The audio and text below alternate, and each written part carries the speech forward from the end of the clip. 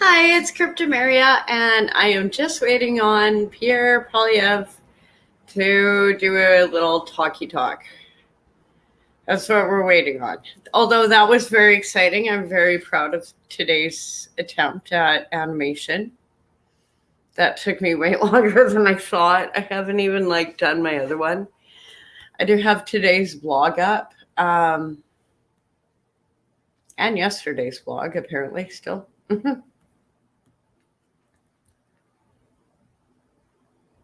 Yeah, because somehow that video didn't load on my actual blog. So, just to put it in context, sorry, I really want to see if he's live yet. He was supposed to be live at 2:30.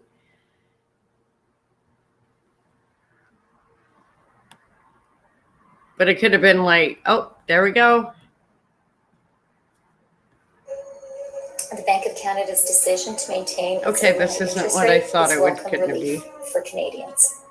We've now seen 10 hikes, some of them by a full percentage point each. This is in the fastest, most aggressive cycle of interest rate hikes this country's ever seen.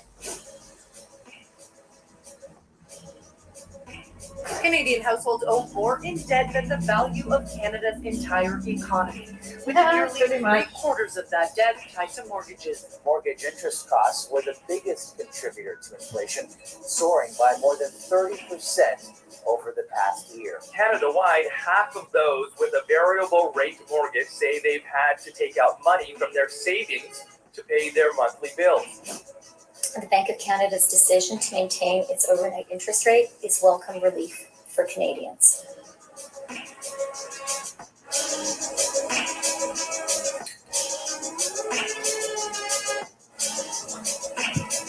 Okay.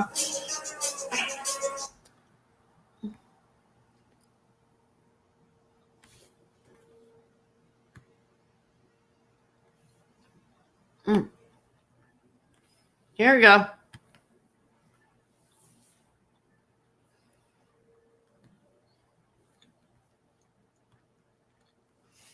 Sorry, I'm munching. Hi, beautiful day. I'm having munchies. Hello, Chroma. We are waiting on Pierre Polyev, and then I'm going to go through my blog. But I wasn't going to even start it because I hadn't done my second part of animation, but I want to make the parrots fly, like I made the hummingbirds fly.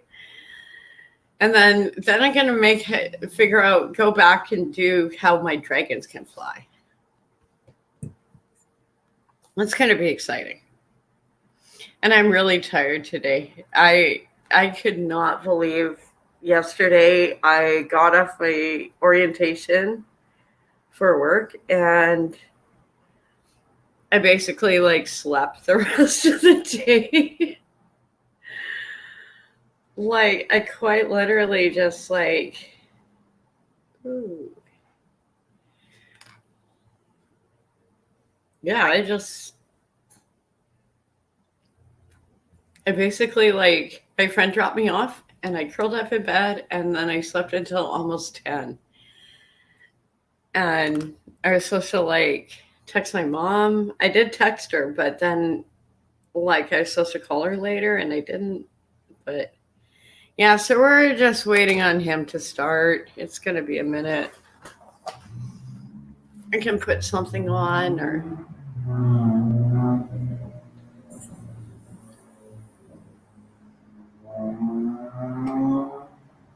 I'm just going to pull this up on full screen, go for a quick smoke before he starts, see what the big man has to say. I'm sure it's going to be brilliant.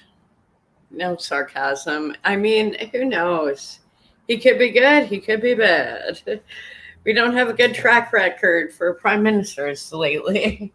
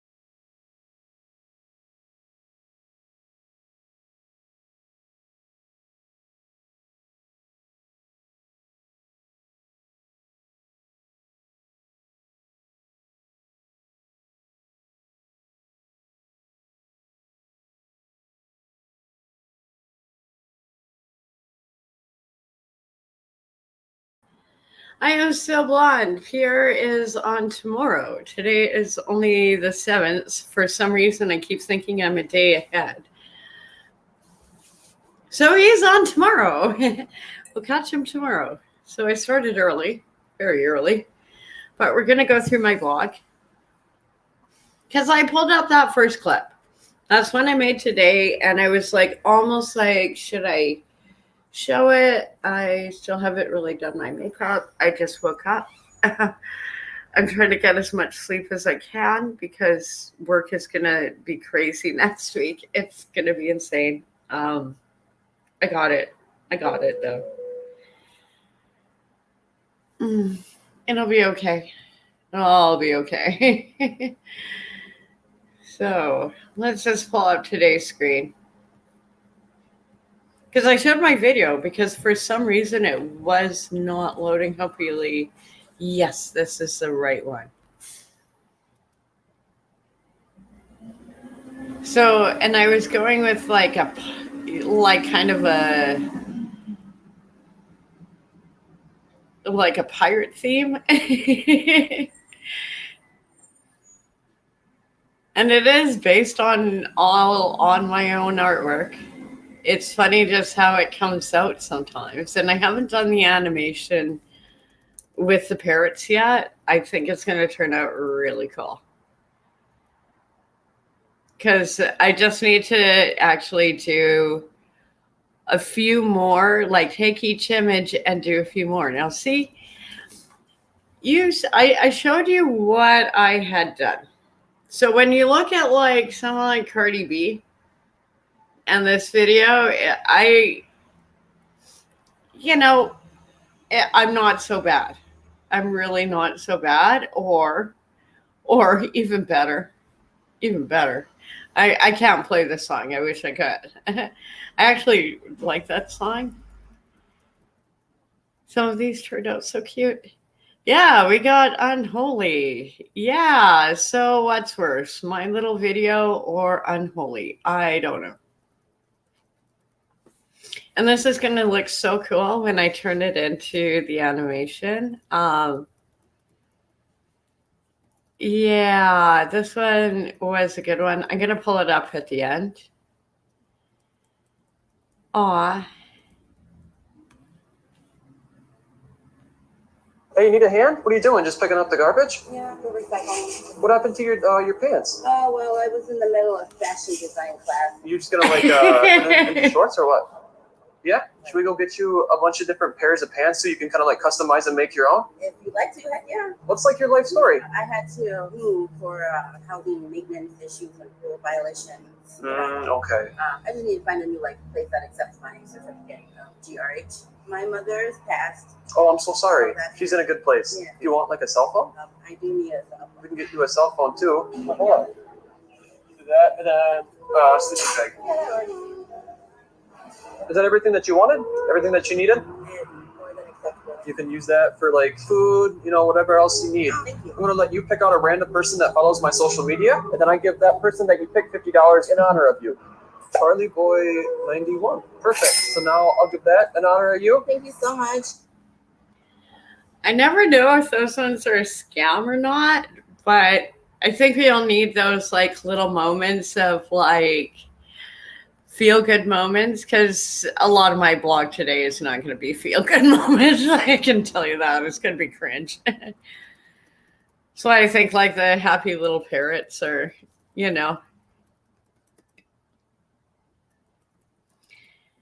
Okay, this one was kind of like, wow. Okay. Only eat meat still? Yep. Talk me through a day's diet. Strip loin. Strip loin steak. That's So you wake up in the morning, what do you have for breakfast? Strip loin. What do you have for lunch? Strip loin. What do you have for dinner? Sometimes strip loin in soup. You have 3 steaks a day. Yeah. No Right, vegetables or anything? You just Nope. I would totally do this diet do you have any sauce? if I could afford it. Oh my It's kind of God. fascinating. How long have you done this? All the 6 years? steak. Six Oh, years in yes. December. Give me all the meat. Like the rest with I want health. meat. What are the I want experts so say? much meat. Depends on the experts, but mostly, you should have died by now is usually the reaction I get. She must have had work done or something, but I'm just, if I could afford that amount of steak, oh man, I would eat like that. Like screw the bunny food. That's what food eats. Bad jokes. Bad jokes. Sorry to any animal rights activists or, but meat is yummy. Some of these turned out really well. And so when I bring them into the animation, this one's a little short. I got a lot of little shorts on this Legitimately one. have no idea how this is possible. Watch. Even if you feel anything, don't move. Because, ladies and gentlemen, what's going to happen? Here we go. Come with me. Come with me. Live from New York, from Rockefeller Plaza to London by people from all over the world.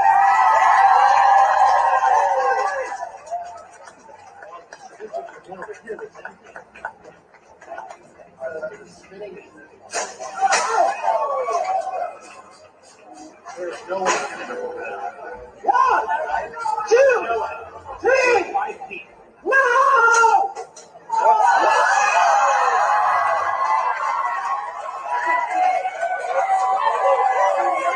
Well done. I know there's that's pretty damn clever. On the prestige. That was a cool. I love little sleight of hand or seeing illusions, seeing the slideshow. Okay, that one's a little long. I'll save that one for the end. More of my little pirates. Pirates and parrots.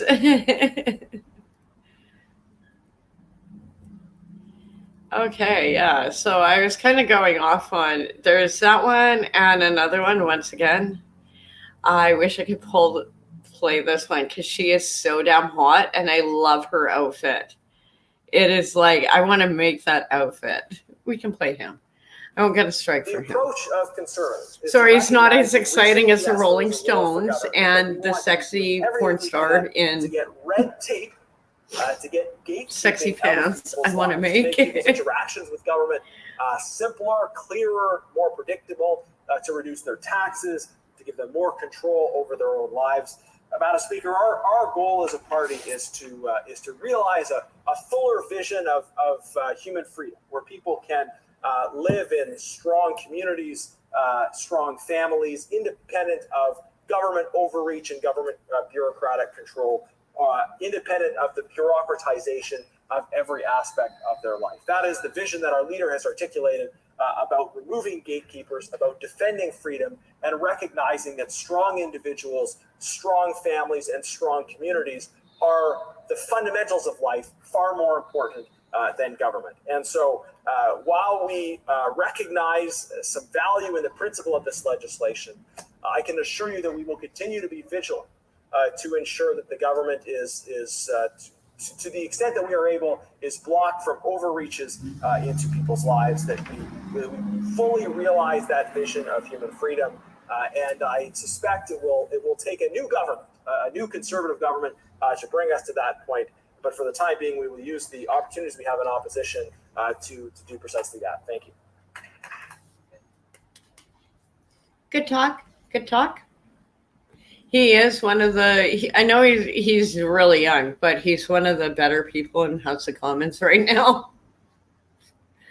Doesn't say much. I mean, the bar's set so low. Hate to say it, Not like, okay, I'm making fun. He's a good guy. Oh, this one was cute.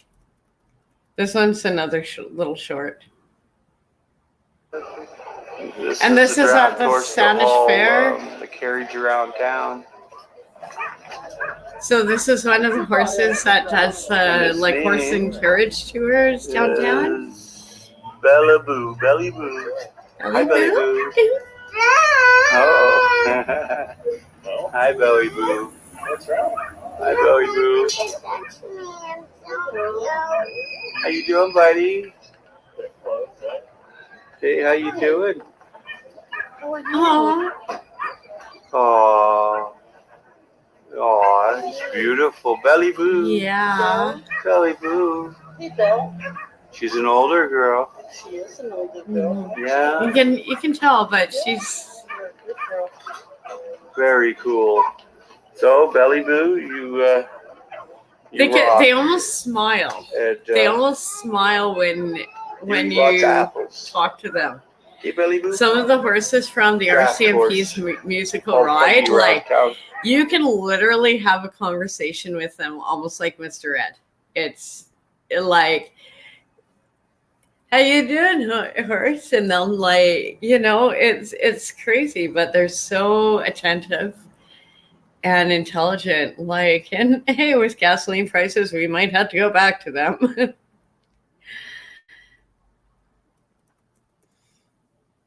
So he did the whole Burning Man thing. I think I have another clip of him. He kind of flies over. Oh God, this one's hilarious. Just to set the record straight on Cocaine Bear. These animals ended up on drugs. I know, this is In ridiculous. 2021, this puppy was off, to say the least. Phyllis couldn't stop shaking, and her owner had no idea why. I realized when I My woke her up from pets her would nap, steal she my pot. was pretty like They would lethargic steal my and pot. couldn't keep her head My up cat and, thought it like, was bobbling her catnip. head, and, She wouldn't like, when even she go for tried to catnip. stand, She would would go kind of, for the topple like. over. She was And awful. then she started crying, and I was like, "Oh, Oopsie daisies. this is something. She ingested something." Brian took Phyllis to the vet, and she tested positive for THC. Brian believed Phyllis ate a discarded joint. She was definitely intoxicated, but she was not a super highly I intoxicated. know, this is like a big news case story. where This is an the vet emergency. didn't feel A comfortable gay sending guy her with home. his She was, dog. probably just gonna want to sleep it off and wake up with mega cotton. I didn't say that they all would be like In stellar 2016, or this winners. pup named Bubba was happy after getting adopted and having a chance at a fresh start. It's a stark comparison to what the dog looked like months before, when he was in danger of dying. He was skinny and strung out from being high on meth. The 7-month-old This puppy one's was sad. rescued by police from Like, a California motel yeah. drug bust. Oh, Jesus. Yes.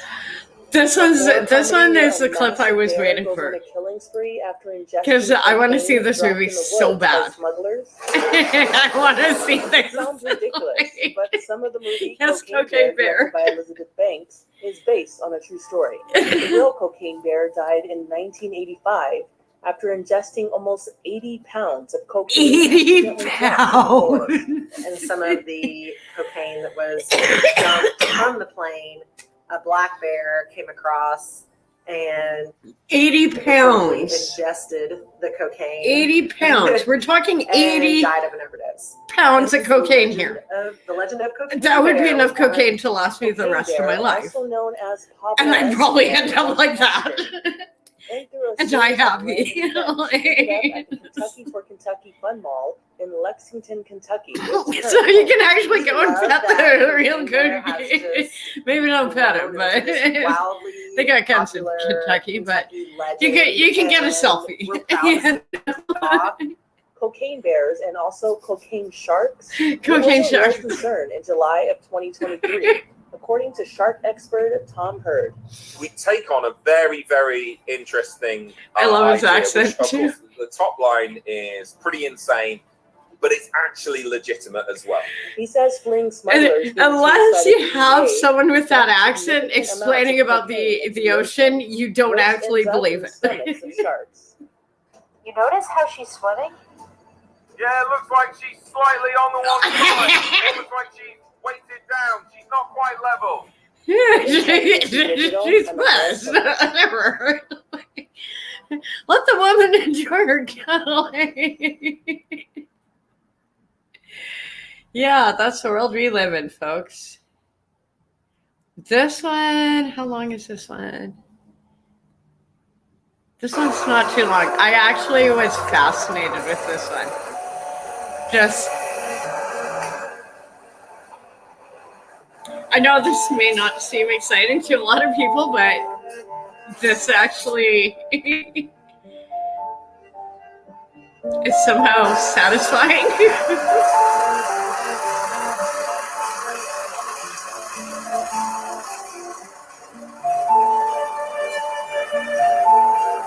And this factory has been doing this for 45 years.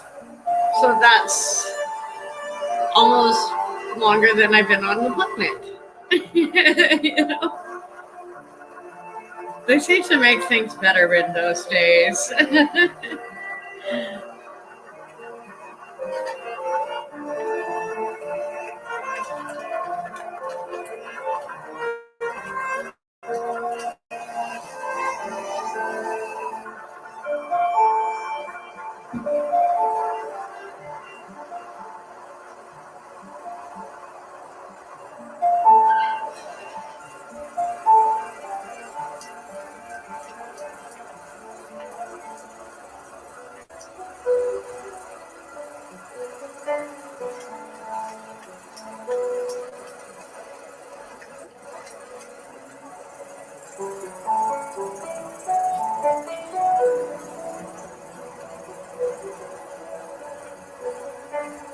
I just love seeing all the machinery and like wondering how it works. I could watch manufacturing videos all day.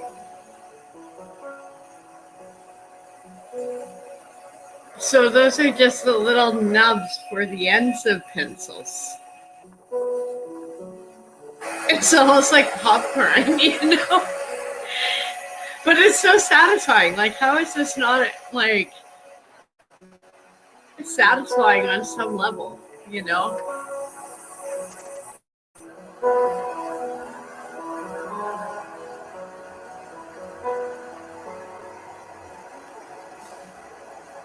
Right. And I love how a lot of the Asian manufacturing videos, they take so much time with, even though it's like such a simple process, it's such beautiful cinematography, you know?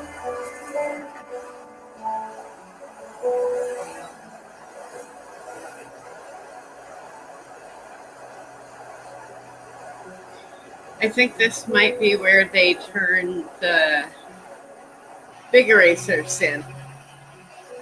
It gets exciting. I know this may not seem exciting, but it's actually really exciting to me.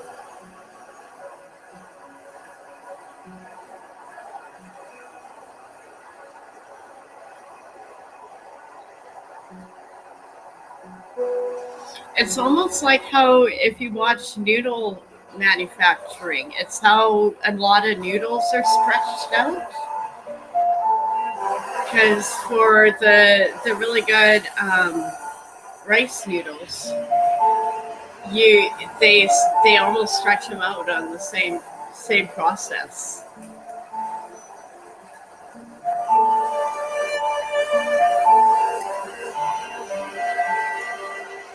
And this is just probably a mom and pop shop, but they probably make like, you know, millions of erasers a year. And I keep thinking, like, we might have even had some of these. Like,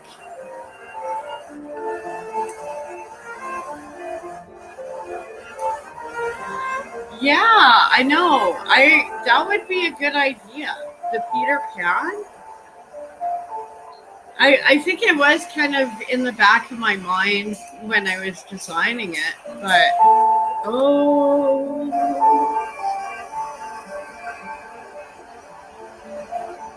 What am I gonna pull up?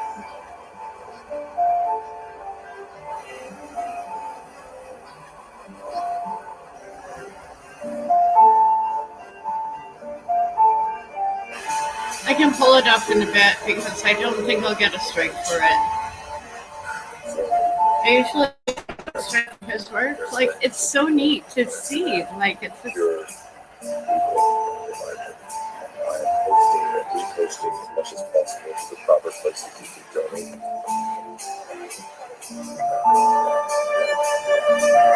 There's something really satisfying. Like, even though it's monotonous and boring, there's really something satisfying to factory work. You know? At the end of the day, you can always know you've accomplished something. Whereas you can sit in an office and, at the end of the day, yeah, I did all these erasers.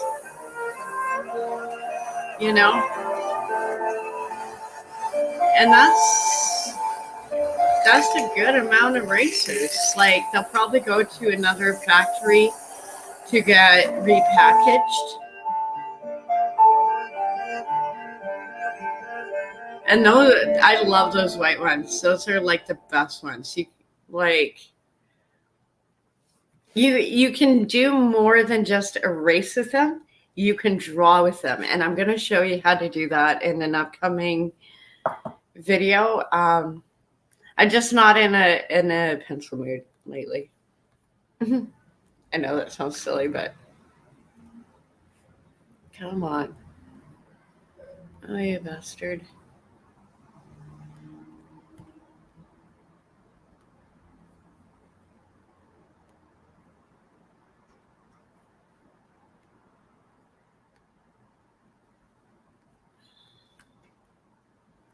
Woke back mountain. Oh my god. I almost want to draw that one up. I just think I get a strike. That was a good tarot reading. Oh, this one's so sad. Right now on WUSA 9 News at 11, for weeks now, the community and family of the missing teacher held on to hope that she was still out there somewhere. But tonight we learned the painful truth. A man is behind bars, and police say he found Miriam Silla walking in a park and murdered her. We begin here on this Friday night. I'm Leslie Foster. Just before 5 o'clock today, we learned the heartbreaking news that Silla had been found dead. And tonight, with a suspect behind bars, police and the community are asking why. WUSA 9 investigative reporter Nathan Baca is live at the Greenbelt Park where Silla was last seen alive. And Nathan, it is a sad update that none of us wanted to have to share.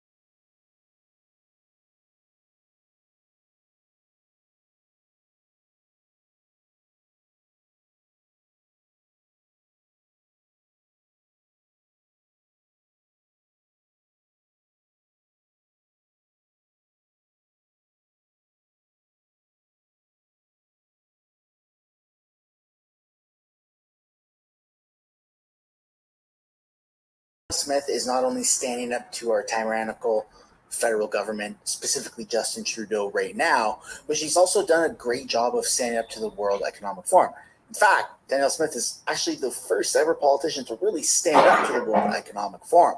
Welcome back to another video, everybody. Today we got quite a bit of stuff to cover, so brace yourself. Don't forget to give a like and subscribe if you haven't already. Really helps grow the channel. We're on road to 400,000 subscribers, so we're doing pretty good here, almost 1% of Canada's population.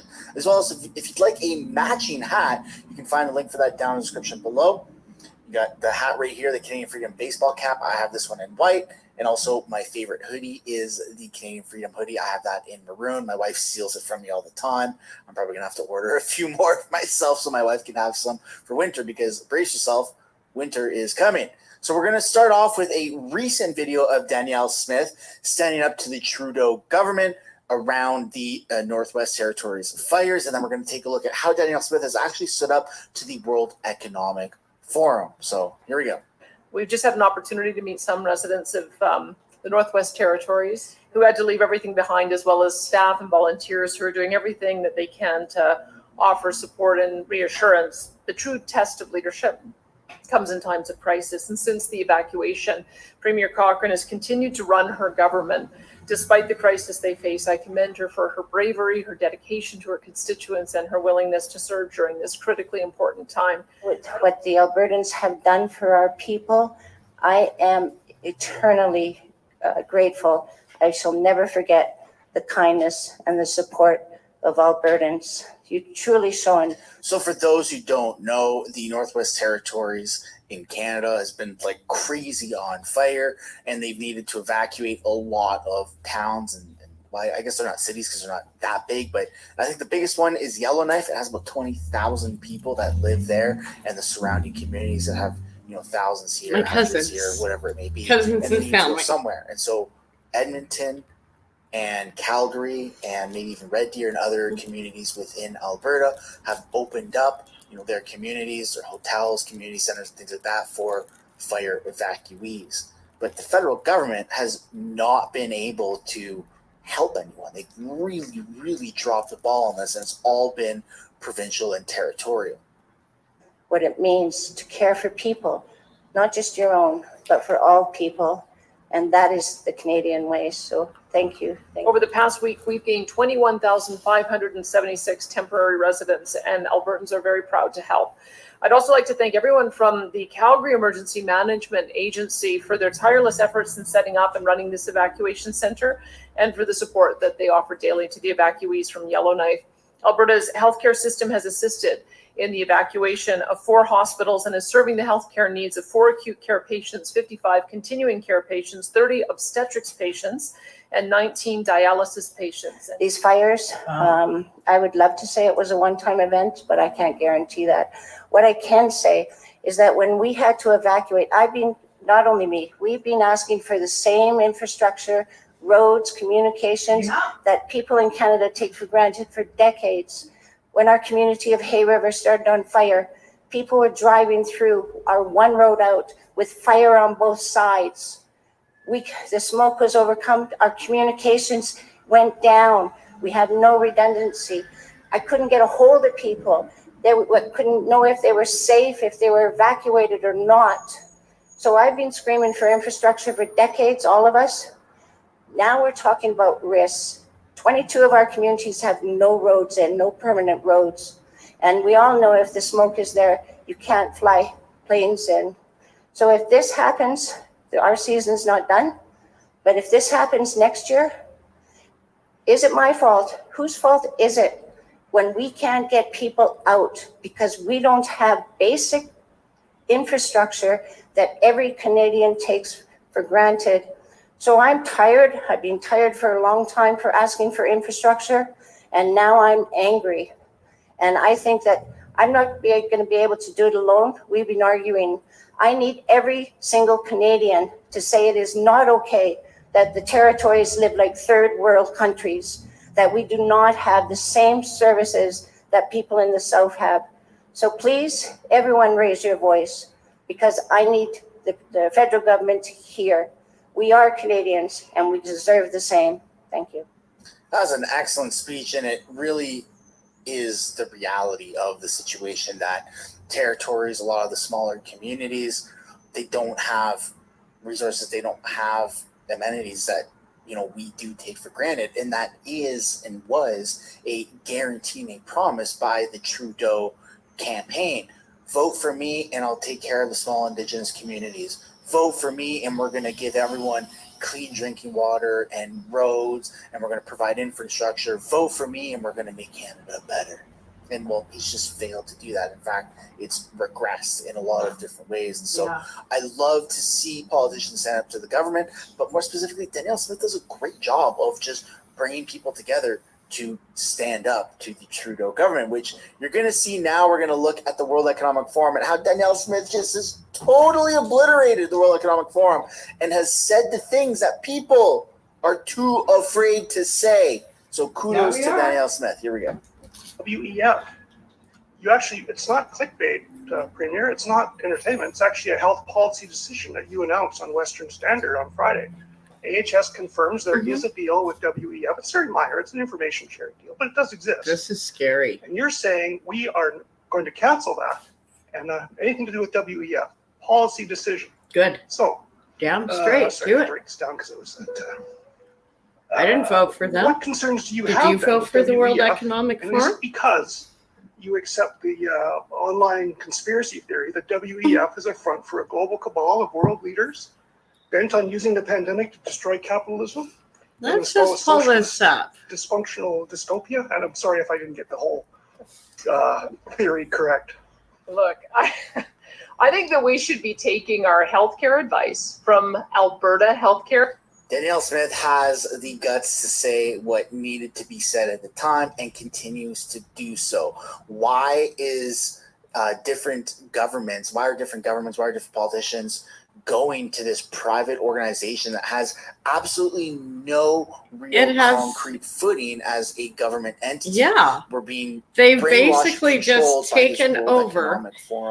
Klaus Schwab has basically said, we have implanted all these young leaders in all these governments. It's like, it's not like implanted, not like we had a choice. Pretty much a long-standing liberal government. So I'm not ashamed of my past to say that I was raised liberal, because liberalism now has just gone so far to the left woke radical spectrum that if you're liberal now, you should kind of be ashamed of that, because it doesn't make any sense. So great job, Danielle Smith, for standing up to the World Economic Forum and saying what needed to be said. And we're actually seeing a rise in that, not just at the provincial level or territorial level, but also at the federal level, where Pierre Poilievre has come out and say, within the past year, that any members of his caucus, any members of Conservative Party of Canada, should they ever attend World Economic Forum or be affiliated with the World Economic Forum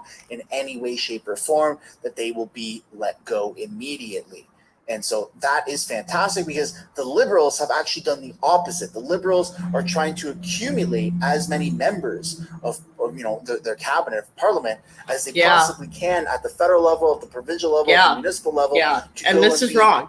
These people should not be in government. World Economic Forum. If you have connections to the World Economic Forum, you should not be in House of Commons. Why are you doing that? Why does this one private entity have so much power and control? And exactly. It's like out of a Bond film. It's like here, Danielle Smith says Dr. Evil or something, province to cut ties. Smith says she won't deal with the agency until they stop bragging about their control over politicians. Of course, this is a reference to Klaus Schwab's "I've penetrated the Liberal cabinet, including Justin Trudeau's" comment, which is a real thing. That's not edited. It's not AI. It's not a deepfake. It's unfortunately very, very real. It's very real.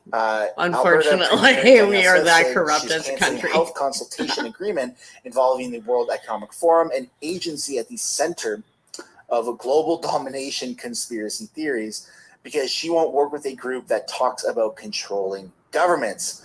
I mean, that just seems like common sense, and I just hate how the Canadian propaganda machine, CBC, uses things like conspiracy theories, because it's not a conspiracy theory. It's a real thing, and it's really happening, and it's been proven. And they slander things. They gaslight you. They make you feel like you're not valuable. They make you feel like you're replaceable and you're stupid. And then years later, they come out and say, "Oh, it turns out it wasn't a conspiracy theory." Anyways, moving on. It's very annoying. I find it distasteful when billionaires brag about how much control they have over politicians or political leaders. Smith said at a news conference Monday after her new cabinet was sworn in. That is offensive. The people who should be directing government are the people who voted for them. Quite frankly, until that organization stops bragging about how much control they have over political leaders, I have no interest in being involved with them. The UCP premier said she is lockstep with federal conservative leader Pierre Poilievre, who has stated he and his caucus will have nothing to do with the World Economic Forum. The deal with Alberta Health Services see the province share ideas with health researchers at Harvard University and the Mayo Clinic under the forum's umbrella. The high-profile conference of global political and business leaders has been the focus of conspiracy theories from both sides of the political spectrum. A decade ago, it was accused by the left wing of conspiring to cut pensions and slash. Just an interesting little fact about Harvard. It was voted dead last for freedom of speech. Ambulance. I think. Yeah. No, could be caught. No, ambulance. Cops have a different thing. But yeah, Harvard. Yeah, it's gone so downhill. Like, oh, Harvard. What were you thinking? Environmental programs. It became the focus of attacks from the right during the COVID-19 pandemic when it prompted a great reset, calling the ideas on how to better organize global security post-pandemic, which again is not a conspiracy theory. The Great Reset was a book that Klaus Schwab literally himself came out with like within a week or a month of the pandemic started. So kind of weird. Like, who's that fast to publish a book? Very, very strange. That started online conspiracy accusations, unproven and debunked, that the forum is fronting a global cabal of string pullers exploiting the pandemic to dismantle capitalism and introduce damaging socialist systems and social control measures, such as forcing people to take the vaccines with tracking chips. I mean, I don't know about the tracking chips stuff, but Smith, on a live stream interview Friday, announced the deal was ending, but didn't say why. At a news conference Saturday, she declined to respond to two questions on the forum. The premier was asked by a reporter Monday if she has concerns about the forum because you accept the online conspiracy that the World Economic Forum is a front for a global cabal of world leaders bent on using the pandemic to destroy capitalism and sell socialist dysfunctional dystopia. And so I'm going to take a moment here to ask you, the audience, was that true? Is that what happened? Or I think it's kind of like, how are the past few years for you? Like, since 2020. Has done, where she has basically insisted that, and when you can go onto the World Economic Forum and see what they're saying, read for yourself. I'll drag it up after if anyone wants to challenge me in the chat. I don't care. But just to be clear, to put a fine point on this, do you they are bad. With the CEO's comments, and how is that the industry moving in the right direction, as you have said the industry is doing? Suncor is moving to carbon neutral by 2050. That's exactly the direction the rest of the world is moving in. They've been a founding member of the Pathways Project, and they are fully committed to carbon neutrality. And that's the focus, the end goal that we should all be focused on, including Environment Minister Stephen Guilbeault. The federal government is proposing a cap on emissions, not a cap on production. So if the oil and gas sector is able, through carbon capture technology, you have touted on this program to scale back emissions intensity, then production wouldn't be cut. In fact, it could go up. The Liberals say here you're misleading Albertans. Is that what you're doing? No, I mean, look at what Stephen Guilbeault's statements have been. He has talked about reducing emissions 42% by 2030. That is 7 years from now. Oh yeah, Crazy Eyes, our environment minister, that scaled a fucking building, shouldn't even be in office. Yeah. because the only way to Give them achieve it help. would be by shutting Give them down production. help. We've seen studies that have been done on this. Most recently, one suggested that kind of a aggressive emissions target would cause us to have to reduce our production by 1.5 million barrels per day. And that is, quite frankly, outside the mandate of the federal government. They do not have a mandate to determine the pace and development of our resources or how we structure our power grid. That's why we're working towards 2050. I have always said that I think 2050 is achievable. Our industry says 2050 is achievable. It's just that the targets being put forward by Environment Minister Stephen Guilbeault are arbitrary, not based on data, not based on science, seem to be plucked out of thin air, and unachievable, as well as being unconstitutional. And that's what we're pushing back against. If we can get oriented around 2050, we'll find a lot of common ground. So, you know, I was speaking to the minister's office, and clearly you're saying that your gripe here is specifically with the minister, not the government as a whole. We cannot saying, achieve net zero by 2030. This is a recipe for disaster. We are going to turn Canada into a third world nation. With the government, it's going to be ugly. We cannot do this. We need more people like Danielle. They need to tell Stephen Guilbeault, stick a sock in it, so that we can get together at the table. Well, they're saying that you need to do that. I love how she just doesn't like mince words. Like, no, give them advice on how to reach a 2060 target when they are bringing on 2 coal-fired plants a week for electricity. Meanwhile, from there, he is telling us that Suncor is going to face an emissions cap. That is being provocative. He's the one who has to dial it back, and as soon as he does, we'll be happy to have a constructive conversation at the table. But he's got to stop dropping bombs, and he's got to stop criticizing our industry. Yeah, just a clarification on the interview that was conducted with a CP, where you know the comments were made by the minister. Fuck around and find out. We were told by his office was actually an interview that was conducted in Charlottetown, not in China, and the Canadian press withheld publication on that. Let's talk right now about the International Energy Agency, which says for every $1 US of global investment in fossil fuels, there is $1.7 now being spent on clean energy. In fact, the last time global investments in fossil fuel outpaced investment in fossil fuels was 2015. So given that reality, why would you introduce an uncertainty here into the market? Well, I can tell you every jurisdiction around the planet has had to come to terms with how much intermittent power they can bring onto their grid. And we are no exception. I have had now 9 level 3 alerts in my province in the last year. And that means that the power grid is close to failing because wind is either not blowing or sun is not shining. And the only backup that we have is natural gas. So we know that we have to be able to bring on things you don't hear all on CBC baseload all the power time at the or same time as CTV. intermittent power. And that's the reality Good to see that you. we need to be grappling with here. So we're happy to support a responsible amount of wind and solar on the grid, but we also need to have baseload power. Because my and that's the thing. Number one goal is to make sure that the lights don't go off. Like, yes, and that's the thing. That nobody's heard about this. Nobody, they don't put this on mainstream Canadian news. Now it's out there. And I had she has no clutch on her mouth. That's the beautiful thing about a brilliant girl. We just had a power inverter. We'll give it. Basically ran my entire life off of solar power. I loved it. Our phones have lithium-ion batteries. I like it. I think batteries are great, but forcing people to switch to batteries when the Canadian climate just it doesn't match. Like, you can't force people in minus 40 degrees. Yeah, batteries do not hold up. It's like a recipe. Okay. It doesn't work, and that's a problem that they have in the Atlantic and as well as in other cold parts of Canada, like all of the territories. And you pretty much have to plug in your car in Edmonton. In Edmonton, all of Canada in the middle of winter. If you do not plug in your car, it will not start in the morning.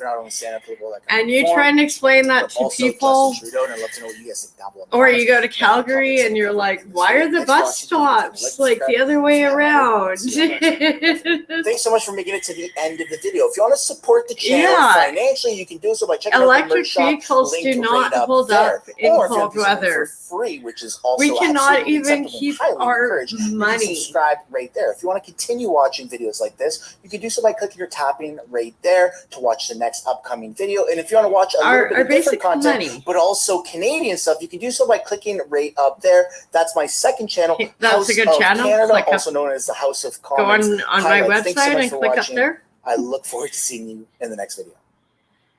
And yeah, the funny thing is when Canada introduced all this like fancy new like plasticky money up north, it would literally shatter. It would be so cold that our money would shatter. So if you like, you know, sometimes you'll have like a 5 or 10, you know, just in your console. Or, you know, somewhere around the glove compartment, you know, that area, just for Timmy's or something. And people would go to that bill and it would literally just shatter in their hands. So if we cannot even keep our currency cold safe, how in hell are we gonna do cars? Like, how are we gonna do this whole electro, you know? And up north, there's a lot more environmental damage than just like the forest fires or emissions. There is actual waste that the Russians have left. Kind of an open secret here. Like, most Canadians know about it. We just don't really know what to do with it. So we just, and also it's up north, so we don't need to, you know, but it is, yeah, because the Russians are also our neighbors as well as the Americans. Everyone seems to forget they're right there. You know, like it's like a sandwich of crazy. Yeah, and they dumped a whole bunch of stuff up north, and you know, so a lot of the native bands were like, the cancer rates went up, obviously, but it's just kind of got swept under the carpet. I'll have to do a longer story on that because, you know, I do think we should, you know, acknowledge, like, yeah, this happened. This was a bad idea. It's fucked up. And now I'll go back to my blog. I kind of want to do something with this sweater because it just feels so bulky. Like, I keep like pulling at it because it's really heavy and it's good. It's actually cold today. I don't like, it's not like cold, but even in the sun, I'm not warm. Definitely fall. Okay, yeah, that was kind of a crazy one. I don't know what that whatever was problems was. But this one, yeah.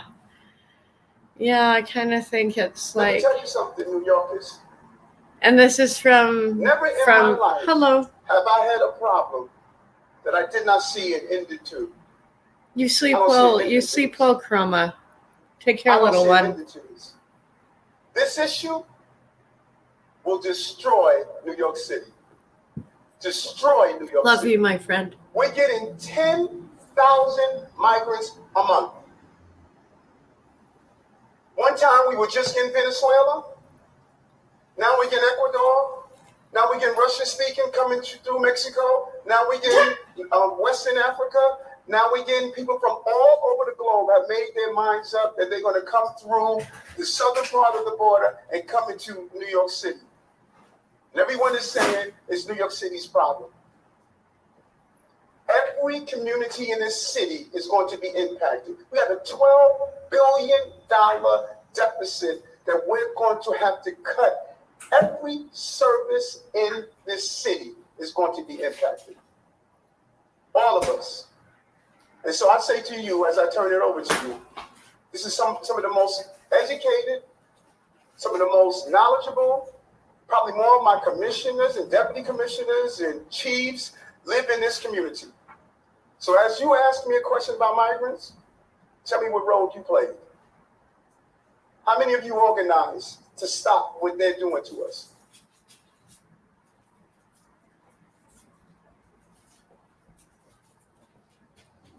Well, eh?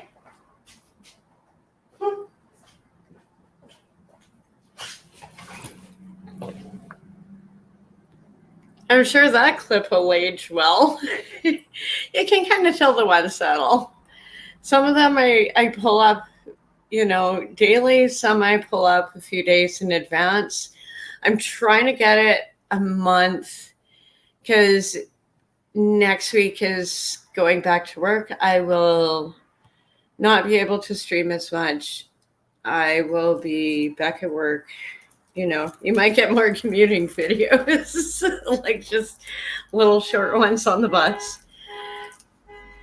Yeah, it'll all work out, and it's so important. Like, even though I think the summer lift I'm on my old contract, but the next one I'll have a new contract. So if I just hang in there, do a good job, be happy, make happy trees. Then,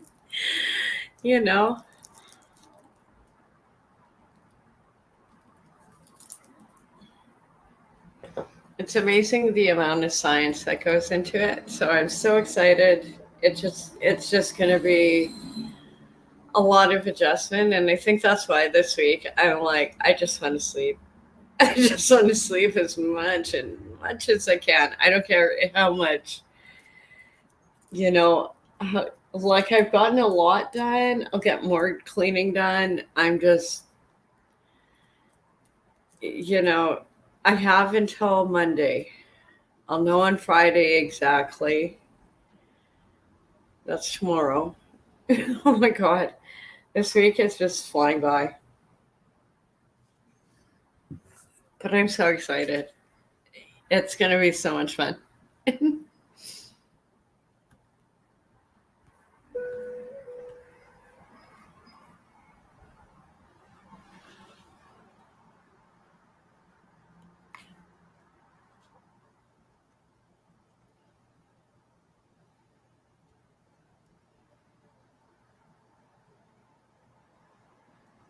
Yeah, that one's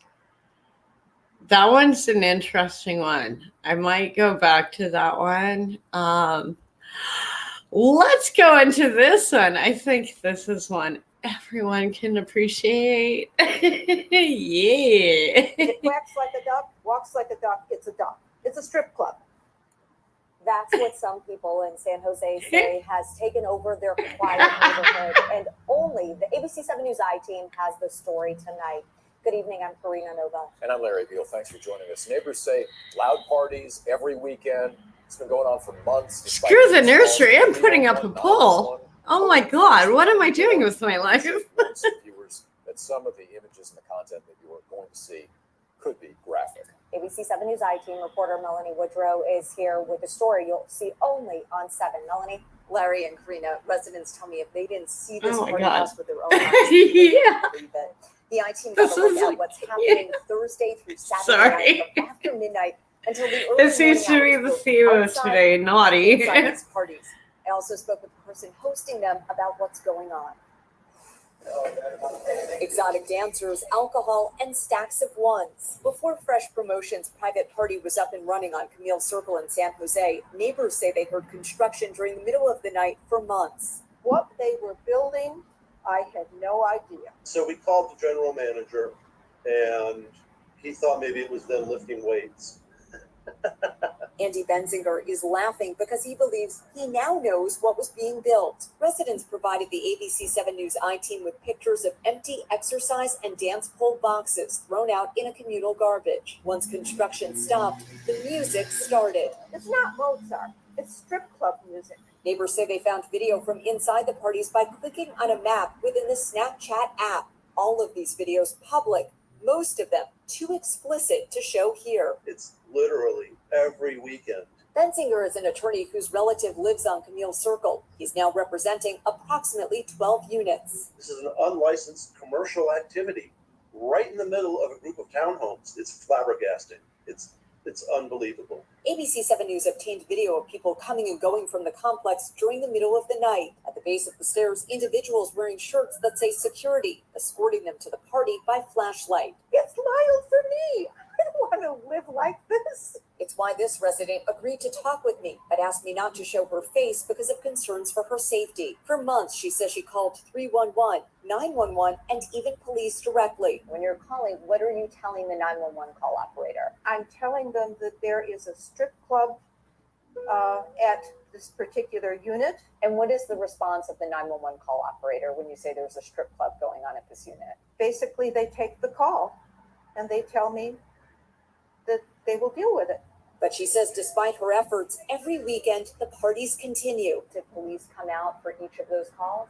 I have no idea. The I-Team asked San Jose police to look up several case numbers provided to us by the resident. A spokesperson said they were either noise or music complaints. I asked further about 3 calls to 911 in one weekend, one on August 18th at 4:42 a.m. A spokesperson told the I-Team police did not respond to that 911 call because the supervisor requested the information be turned over to the Bureau of Investigations for follow-up. Police said another call on August 19th at 4:58 a.m. was solely a music complaint, and there was no police response. In a final call to 911 on August 20th at 4:08 a.m., San Jose police said communications personnel called the reporting party back for an update on the noise disturbance prior to dispatching officers. When unable to reach the caller for a status update, the call was canceled. In a follow-up email to ABC 7 News, a spokesperson referred to the noise disturbance as a low-priority call. There isn't the sense of urgency that I think this kind of situation is. The cops are probably going. The cops are probably attending. Officers and other department personnel were not available for interviews. By email, the spokesperson told the I-Team SJPD was. We don't want to make a comment. In early August, and that an investigation into what they called. They were friends and family. It wasn't a big deal. The person hosting the party. Like that, isn't this like a wholesome family event? I called the number listed on the invitations and spoke with someone for 22 minutes who identified himself as Fresh. He told me the private parties are for friends and family, and that his mom, who lived in the townhome, recently passed away. He denied charging money to get in or for bottle service, and told ABC 7 News that $200 for bottles referred to tokens, not dollars. He said the exotic dancers are entertainers, family, and friends, not employees. I actually kind of want a pool. Like, I'm serious. I'm not kidding. Like, I would love a pool in my place. Like, it is such good exercise. And in addition to I'm actually good at it, even though I've never danced. I just took gymnastics, like, and I hung around like a strip club with my first husband for our whole marriage. Take care of this problem now. At the end of the bar, talking to the old gangsters, like, yeah, it was great. And so I've seen like all sorts of girls, some of the best ones, like, oh my God, one girl, she was from Cirque du Soleil. And she fell in Vegas. So she was up here just kind of recovering. So she was dancing as a way just to keep up, you know, her skill, like how, you know, and just recover. When I shared neighbors' concerns, he apologized and offered to keep the music down. Yeah, you went to bed at the wrong time, Chroma. They pulled up the good article. The sheriff's deputy walked up the stairs and we waited till the boys went. Giving people inside until September 6th to leave or be forced out. In the meantime, people who live here are at their wits' end. I really feel traumatized by it. This is not safe. It's dangerous. Why not do it in an industrial park? Like if you did it in an industrial area, you can get around a lot of noise bylaws. We'll have to wait and see what happens. Big holiday weekend. It's you can still do the live work thing in a lot of them, and if you're pretty bold just to do this. They, you know, if you can, that's what bands do, or print shops, or you know, chop shops. Any kind of industry you don't really want. Like, yeah, it's a great idea. I really love his business plan. I think it's great. Hello, good to see you. Glad to see you are safe from the storms. Oh my goodness. You guys have been hit like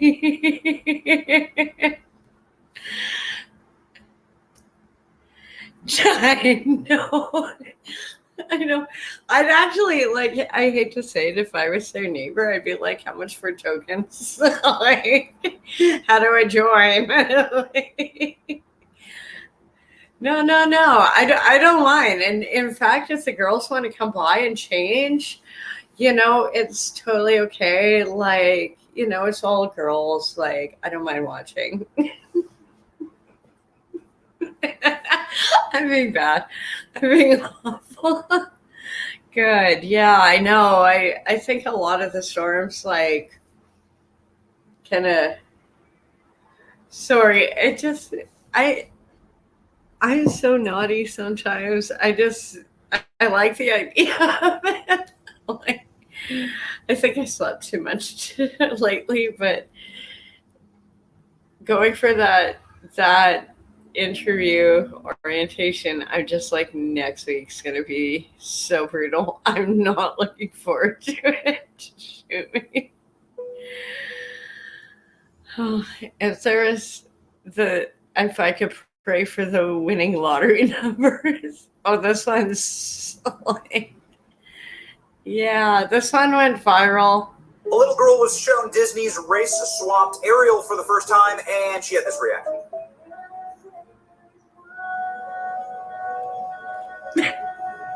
Oopsie daisy.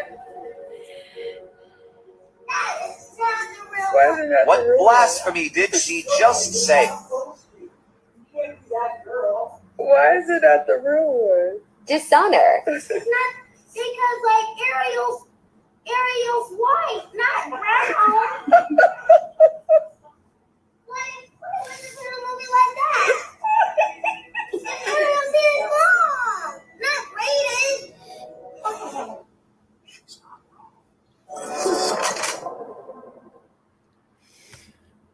I am just gonna take a second to pull out that clip because I actually didn't have a problem with the new Little Mermaid.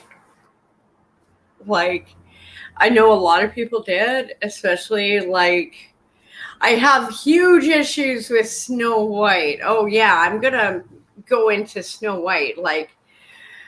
I cannot believe what they did to that movie. I am so unimpressed with Snow White, but Little Mermaid, I thought what they did was beautiful. And I've seen a lot of other videos where little girls who were Black were like, oh my God, she looks like me. She has the braid. I've seen both sides. Some, I've seen so many videos too where little girls were literally almost in tears because they've never seen a representation of someone that looks like them on a big screen like that. And I'm not against Snow White being Latina.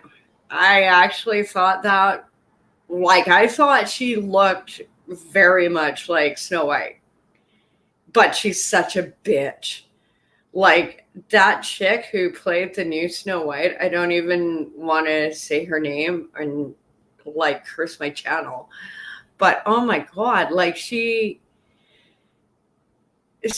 just was so disingenuous. Like you were handed this role of a lifetime many people would kill for. And you were treating it like a joke. Like, oh, I never even really liked Snow White. I watched it once as a kid and I found it like really gross and creepy. And then I had to watch it again because I had to study for my role. And oh my God, it was so painful to do. I don't even know why I'm doing this movie. Like, oh my God, like it's Snow White is so fucking gross. Like you hear her in interviews and it's like you just killed your career, chickie.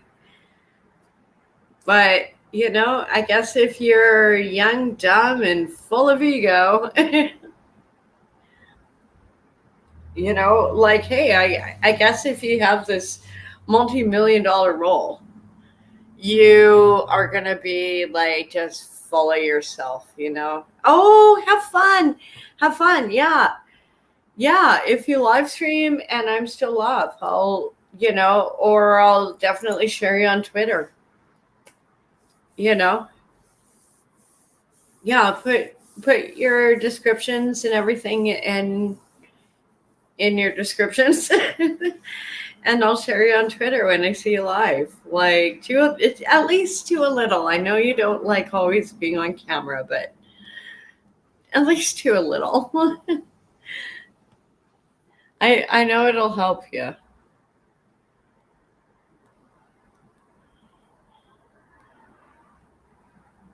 I'm really excited about this parrot animation. Yeah. This one was a good one. It's a little long. Oh God, this one's so creepy. Should I pull that one up?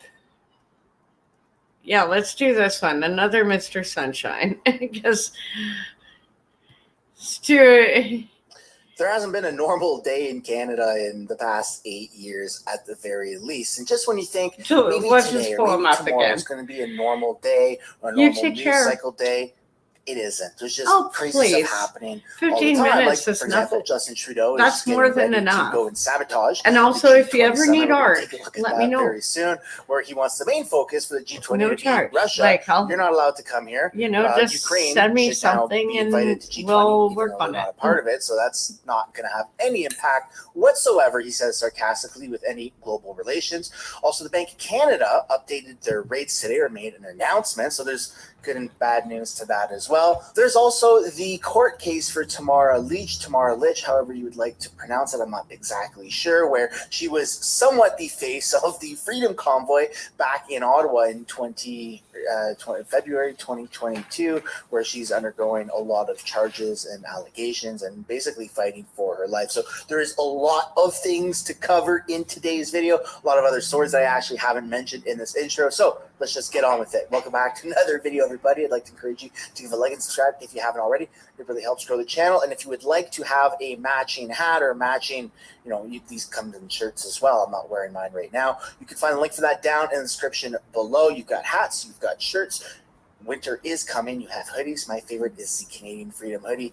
I have that one in maroon. I've said this before and I will continue to say it. My wife keeps stealing my hoodie. And now that it's sweater weather here in British Columbia, wife, please stop taking my hoodie. I'm a little cold.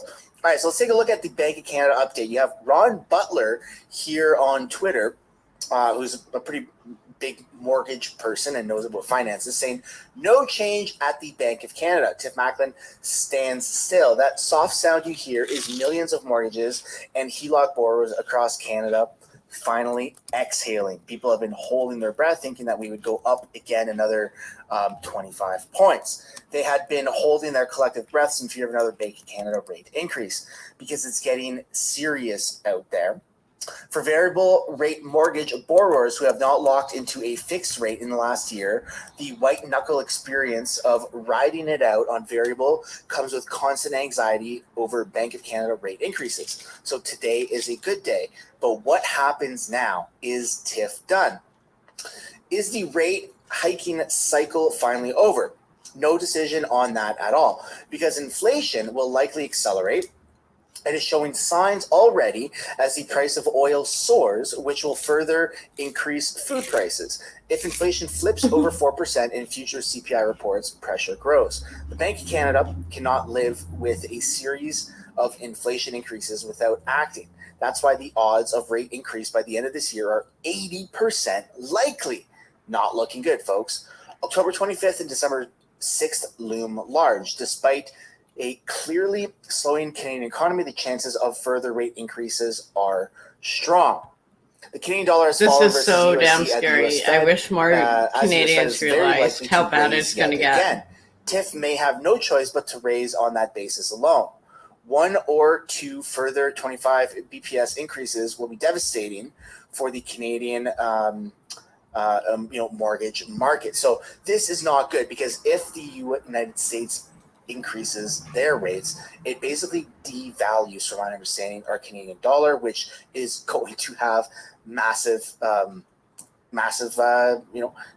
drawbacks. It's going to hurt a lot of people financially. So as much as it sucks, rates, I think, do need to go, from my understanding of this, rates do need to go higher. It's really painful that they're doing it this slow. Should they just skyrocket it?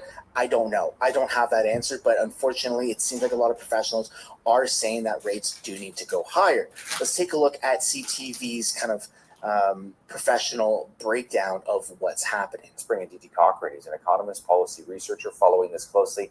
What do you make of the decision?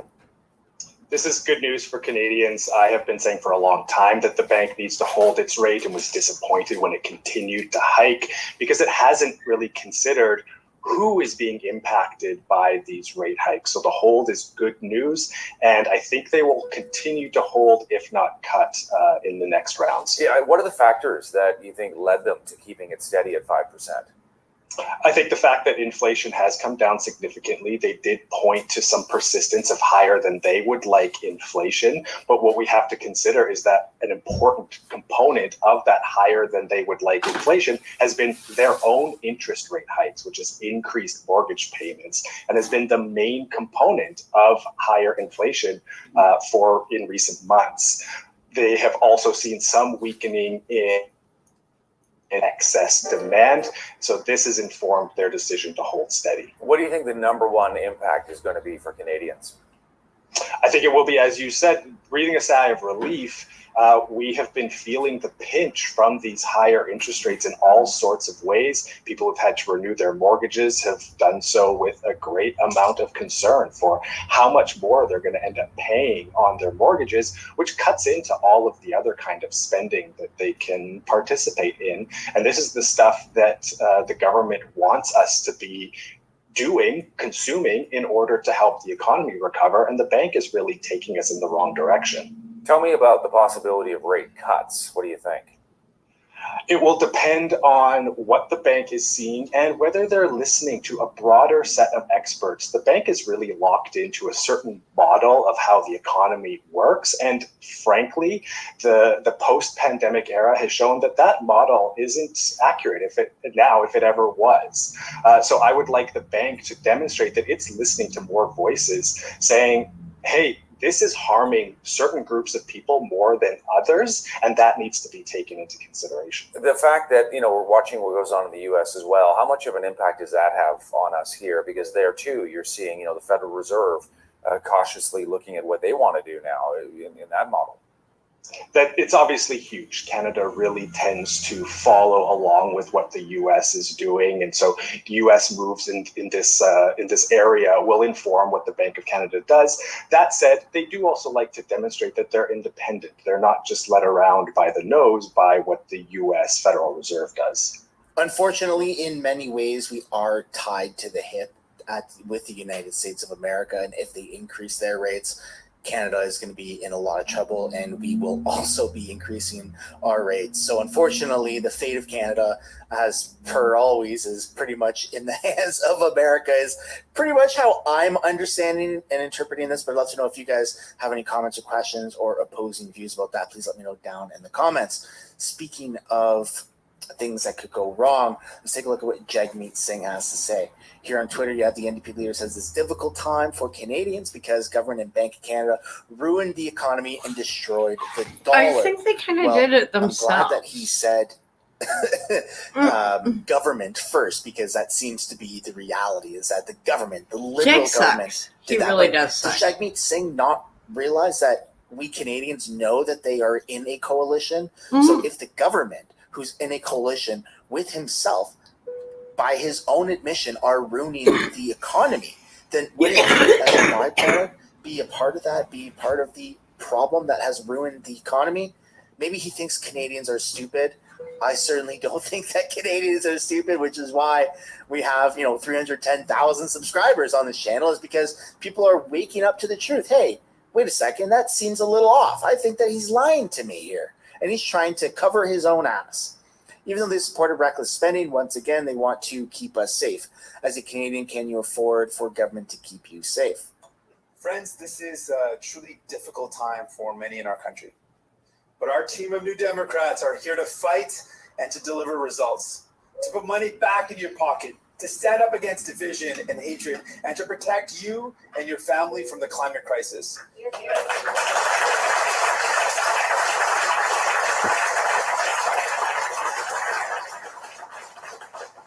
This is what we will do every day in Ottawa. Justin Trudeau will delay and disappoint. Pierre Poilievre will blame and complain. But my job, our job, is to do both for you. Thank you. Let's get to work. Pretty much. That's all he does. He really thinks that Pierre Poilievre, all he does is blame and complain, yet he thinks that he's free of those accusations. Jagmeet Singh is the definition of a rat. He is playing the field, looking for who's most likely to win and who can benefit him the most at the expense of us taxpayers here in Canada. And it's just incredible how hypocritical, how much gaslighting these politicians are doing, and none of them are taking any accountability. And since we're on the topic of horrible, horrible scum human beings, well, of course, we have to bring in the witch of the Wicked West, Chrystia Freeland. Let's see what she has to say at this moment, current live press conference on CPAC, but I did timestamp something that was pretty interesting. So let's take a look. Nearly 950,000 more Canadians are employed today than were before the pandemic. And that includes a record 85.7% labor force participation rate in July. So Chrystia Freeland is claiming that as of right now, there are almost 1 million more workers than in 2019, pre-pandemic. I don't know about you, but I have never seen more hiring. We're looking for employee signs in the windows, on bulletin boards, on online threads. I don't know one single, medium to small company here in Canada that has all of their employees and doesn't need to hire anymore. You go to any mechanic shop, any fast food restaurant, any service, you call lawyers, you call doctors. I mean, it takes forever to get an appointment for anything these days because of what? Shortages of employees. But somehow Chrystia Freeland is trying to say that we have 1 million more people working. We also have 1 million or 2 million more people living here, you old hag. How can she even say these words and it not make her face cringe and implode from the black hole of constant lies that she's doing? Does she think we're stupid? Since 2019, we've gone up in at least 2 million people population. So naturally, there are more people working, but that means that there are also more jobs that need to be filled, and it's not adding up. She is just the worst human being I've ever seen.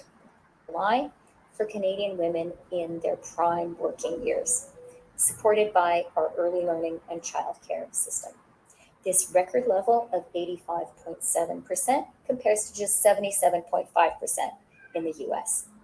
At a time when labor shortages are constraining industrialized economies around the world, and at a time when labor shortages are also contributing to inflation around the world, affordable early learning and childcare is adding to Canada's labor force, helping our economy to grow, and making life more affordable for families here in the GTA. As we continue to deliver our Canada-wide system of early learning and childcare, it is so important to support places like this one so we can learn about what more we can do to support our wonderful educators and parents and families like those here in Etobicoke in Jamie's riding. So to everyone here at the YWCA, I want to say thank you all very, very much. Before I close, as Finance Minister, I'd like to comment briefly on the Bank of Canada's announcement this morning. The Bank of Canada's decision to maintain its overnight interest rate is welcome relief for Canadians. As Finance Minister, I fully respect the independence of the Bank of Canada as it delivers on its mandate to return inflation to target, which will support a return to the steady growth and stable prices, which were the hallmarks of the pre-COVID Canadian economy. The bank has a hard job to do, and our government respects the I have a bank's candle going, and independent it role. smells so good. We also understand. Plus, I added like a little bit of incense on is a it, and it just cornerstone like of smells Canada's even broader better. And it institutional just like, oh stability god, it's so and good. economic and fiscal policy It smells stability. like fresh baked The cookies, strength of our governing like vanilla institutions and underpins sugar, Canada AAA rating like that little and bit helps of to make burnt Canada sugar, such an but attractive destination for foreign vanilla. investment. Like it's As the bank continues its important work, so happy. my number one priority is It's to about the use little all the things. tools at my disposal and to work with partners at other levels of government across Canada to ensure that interest rates can come down as soon as possible. Thank you very much. I'm ready to answer your questions. So not for I one have an second answer should for her. anyone believe I have this a good woman here answer on for the screen. Christina Freeland. Oh, she's smiling. Yeah. She I looked in think the she cameras kind of and told needs this. the world, told Yeah, Canada, just we are I think she needs purposely like a doing whole this. We are 3 of purposely these. inflating Yeah, I the did economy. We make are more purposely makeup. I making might do more interest makeup rates as well. I'm skyrocket playing around. because it's the only way to fix things. Now, unfortunately, that interview never I got haven't the done millions makeup of in a views while. that Justin Trudeau I've- getting heckled does, or that Pierre Poilievre destroying complicated. Justin Trudeau in the House of Commons does. It almost got swept under the rug. Now, why is that? I don't know. Algorithmic. People just weren't that interested in that. But it is there, and I have talked about it in previous videos. I unfortunately don't have it pulled up right now, but it is something that you can look into on your own time should you wish. This woman has lied to Canadians to their faces. She's also said the exact truth to Canadians to their faces through these types of interviews. And I don't know what to believe. But when Freeland says interest rates are coming down, which she has said in 2020 or 2022 when they started going up, and she's been saying them since then, I do not believe her, because in 2020 and in 2021, Freeland said that interest rates will be low for a very, very long time. So go out and purchase a bunch of things and borrow a lot of money. Well, the sad news is that a lot of people who did that are stuck now with a 5-year expiration date coming within, 18 to 24 months, and they're going to have to pay an exorbitant amount of money that most Canadians aren't prepared for. This is the sad reality of borrowing money with a volatile economy. And she is the reason to blame for a lot of this, because as she likes to say, budgets will balance themselves. So I do not believe her for any moment when she makes the claim that interest rates will be coming down sometime soon. It's not viable. It's not going to happen. And people are being screwed over left, right, and center because of it. And speaking of people being screwed over left, right, and center, we're going to take a look at this story, and then I think we're going to wrap things up. This is very weird, but this has to do with the rental policies here in Canada that I think it's after 2018. If your house was established after 2018, you're exempt from pretty much any rental laws, which is why the landlord for these two women here, these two sisters, the rent was raised by $7,000 a month. Rents in the GTA are at an all-time high. While landlords can only raise the rent 2.5% this year, that's not the case in newer buildings. Buildings built after November of 2018 are exempt from rent controls, meaning landlords can raise the rent by any amount they want. Here's Pat Foran. Yeah. Consumer Alert. See, Thanks, Michelle and Nathan. Two sisters live in a Toronto building. At and they're least in shocked to be BC, told their rent is going this up is illegal. You $7,000 cannot a raise month. your They rent feel the like landlord this wants if them to you are in move a out. situation And under the rules, it's where a perfectly landlord is legal trying to do it. this. There is Our a certain landlord percentage increased our rent they're by allowed to do. $7,000 This, whatever they're Sisters doing in Yumna Toronto and is Khadijah illegal. Farouk This have is lived so in a brutal. Midtown Toronto building for the past 3 years. Their rent was $2,500 per month. The landlord raised the rent to $3,500 a month. And when they had concerns and wanted to change their lease, the landlord raised the rent again to $9,500 per month. We know like our building is not rent controlled, so this was always something we were worried about, that if something were to happen, that this could be like an issue. And of course we can't pay $9,500 per month. There's no way he can really be serious about giving us this notice. Like, we were just very shocked. The rent increase guideline for this year and next year is 2.5%, but the guideline does not apply to buildings built after November 15th, 2018. Landlords with newer buildings can raise the rent by as much as they want. This is egregious, horrible, and unfortunately, thanks to the current government, legal. Tenant advocate Jordy Dent says without rent controls, rents in some buildings are being hiked to astronomical levels. The simplest solution is to bring back rent control on all units. At Queen's Park, both the NDP and Liberal parties are calling on the Ontario government to bring back rent controls. To make rent more affordable and really help renters get by, Ontario needs to bring in strong rent control again. We had strong rent control in the 90s, and it is time to return it. We do have to have some form of rent control on all rental properties. The Farouk sisters now have to move out and find another place Yeah. to stay, and they worry they'll Like so also many have other to pay people. more for rent. The rental market is just so crazy right now, Yeah. and the prices they've gone up, right? And so everything's just a big question mark. A lot of this is attributed and can be blamed towards our Liberal government for allowing this to happen. This is just crazy. Yeah, Things yeah, are getting like, way out of it's- hand, and something needs to be done. And so I'd love to pass it I on to have a you few if you have any ideas and then I questions, can you know, say on comments, YouTube. questions, or concerns. How does this make you feel? How does the state of Canada currently make you feel? Are you worried? Are you pissed off? Do you think everything's fine? I was Well, going to have yeah, a news rest for of you. my Everything muffin, is but not I kind fine of feel because sick Canada's after police watching political that. prisoner is currently undergoing We're a going so trial down. for You're so down. being a patriot. Earlier this year, Justin Trudeau's government arrested a woman called Tamara Lech. Her crime was organizing a protest against vaccine mandates, not hurting anybody, speaking her views. Here she was in February. It's not an illegal protest. It's in our Charter of Rights and Freedoms. And so, what's your response then if you do get arrested? If you're the next person up to arrest? I'd love it if you speak louder. She wants to know what my response would be if I get arrested. What's the response?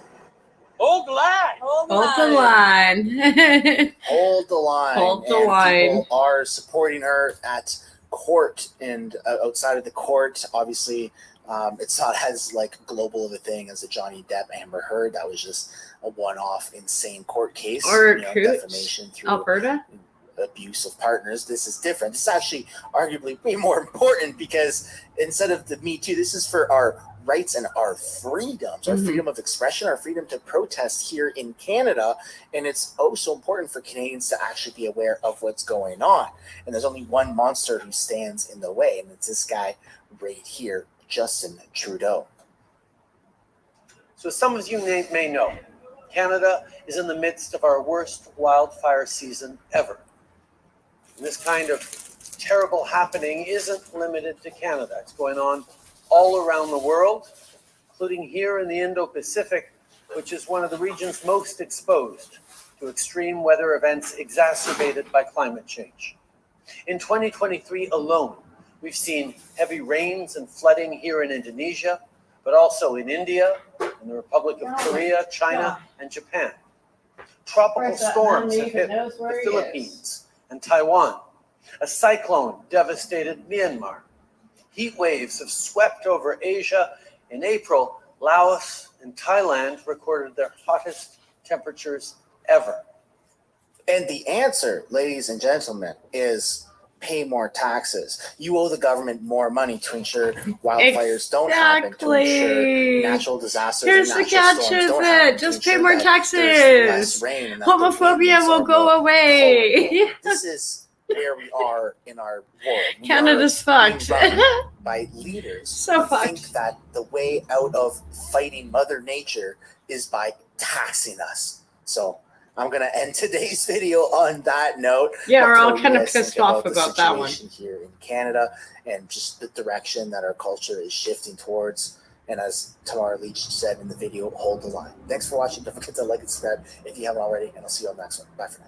Thanks so much for making it to the end of the video. If you want to support the channel financially, you can do so by checking out the merch shop linked right up there. Or if you want to do something for free, which is also absolutely acceptable and highly encouraged, you can subscribe right there. If you want to continue watching videos like this, you can do so by clicking or tapping right there to watch the next upcoming video. And if you want to watch a little bit of different content, but also Canadian stuff, you can do so by clicking right up there. That's my second channel, House of Canada, also known as the House of Commons Highlights. Thanks so much for watching. And you can find all the links and subscriptions on my blog, bluecryptameria.gold. .gold, yes, it is a real domain.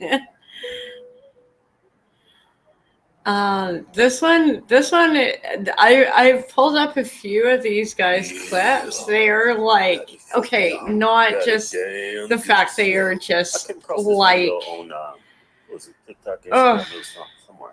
Always could I be the vanilla wafer in that chocolate salmon? Like, yeah, okay, just say, like, they are very handsome men.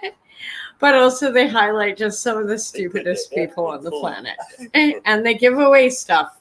So if you go onto their site, they give away actually stuff. I don't care about stuff, but you might. I don't care. But I care about some of these idiots. Oh yeah, watching some of these idiots, like, I cannot believe some of these people. Driving in his car with his white privilege. Yeah. Black person, oh, you look at that, mama. I'm driving this brand new Mercedes. I'm driving this damn Chevy. Equinox with this check engine light on. Ain't got no gas in the car. He must have did something to trigger him, man. I would think. Was black? Was somebody be this upset? I mean, I'm thinking he might have called it an N-word or something. He just playing all innocent. No, I don't think so. Why would someone get this heated? Well, let's go to this woman was pissed. This woman was possessed. Reminds me of my ex. But anyway, check out this video. What did I do? What did I do? What did I do? What did I do? Why are you so mad? Why are you so mad? Why are you so mad? Why are you so mad?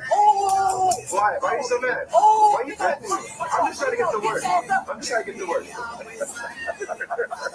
Let me get out of here.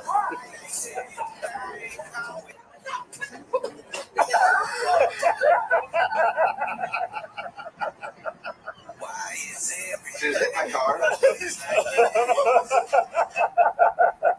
He did something to her, man. Ain't nobody gonna be that pissed. Yeah, but somebody could call me the N-word. I'm not getting out of my car and hitting a moving car. Yeah, but you from a different culture, man. This grew up in the other side of this woman grew up on the other side of the tracks, man.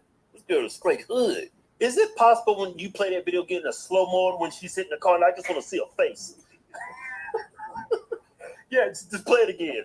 I can't get enough of this video. What did I do? What did I do? What did I do? What did I do? Why are you so mad? Why are you so mad? Why are you so mad? Why are you so mad? Why? Why are you so mad? Why are you threatening me? I'm just trying to get to work. I'm just trying to get to work.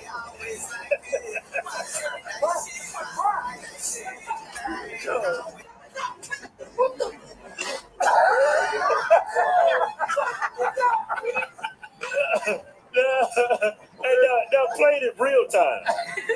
Play it in real time this time.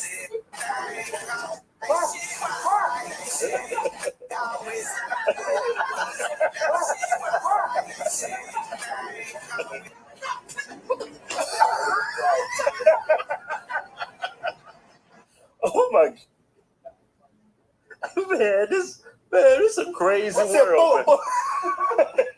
She's about to bite her bottom lip off. That's crazy. A woman acting like that. That's a woman.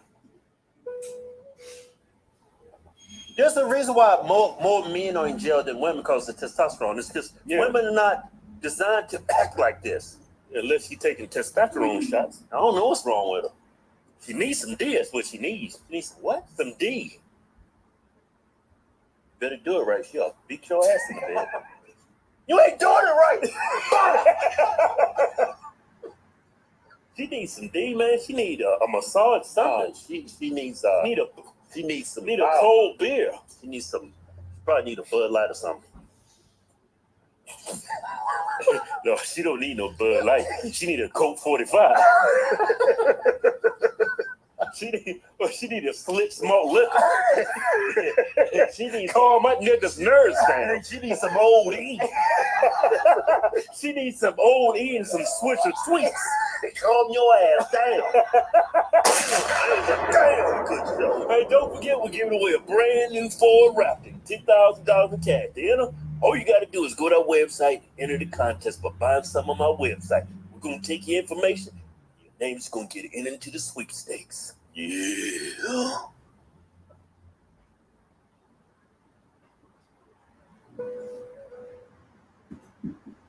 They are hilarious. I like their channel.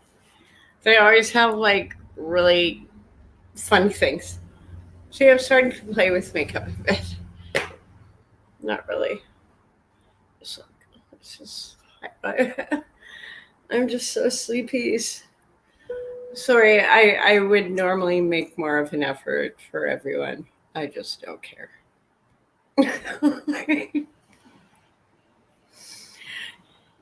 That's the difference between Gen X and millennials. We just don't care. We're just like, fuck it. We're just gonna roll. Yeah, let's pull up the next clip. Let's just move on. Move on from that one.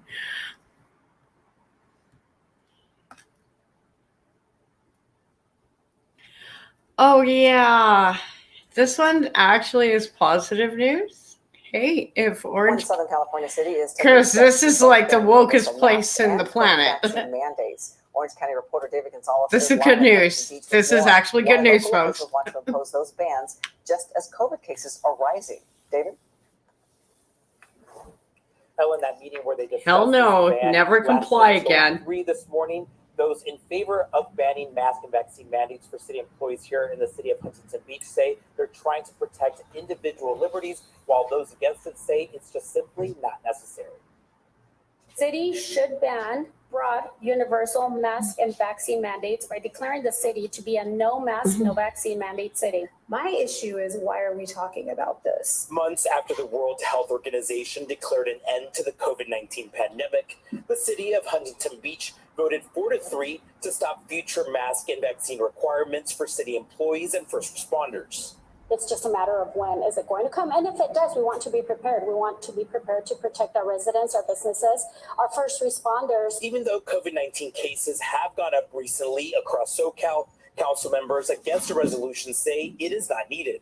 This item was a distraction, but it just seems like it's a made-up thing that, we might as well pass a ban against giants or UFOs or something. It's just as nonsense. Right now, Huntington Beach policy doesn't require masks for city staff. There was no impetus for this. We've received no emails.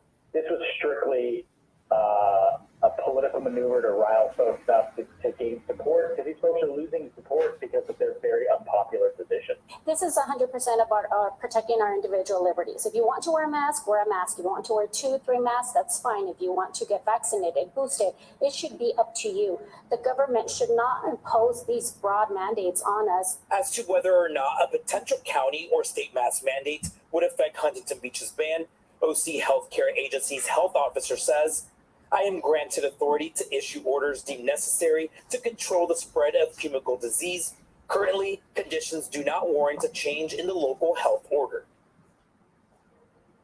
And we also reached out to the California Department of Public Health for comment on this issue, but they have not gotten back to us. OC Healthcare Agency also tells us that they reached out to the city of Huntington Beach to try to obtain the specific resolution that is being drafted on this ban to try to figure out exactly why they've made this decision. But the city says that that is being drafted right now and should be adopted during their next meeting. Hello, I'm Mark Brown. Get more Don't great comply, ABC7 content Just by clicking the subscribe button no. for our YouTube channel. And If we download all the just ABC7 say Los no. Angeles streaming app on Fire TV, Android TV, Good to see you Apple think TV, right. and Roku I'm sorry, to I'm not watch going to pull on your it to your TV. stream because I'm already going through my script, and you always freak out if I try to stream you. So I guess that's how that's rolling. Yeah, see, I kind of go into some. This is 8 people died at the Travis Scott concert last night. Here are 4 things you can do to try to survive a crowd crush. When you get a densely packed I area of actually people, not am only can you lose pulling control up some over of your own this movements, look how this whole crowd because swing, but I you can have your chest compressed to the point some. where you can't inhale. To avoid I suffocating never while standing up, try to get published your arms up. my That might give you just a Korea little bit of extra room to let your chest wall Halloween expand. one. And I 2, if came you fall down or across someone an next to you article falls down, you better get today up quickly I because this can really lead to a want phenomenon to known as touch crowd on. collapse, where there's a domino-like effect. Everybody ends up accidentally dogpiling, and the people at the bottom. 3, go with the flow. You're going to get pushed in different directions. That's okay. Don't try to If push you've back. been You're in just a going to mosh waste pit, energy. The you force from a kind of crowd just can bend metal barriers that are meant to withstand try and, 1,000 like, pounds of force. rise. You're not that strong. Trust me. No. Lastly, unless you can get over it, stay away from these hard surfaces. They can't ebb and flow with the crowd. Yeah. Okay, well, this is even more. I'm going to get a strike for this anyways, but, you know, I was looking at this footage today, like, and I hadn't published. That's an interesting one since I'm kind of like halfway cleaning. Okay, let's see. I don't know if that'll even click. But yeah, there's that one, and that one. Where is she? This one's cute. Let's do a fun one before I go into some more heavy stuff. Harry Styles was having his concert in London when a fan yelled out if he can have the microphone to say something to his girlfriend. Harry Styles was questioning whether he should do Is so this and then sweet. asked the crowd, who then screamed out yes. Harry decided to finally hand over the mic, but didn't expect what was about to happen next. The fan got down on one knee and proposed. Harry Styles was in shock, and then his girlfriend took the Aww. microphone to say this.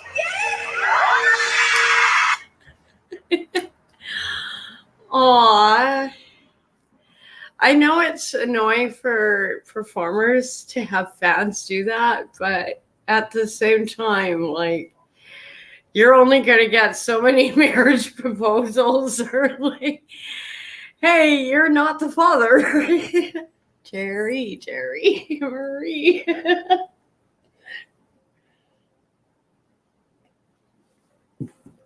Yeah, that was a sweet one before I pull up some more hardcore ones.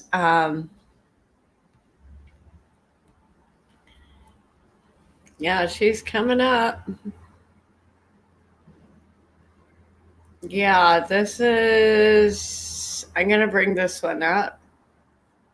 Now, investigators are hoping that video from that music festival tragedy helps them piece together exactly what went wrong. Everything? Lindsay Reiser joins us Everything now went with a wrong? minute-by-minute breakdown. Lindsay, help us understand what happened here. Walk us through some of these videos we're seeing. Yeah, it really is incredible. And right now we know that while a ton of evidence needs to be gathered, while facts need to be pieced together, including how many people were in the venue at the time, these videos really are giving us the closest glimpse we have yet into what happened. From the moment the doors to Astroworld opened, there was chaos at NRG Park. At 2 p.m., a stampede of concertgoers exploded through security gates, with dozens being trampled in the process.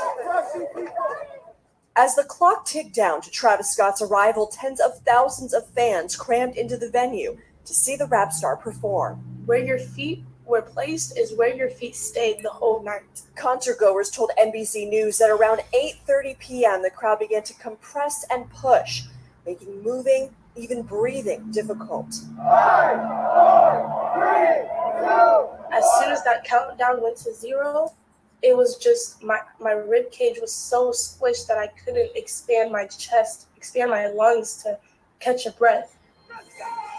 Just after 9 p.m., They Travis Scott overfilled took the stage, venue. and the atmosphere in the venue ignited. This one was horrific to watch. electrifying The an one in already Korea I'm feverish going to mob of pull up fans. According to a is video even analysis worse. by And that NBC one hit me News, by harder 9:12 just because it could have people in been the crowd could avoided. be heard screaming for I'm going to help. scroll back to find more of the clips. We're all Houston familiar police with say they this first one. received reports of people falling injured around 9:30 p.m. It was around that exact time when Travis Scott briefly paused the show after noticing an ambulance. Moments later, he asked fans to put a middle finger up to the sky if they were okay. Everybody go to the middle finger up in the sky. Seconds after, a video was taken of 18-year-old Aiden Cruz trying to notify a camera operator of the dangers taking place in the pit. This is crazy, like crazy footage, and it still haunts me, when you see something like this. 20-year-old Cynthia Lira found herself at the bottom of a pile of people and felt she wasn't going to make it out alive. At first I was like, help, I can't get up. And then when people started coming on top of me, I was just like, I can't breathe. I kept screaming like, help, like I'm gonna die in here.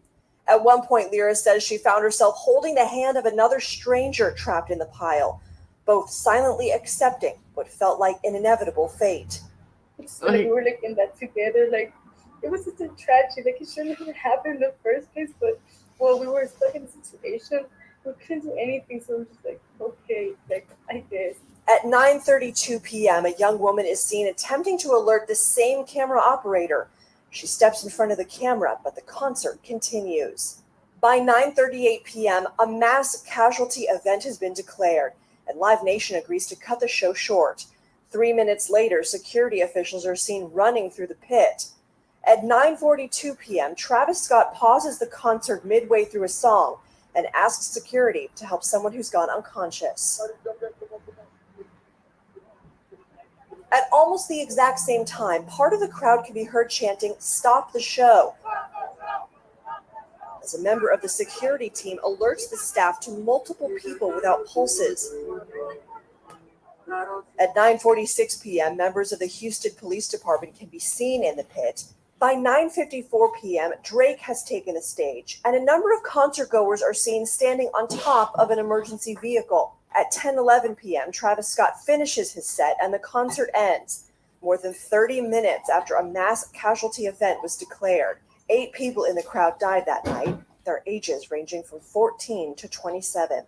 In statements to the public, NRG Park and Live Nation both said they're working closely with authorities as they work to investigate the situation. Travis Scott took to Instagram to express his condolences for the lives lost. I could just never imagine the severity of the situation. Across social media, survivors continue to share their stories, raising awareness and hoping for change. I really hope that my story and my work guidelines and preventions so this will never happen. Festivals shouldn't be like this. This is maybe why I'm highlighting These user videos really I think put after into Burning Man, perspective I how want to awful kind the of highlight situation some of is in these a way that you things. don't get Maybe reading and hearing some it's things. not I going to have to change wonder, though, people's you mentioned behavior. that there were 2 pauses at least in the But show. Any more explanation, understanding as is to it why the worth concert it? wasn't stopped after that mass casualty? Yeah, I mean, that's the big question, right? And Houston Fire Chief Samuel Pena was on with today's Savannah Guthrie this morning. And essentially he said, look, we don't know right now exactly what Travis Scott knew. There's no evidence here that he encouraged people to rush the stage. We did see he stopped the show a few times, but it still took, like we saw, another 30 minutes for the music to stop completely. Of course, Travis Scott, he took to social media, we saw, to express his condolences. His girlfriend, Kylie Jenner, also took to social media to do the same. She said they had no idea there were any fatalities until after the show. There's going to be a lot more to come from this story, obviously. Lindsay Reiser, we appreciate it. Thank you. Yeah. Thanks for watching our YouTube Like channel. I said, Follow if that's today's not top stories and cringe, I breaking don't know news what by is. downloading the NBC News app. Sorry, it's hard watching some of this because it's so unnecessary. And especially Yeah, here it comes. Here's another one. Okay, there's that one. Yeah, I'm missing one. I'm going to pull up this one, though. Then I'll pull up the other one. Jam appeared at the main ramp, creating a situation. It's also stuff like if you're going into events, look, things to be aware of. Like, how is the security? Are there exits? Like, we all want to go to festivals and concerts and have fun, especially after like all these rules and restrictions with pandemic. I think that's really sort of amped up. Oh my God, my cheek is horrible. It's okay. That's what happens when you get bit by a dog. It's okay. But I think that like people are more amped up to go out to events. Like at Burning Man, there was like 80,000 people from an event that originally had 200. Yeah, it's great they're doing that, but is it sustainable? And we do have a housing crisis, all these inflation issues. So if it got rained out, and at least they got a double rainbow. But something like this is different. And if you're going into big events, whether it be for concert or sports or politics, these are like things to be aware of when how can I get out? Where are the exits? Where are, like it's a little more than just like, where's the bathrooms? Where's the concession stand? It is like, how do I get out of here in an emergency if I need to? And I know it sounds like weird to say, but I've seen so many events, and that last one could have been avoided. This one could have been avoided. The next one I'm going to show you definitely could have been avoided. Korea could have been avoided last Halloween, and I didn't even publish my article until today. I'm not even sure if it's still published. I'm going to draw up a link coming up, because maybe I'll just play it now. No, I'll play it after this one. I'll play it after this one before I start the other ones, because I think we do need to honor the spirits before with some of these, because it's hard. Sorry, I know it's silly. It's just hard, some of this, but it's stuff people should be aware of. If you're going into a huge crowd situation, you might want to think ahead. Love Parade is one of the biggest music festivals in Europe. A landmark of German popular culture, it has drawn millions of partygoers from around the world for over 2 decades. It's 2010, and the city of Duisburg is hosting the Techno Parade for the first time. Music trucks drive around the festival grounds, and some of Europe's top DJs are set to perform. Without a doubt, this is the party of a lifetime. Rivers of people are swarming toward the old freight station where the free event is staged. At the main entrance, hundreds are waiting to get in. A cheerful crowd fills the main ramp leading toward the event area. However, with each minute, the crowd becomes larger and larger, causing the festive spirit to fade away slowly. Now, there are thousands of visitors tightly packed on the main ramp. Instead of joyful shouts, people start to scream and call for help. There's literally no room to breathe. The fun event turns into a horror scene, taking 21 young lives. It's a disaster no one expected to happen at a festival about love and joy. The Love Parade has caused controversy throughout its history. It started in 1989 as a parade of 150 people on the streets of West Berlin. 8 years later, it has become one of the largest parties in the world. 1 million festival goers danced on the Strasse des a small festival in the center that of the German capital. just erodes Despite this, into as many something people that opposed is the festival unsustainable. as there were attendees. Citizens and political parties were concerned about several issues that accompanied the Love Parade, such as environmental damage, illegal drug trafficking, and safety regulations. It was precisely because of the latter that the Senate of Berlin ultimately denied a permit to the event organizers. And so, in 2007, the Love Parade moved to the Ruhr area. The first host city was Essen, followed by Dortmund. In 2009, the Bochum Love Parade was canceled. Finally, in 2010, Duisburg hosted the event. Both love parades in Essen and Dortmund proved successful, with 1.2 million and 1.6 million visitors respectively. And the city of Duisburg wanted to be as successful.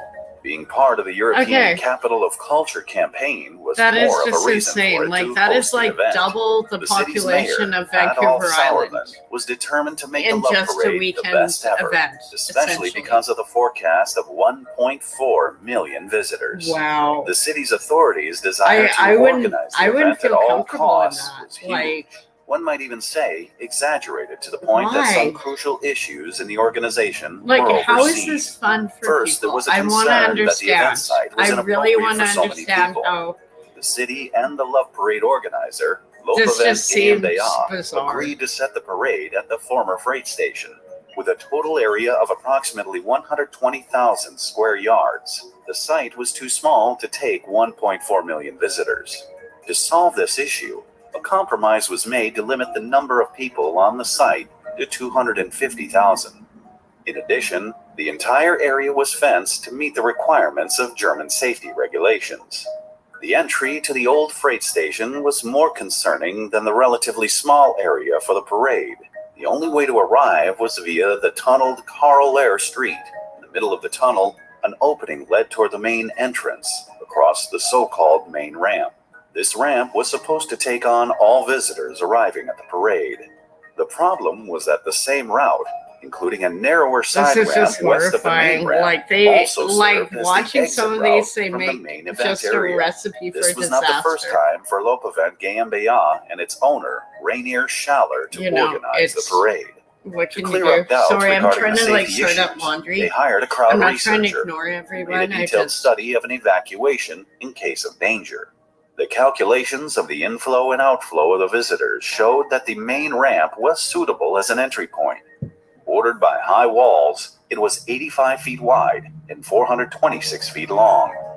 Its maximum flow would be approximately 115,000 visitors per hour.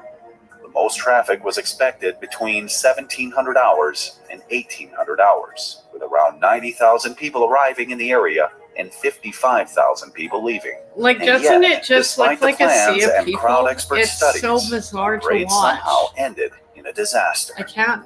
As it turned out, many critical factors were overseen by the organizers. So why did they fail to see the danger coming? On July 24th, 2010, the day of the Love Parade, crowds of people poured into Duisburg with great expectations. However, things started to get complicated before the event even started. Namely, the festival gates were to be opened at 11 o'clock, but due to prolonged construction work in the central area, the opening was delayed by about an hour. Therefore, when the gates finally opened at noon, a large group of people was already waiting to get in. In about an hour, thousands of partygoers lined up from both sides of the tunnel. At 1400 hours, the festival began. Floats, decorated music trucks carrying DJs and dancers formed a parade along the route, not far from the main entrance. The idea was for them to draw the visitors to join the parade and continue This walking is so along fucked the up route. because In reality, They only obstructed those entering the main area, I barely thus remember slowing down this. the inflow. Just The that jam year at the is float's sort of path busy. caused the concentration of people at But the main ramp it to was increase. also like Already at so under 1442 the hours, wire the entire main on ramp, Canadian media. almost up to the tunnel, Like they was didn't crowded. even tell us about The this. number of people waiting there Because surpassed you the figured this capabilities one of the would crowd stand manager out, and event and security. they didn't even really Unable to tell keep us. the constant flow of people in and That's out of the Canadian main area, media. they tried to get support from the police, but couldn't establish contact since they had no walkie-talkies or mobile phones. 1530 hours. The police officer in charge finally contacted the crowd manager, trying to coordinate the crowd control actions. The plan was to engage the so-called pushers, whose role was to help people go forward and release the pressure at the main ramp. At the same time, the police would close the access points until the crowd was reduced and form a cordon in the middle of the ramp to shield visitors. I cannot Unfortunately, believe the plan this. Like failed watching almost this, it's so immediately, fucked up. as the pushers could not move the people Like, toward the central area. How Down does the this tunnel, look the fun? incoming festival goers were That's what I want to know. How overcome the does this access look control fun points. for a Facing the festival? threat of the main ramp getting further overcrowded, the police reacted Oh my by God, forming this two is cordons so at fucked the up. end of each tunnel to stop the inflow of visitors. At 1600, the inflow of visitors was stopped and the jam began to form in the tunnel. At 1612, the police began to form a third cordon in the middle of the ramp, practically leaving very few people in the area between three cordons. No one was allowed to go through, but the problem was that no one was allowed to leave the site either. Good to see you. What the I'm getting a police text believed message. to be a solution only aggravated the situation. The crowd between the third cordon and the entrance gates didn't reduce. The visitors trying to enter the festival area collided with those who wanted to leave. The number of people arriving at the parade was so large that it was only a matter of time before the cordons would break. Oh, good. Inevitably, Yeah, one I'm at the sorry. tunnel's I eastern shouldn't. end Like, collapsed this at is awful 1614, to watch, but followed at by the one at the same western end time, at like, 1621. how is this Suddenly, fun? a Like, torrent of everyone people goes to rushed toward the main ramp where the third these cordon was events, still holding the but people in place. oh my God! As a result, Like, how is this nobody fun? could move in or out of Does the this area look fun? on either side I of the don't third know. police I cordon. don't think this looks fun. Some people began climbing poles, traffic signs, and other structures Yeah, to reach the main site above them.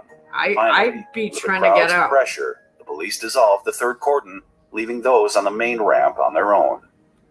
1627. Some visitors discovered a way to get out of the main ramp by using a narrow staircase at the western wall, right above the tunnel opening. In a flash, crowd turbulence arose in the area. Everyone wanted to get hold of the stairs and climb up. As police officers noticed the commotion around them, they tried to take control of it, but they were not successful. This is so this nuts. point, the Like, I situation don't started even to slide remember this into event. irreversible It was disaster. not on Canadian People media. kept pouring in from the west end of the tunnel, Like, making maybe the a crowding clip, near the narrow but staircases unbearable. When the this- police removed the fence in the tunnel to let the ambulance car pass, hundreds of attendees used the opportunity to rush toward the ramp. Even the police's announcement that the festival is area was full insane. and would not be accessible until the end of the day didn't change things. The police and security completely lost control of the crowd, who were resolute in entering the festival. It was left to the festival goers to get out of the deadly crowd turbulence. Witnesses recalled the scene as painful to watch. It is. People pushed It's each painful. other, Like, some even wow. trying to climb over others to reach the staircase. Some tried to save themselves by climbing the light poles and the crowd control manager's container. It was important to get above the crowd if one wanted to survive. There Yeah. were dozens of people unconscious. That is their bodies held the upright by the key dense if you mass. were in kind of a Many crushed were reaching their situation. hands in the air, screaming Or for help as they put your struggled hands to up. stay on their feet. You know, just Here and there, protect your a lungs. person would simply disappear and in the protect your stirring head. crowd. There were so many people in a And you tight might place. survive. No one You could might gauge the not. scale of the disaster If going you on are in front of trapped their under eyes. 15 people, you Not will far be from the crushed. main ramp, the parade's organizer, Rainier Schindler, was doing an interview describing the Duisburg Love Parade as a complete success. He wasn't aware that people were dying only a couple of hundred yards away from him. Emergency vehicles began arriving at the scene as dozens of people lay on the floor with no signs of life. Wow. At 1702, the first fatalities were reported on the ramp. On the staircase, people were still pushing up toward the main festival area, with many falling on others' heads, realizing that it provided the only exit from the ramp and out of the crowd. The police tried to organize the people and limit the number of those climbing the stairs. The density at the ramp did reduce, but the situation was still critical. All over the place. I've never really seen this footage. I pulled it up today just because I was pulling up the situation Korean at the ramp one, cleared up, but exposing the victims lying unconscious as others tried to resuscitate them. Right next to them, in a terrifying scene, there's bodies were being a pulled clip out of I the might pile pull of up people. that I think I'm going to Once the stick scene with. cleared, police, security, my and emergency script. crews It's- jumped in to help the injured. Ambulance cars rushed in and out of the tunnel, taking the severely wounded to the hospital. On the ramp, with the help of visitors, medics were looking for survivors to provide them with first aid. Most of the injured had fainted due to the inability to breathe in the dense crowd. Yeah. They had to be revived again. Yeah. At that time, the party was still going on at the main festival area. However, upon learning what had happened on the main ramp, the organizers chose not to end it, fearing that the emergency evacuation of the site might lead to an even greater tragedy.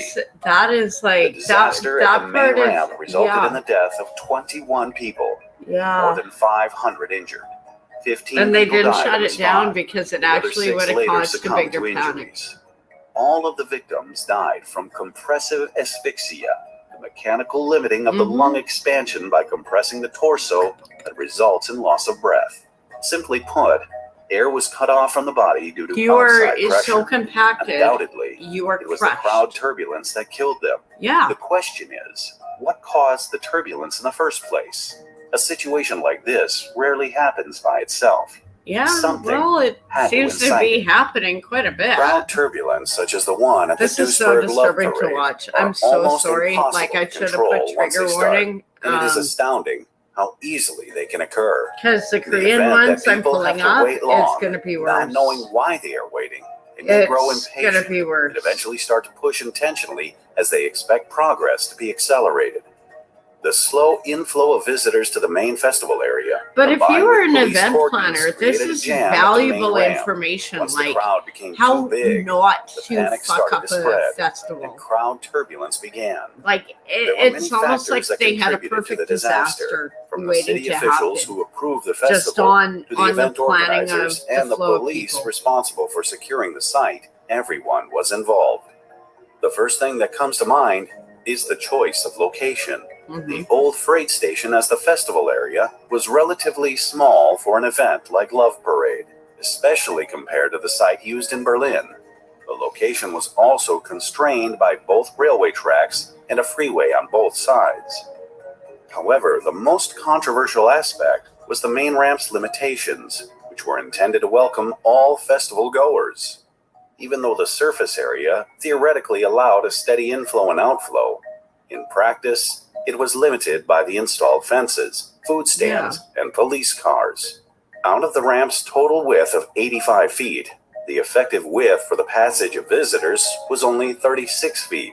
In addition, neither the tunnel nor the ramp had separate inflow and outflow paths, so people entering and leaving had to go through the same area. There is One the might key ask for why the organizers this and the fucked city up so authorities bad. decided to use a location with so many safety issues.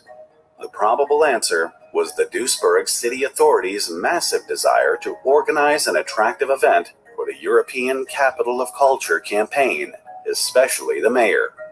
Experts formulated the concerns Well, to the that mayor went well. in detail, Don't and you left think? the approval of the Love Parade to its administration really good with that because of a private vacation. In response, the administration urged the city to collaborate constructively, and their representative could deny any responsibility if the city approved the festival's location. On July 21st, 3 days before the festival, the building authority yielded under pressure and finally granted the permit. Mayor Adolf Sauerland gave the regulatory paid for approval it with only blood. a day before the event. Consequently, the Love Parade was organized in a hurry, so a number of things were overlooked. The series of organizing oversights and errors continued on the day of the festival. The delay in the construction works caused the visitors to jam at the entrance at the very beginning of the event. which could have affected the later, more severe jams that led to the disaster. Then there was the issue with the floats. Even though it was planned for them to draw in the visitors arriving from the entrance, in practice, they hindered their movement, thus slowing down the overall inflow into the central area. Eventually, a jam appeared at the main ramp, creating a situation that the event staff could not cope with. Once the police stepped in, it was likely that they were surprised by the sudden need to take control. They made a forced move of creating 3 cordons that not only didn't solve the problem, but made it much worse. When police cordons in the tunnel collapsed, several thousand visitors rushed toward the main ramp, creating a massive crowd. People recognized the staircase as the only possible exit when the situation got critical. Though it resulted in terrible tragedy, their behavior from that point was perfectly reasonable, as they only tried to escape the dangerous situation. It was clear why the visitors and the public were furious with the people responsible for organizing the event. They demanded answers be given why 21 young lives were lost for no reason. The answer they received was more shocking than the tragedy itself. The day after the tragedy, the blame game began between the mayor, the organizer, and the police. The first to strike was the police trade union in the state of North Rhine-Westphalia, which accused the organizers of poor preparation for the event. Well, you kind of figure. Before the safety of yeah, people. This it didn't is take so long for much the organizer bad. to respond. So much bad on Rainier so many Schaller, levels. German multimillionaire and owner of a successful chain of fitness studios, deflected responsibility. Wow. He claimed the tragedy was triggered by the police's management of the situation, especially the decision to form the cordons, which, after Justin they collapsed, Trudeau is allowed live. the Should we uncontrolled watch stream him? of partygoers I don't think toward so. the main I ramp. don't feel like As for throwing the up. accusations regarding the organization's oversights, I love the Schaller candle. said It's like all details it's like were approved cookies. or specified by the authorities. Oh god, Defending that their candle position, is like the cookies. police responded It's so that the good. tragedy in the tunnel and on the Love Parade my grounds God. occurred It's like within shortbread. the responsibility I of should the make city shortbread. and the organizer. I'm really good at making Quote, shortbread. the police's area of responsibility And I have ended flour, the sugar, isolation barriers. butter. The accusations That's against the basically all you police need. were also made by Mayor Sauerland, whom, on the other hand, Why? I the don't public even saw want as to the know what main he's culprit for the saying tragedy. at any kind His of government administration meeting. Can hastened he the just preparations resign? and He's pushed so building bad. authorities and the fire department to Can we approve just the get event's rid organization. of him? Additionally, the city administration completely ignored all concerns expressed by experts regarding the safety of the visitors. After the tragedy, both the Minister of Interior of North Rhine-Westphalia and the opposition within the city parliament called for the mayor's resignation. The mayor believed such an act would mean he did something wrong and was responsible for the death of Love Parade victims. The shadow of guilt hung over the police, the city, and the organizers for more than 5 years while the investigation was a lot ongoing. of these festivals. The public prosecutor's office in Duisburg, leading the investigation, hired a renowned I'm going British to expert highlight for human why compression, this one is Keith different Still. than Korea. In December 2011, he after presented his final and report also about the the accident, Hugh based concert on which the and the prosecutor Rolling filed Stones his charges. concert. If those If you're responsible for the familiar with, organization and securing the so event those. could not agree on who I to don't know blame, why I'm on the court thinking would of this rule it. today, but And the court ruled it was no one's fault. On March 30th, 2016, the district court in Duisburg decided not to proceed with the charges against 10 suspects, 6 from the city of Duisburg and the 4 employees of the Lopavent company. As stated in the court's decision, the prosecution failed to prove evidence of the alleged breaches of duty of care and their causality.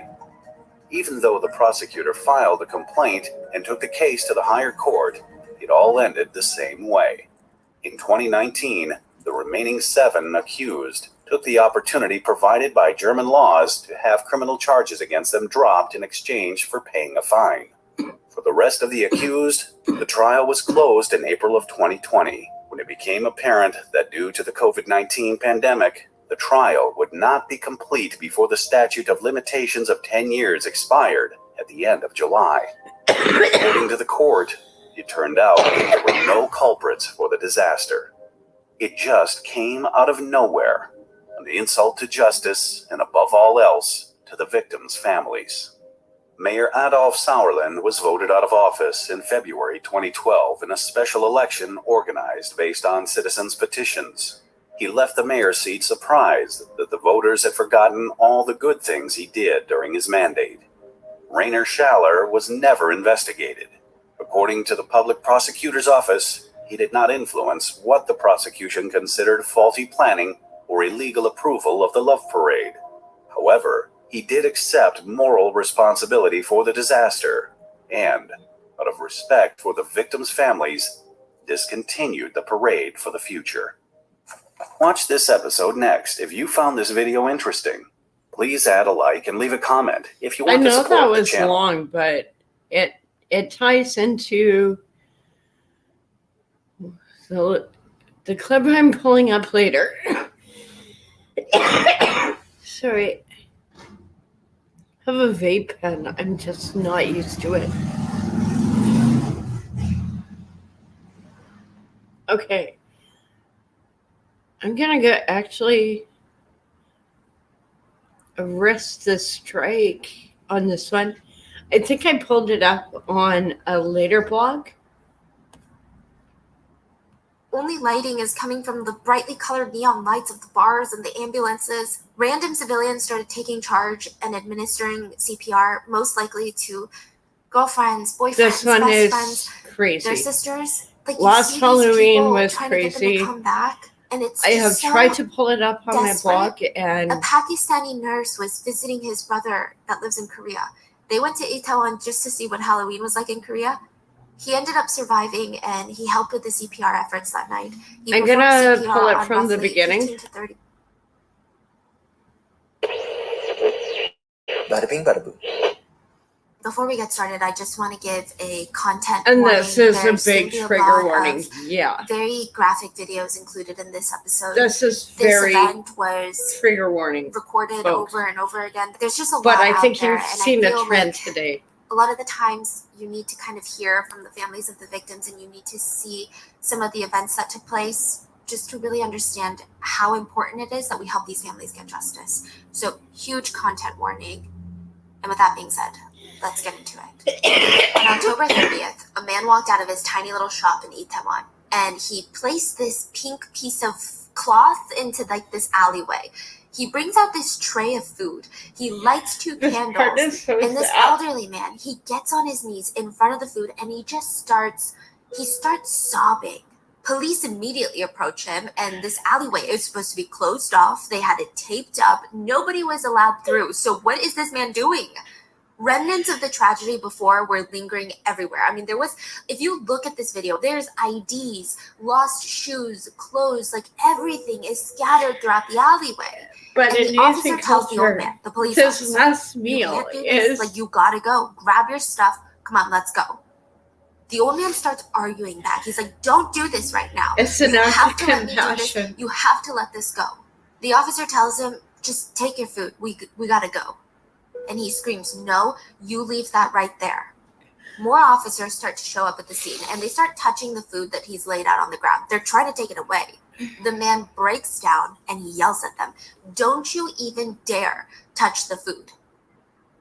Finally, the man breaks down completely, and he's sitting on the ground, cold cement, and he's just sobbing.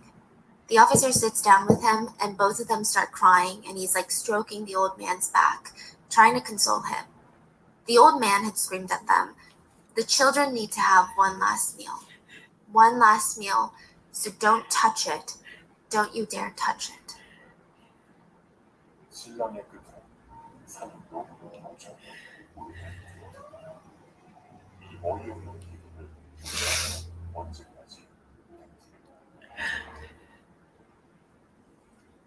He owns a shop in this alleyway. He's a business owner, and he said that he tried his best to save as many people as he could.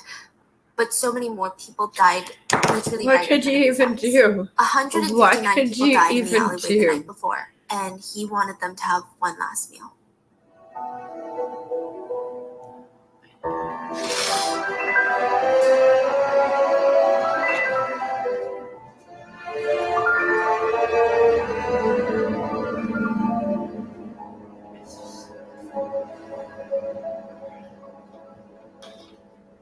As always, full show notes are listed at rottenmangopodcast.com. There's a lot of videos that I've linked there. Please go watch them. And if you guys are watching the video podcast on YouTube at Rotten Mango or on Spotify, all the videos are going to be in this video. And I'm just going to warn you, so many of these videos are so incredibly graphic, and all of them just, yeah. So with that being said, let's get into it. His parents were really worried about him. He was meeting with a therapist twice a week. He had on-campus counseling in high school.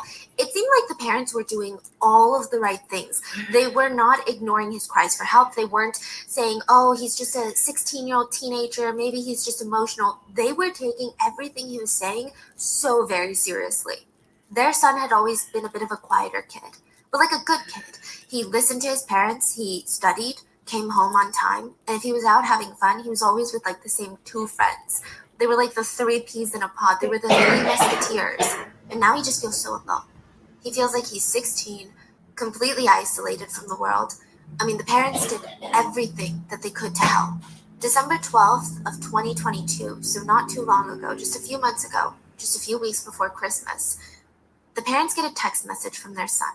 And he says, I'm sorry, Mom and Dad. Please don't forget me. Please, you must remember me. I'm gonna go meet up with my friends. His friends had died in the Itaewon Halloween crowd search just 43 days ago. The crowd search that killed 159 people and injured nearly 200 others, and now their son would take his life in a motel bathroom because he couldn't bear to carry this like incredibly heavy burden of being the only survivor in his friend group. Literally, nobody could have ever imagined what was going to happen that night in Itaewon. I'm sure you guys have heard of what happened there Halloween weekend of 2022, and if there were a few people that knew it was dangerous, it definitely wasn't the parents of the people in attendance. They would never have let their kids go if they knew anything bad was going to happen. By all accounts, all these people in attendance, they were responsible adults. There were some that were in high school, some even as young as middle school, but their parents knew exactly where they were going.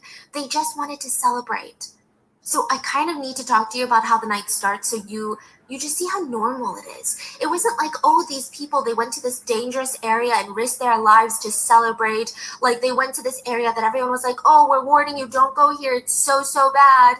Absolutely not. Like that's not what happened at all. I did see some online discourse of people being like, well, these people were being young and drunk and reckless, and this is what happens when they all gather in one spot. I completely disagree.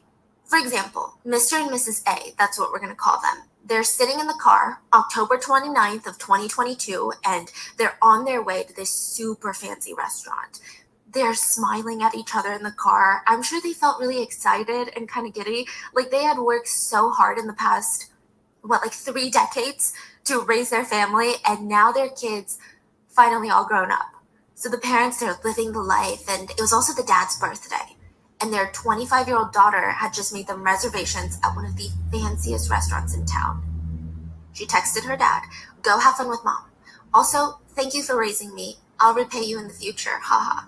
She wouldn't be joining them as she was gonna go with some friends to celebrate Halloween in Itaewon. So the whole car ride, they're just smiling at each other. I mean, they had raised their kids to be such incredible adults. In another part of Seoul, a dad watched his daughter get ready for Halloween festivities. She was dressed up as Princess Jasmine from Aladdin, this is her, and he remembered. He actually made fun of her. He was like this full-grown kid. She was putting on a fashion show for me, and she twirled around and she was like, Appa, this is so crazy footage. I'm sure he was a bit worried that his daughter was going out, but that's very normal. I mean, no parent ever really stops worrying. Yeah. Same as another Even father. my mom's His so daughter worried that she was going to Itaewon for Halloween. He completely trusted her to be safe. You know, she's just always nobody like all these other kids. I mean, she's just always estimated been this, this really event would get kid. so big. She knew the rules. She followed them. She's Yeah. the type that would write him these lengthy letters. It's just a lot of good people. The two had this really things intense happen bond. so fast sometimes. So 3 years before Itaewon, he was diagnosed with leukemia. And his daughter was a match, so they transplanted bone marrow from her to save his life. And she would write to him while he's recovering in the hospital. And she wrote, I'm so happy to have been born your daughter. You're the only one that I can rely on, so please don't get sick again, okay?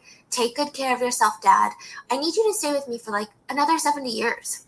You have to cook me seaweed soup, even when I'm like 96 years old. You know I don't like any other people's seaweed soup. I love you, Dad. You're the best. Things like this are hard. By the end of the night, I'll pull up a happy clip after and this. he would cry out. You told me you wanted me to stay with you for 70 years. When this you came wanted out, me to cook I don't know why seaweed it's soup until you come were up 96. today, but I'm just You promised. rolling with it.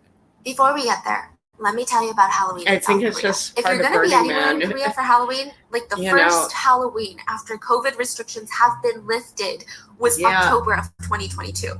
3 years. Here is why it got so big. Itaewon Here is is a city why it got that's so located big. inside of Seoul, and it's above the You Han River. cannot It's restrict typically known people as like just a place this. with incredibly fun, lively nightlife. Like that's what people go to Itaewon for. They've got bars, restaurants, nightclubs, shops that open late. It's just like this gathering center. It's also a super popular destination for foreigners. Like the energy just feels really unique there. There's even this famous K-drama called Itaewon Class, and there's actually a famous quote in that series that says, most people just come to Itaewon for Halloween.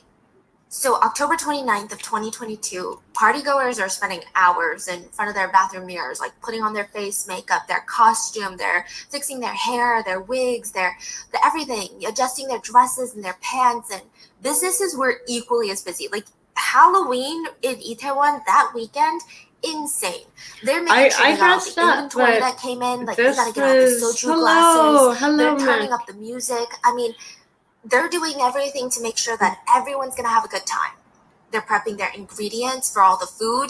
I mean, there's going to be about 130,000 people coming through. This is like, I'm sorry, like trigger warning. This is like, so like think about it. A lot of hard footage this to is like go through, a part but of the major city. I Even kinda- taxi drivers were on standby. I'm gonna just tie them waiting all to take in all the drunk people home. And I think it's important to note for weekends like when this, I'm it's a boost comparing in the city's economy. And Burning this is Man important later. to Hawaii, So the I whole think city, our prepping for priorities this big are a little Halloween mixed weekend. It's literally on what an 3 emergency years is. since Itaewon had a Halloween And because so I of, wanted you to know, share the this pandemic. one just This to is the kind of first put time it all that into mask mandates have been perspective. lifted Like, for Halloween.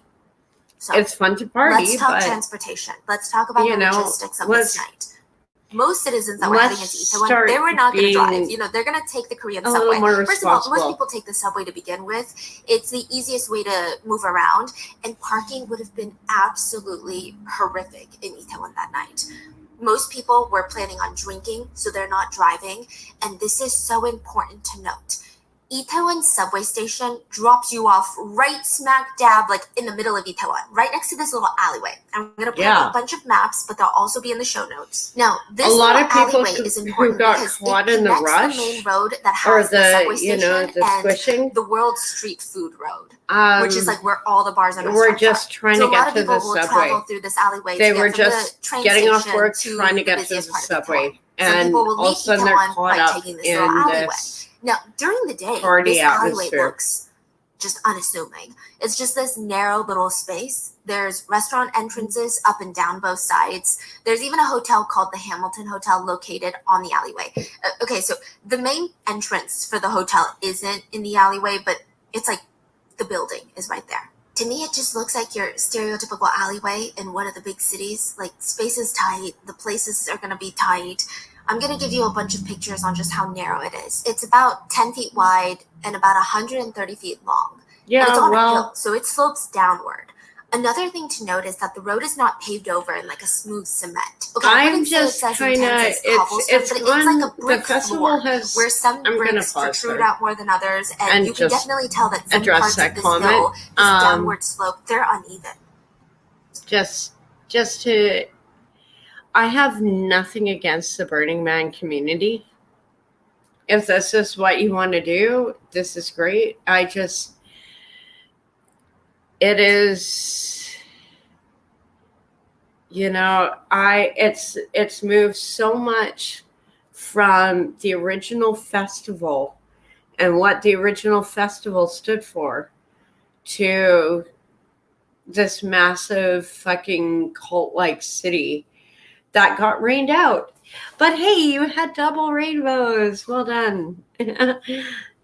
You know, I'm sorry, and I am nothing like, it seems like such a cool event to go to, but it is very cult-like to me, and I feel uneasy with it, and having how the festival ended up this year, I don't feel actually too bad for some of these dumb people. Like, they are a certain type of people. Yeah, well, maybe we need to start doing other festivals, moving it back to the local. Just like, you know, like having a festival like that on the island. We have the spaces for it, like in gravel pits and stuff. People, and it just, why are we traveling all this way? And a lot of these people, if you talk to them on Twitter, X, whatever the hell it is now, they are the biggest enviro-Nazis you will ever meet. Like, you cannot say anything about the environment without these people going down your throat, and yet they're going to Burning Man and spending like, what, $5,000, $10,000 a ticket? And then needing airlifting out of the event. I'm sorry. I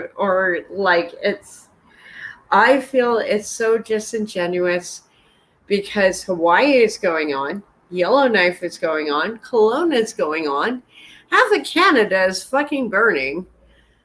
Yet, oh, we're gonna worry about all these hippies in the desert. Like, I think fucking leave them there.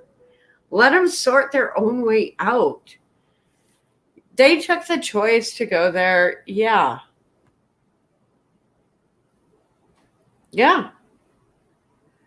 I had friends who were very involved in it, and beautiful people. I love them, respect them, but it's not like, sorry, there is nothing about what I saw, even though people are like, oh yeah, even though it's raining and we got rainbows, it's so wonderful, we're all this family and community. And it's like, no, you're a fucking cult. You are a fucking cult at this point. And I just, you know, and the amount of money that is wasted on an event like this, yes, it is beautiful. But why can't we do that in our local communities and Zoom it to other communities so we're not traveling? If you really want to be the environmentalist you claim you are, you know, because I know a lot of these assholes go out there and then they're like the first one in the office who is like, you didn't recycle that. And yeah. And meanwhile, these are the assholes who are stuck in the desert right now. Just saying. I think we need to change a lot of our attitudes about environmentalism and also about festivals. And that's what I'm trying to highlight. And also even events. Like, yeah, Korea wasn't an actual organized event. There was no central fundraise, you know, like this was just a normal local street festival, but because of the pandemic, it got escalated because people were isolated for so long. Yeah. Truth right here. Yeah. That and that's just it. Like, I saw one, I pulled up a clip of him yesterday, and he's like saying, oh, I gotta like tape over all my logos on my shirt and my phone and everything and on my computer. And then he's like filming himself behind the Costco tent in Burning Man. Costco has a tent. So people are like, oh, this is so non-commercial. We're so counterculture. Yeah, but BMW, Costco is here. Like, we don't care. Like, I mean, it's $10,000 tickets. Like, these are for the smeggy festival goers. These are like exclusive tickets. Sorry, just to be snarky, but it is like that. Like, it's, oh, we're trying to be like so counterproductive, counterculture. We're so, but then, I really need to get out of this site because I got to go back to the office and like, sell babies like turpentine just in baby formula. That's my job. I don't care. I make 6 figures. It doesn't matter. That's why I can take like this RV to the desert and pretend I'm like still in high school. That's sort of what it feels like to me. A lot of these, like, I understand being involved in heavy business and heavy contracts, and you just want to break out.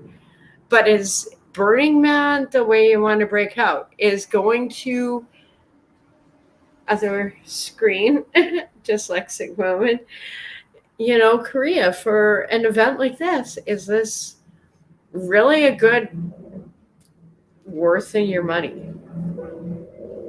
Yeah, you're getting that moment, but what could it actually cost you? And you're looking at Burning Man this year, and the rest of this, like I said, trigger warnings. It is brutal footage. It's not even like you can go onto my blog and maybe my Twitter is coming up or my WordPress from the event, because there's footage I think is probably deleted. It was just too extreme. And it was even from Americans at the event who were just like trapped in the crush. And it's not even like a stampede. I'm going to pull up some footage from The Who, maybe. Or I might open the panel, but I'm just going to let her play for a bit. Thank you for letting me rant. It's just hard topic, but this is real. Like, you shouldn't get your... Even without a crowd, it's the kind of alleyway where if you were walking down with your friend, you would try to keep an eye out because you could easily... Do not get yourself in this situation. Now, take this alleyway and imagine 2 horizontal roads, big roads. One road is the main party street for Itaewon, called Itaewon World Food Street, and the other road has the Itaewon subway station on there. And the easiest way to get from these 2 parallel roads I need to know all I need to know about it. So throughout the entire Halloween night, people are up and down this alleyway, getting to and from the subway station. And as the night is progressing, there were what now seems like the first warning signs. There were a few people that were pushed down or accidentally shoved in this alleyway. Now, I mean, I'm sure the party energy, the alcohol, I'm sure it had something to do with it, but most of it was due to the alleyway, like the crowds, the foot traffic, the uneven flooring. Burning Man, it's like you're all a family, you're all good, you're all nice, and you will rip each other off. No hard done. You will steal, rip off people. It's not a Burning Man family. It is like... of the night. It's a cult. Was made at just call it what it is. The incident doesn't I will never trust people who are that 3.5 hours earlier drinking the Kool-Aid anymore. Something wasn't right. And I think that's why I'm drawing it up. So it's Korea, like it's karma. 112, the emergency line. You mess with my life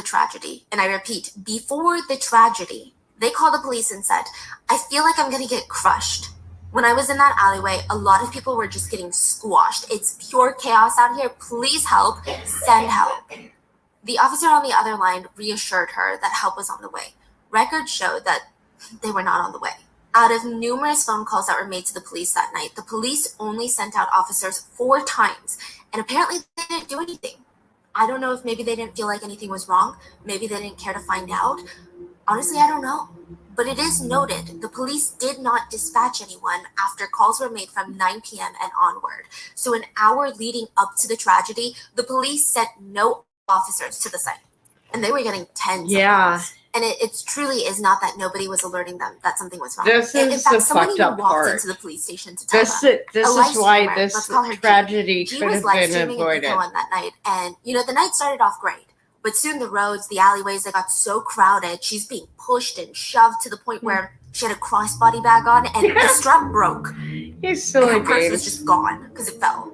And she can't even look around at the ground because it's just so filled with people. She tries to look for it briefly, but the crowd is so intense. She goes to the Itaewon police station to report her purse missing.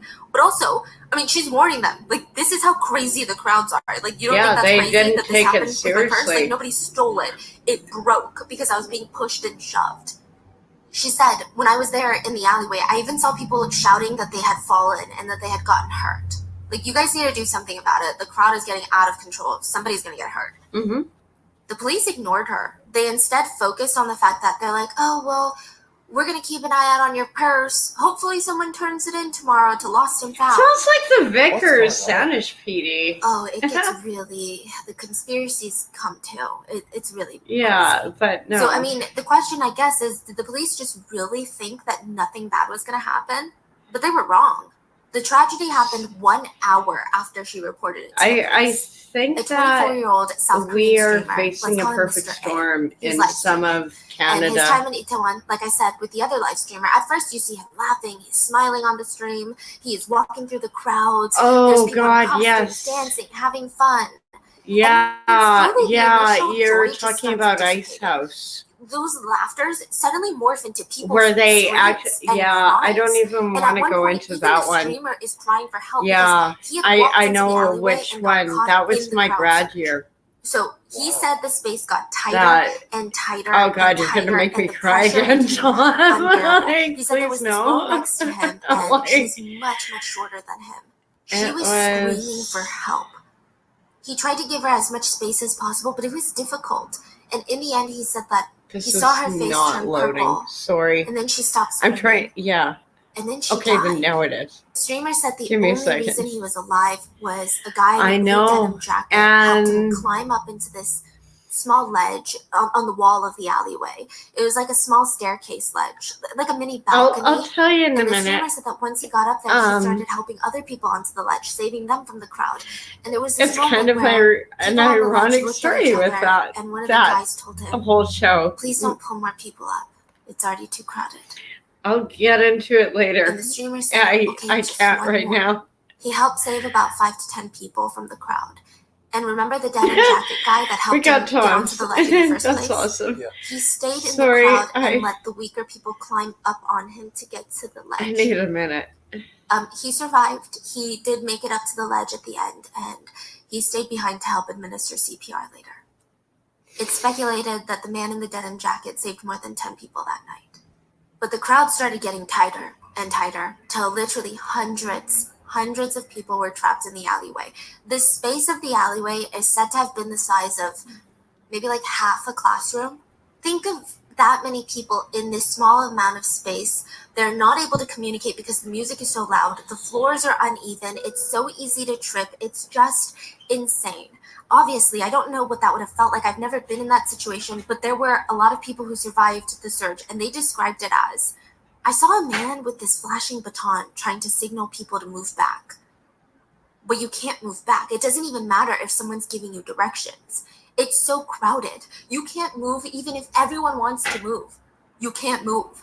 So like I said, this crowd surge was different from the first one. the first one that I told you about that didn't turn into an accident because the woman on the ledge, there were way too many people this time. So even if there were people taking initiative trying to navigate the crowds, there was no space.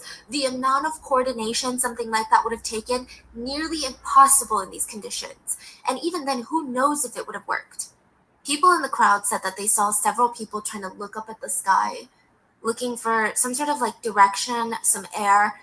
They looked like they were getting lightheaded, like they were gonna faint. They couldn't even reach their arms up to protect their lungs. So that's like the first thing they tell you to do in a crowd search, is to try to give your lungs space. So you put up your arms in almost a defensive boxing position. They couldn't even lift their arms. Most of the ones in the center of the crowd, they couldn't even reach their hands to look at their phones that they were holding in their hands. Many of them had missed calls from their parents. One mother texted her daughter, "Where are you? Where are you? I'm losing my mind. I'm going crazy because I'm so worried. Please respond just so I know where you are. Please just tell me you're safe." The mother had her daughter's name saved on her phone as "my oldest princess." She would never respond. There is a video of the situation. Well, there's multiple videos of the situation where you can see just how dire the situation is. There's some videos where you can see a man trying to cling onto a brick that's protruding from the wall, and it's just really graphic. I know it might be puzzling. Some of the videos, they show a different perspective where there looks to be some sort of space between the crowd and like an opening. And I saw a lot of comments that were like, why don't they just all move forward? There's space. I don't get it. At this point, what the video isn't showing is that there's people stacked on top of each other on the ground in front of that space. There's no way for anyone standing to move forward. People had fallen. They were stacked so high, the people behind them were blocked. It said that the worst part of the crowd search, people were stacked on top of each other 13 feet tall. Situations like this, it's like a domino effect. One person falls down, and because of the force of others pressing into you, it's very likely that another person's gonna fall. It's like 13 feet? That's way taller than the ceiling. Yeah, because it's going downhill and stuff. Again, this has nothing to do with anyone being drunk. I don't really like it when people make it out to be, oh, a bunch of drunk people, of course they're going to trip and fall. They're going to wreak havoc. This is more about just plain physics. It wouldn't matter if we're talking about church ajumas on a Sunday after drinking tea. Like, this is about physics. It has nothing to do with alcohol. Because of the slope and inertia, like I said, one person falls, it's going to be a domino effect. People are just going to start collapsing. And even if you don't fall, that doesn't mean that you're going to be fine. The pressure of all these people pushing into you, it would cause your lungs to not be able to inflate with oxygen. If 10 people are pushing onto you with their body weight and more, or let's say they're on top of you, which by the way, there looks to be way more than 10 people pushing onto everyone. Let's say they're on top of you, that could be similar to 1,000 pounds of weight pressing straight onto your chest. It's going to be very, very difficult for you to breathe. It's incredibly dangerous, incredibly real, incredibly terrifying. A person may lose consciousness 30 seconds after being severely crushed, and they would suffocate after about 6 minutes.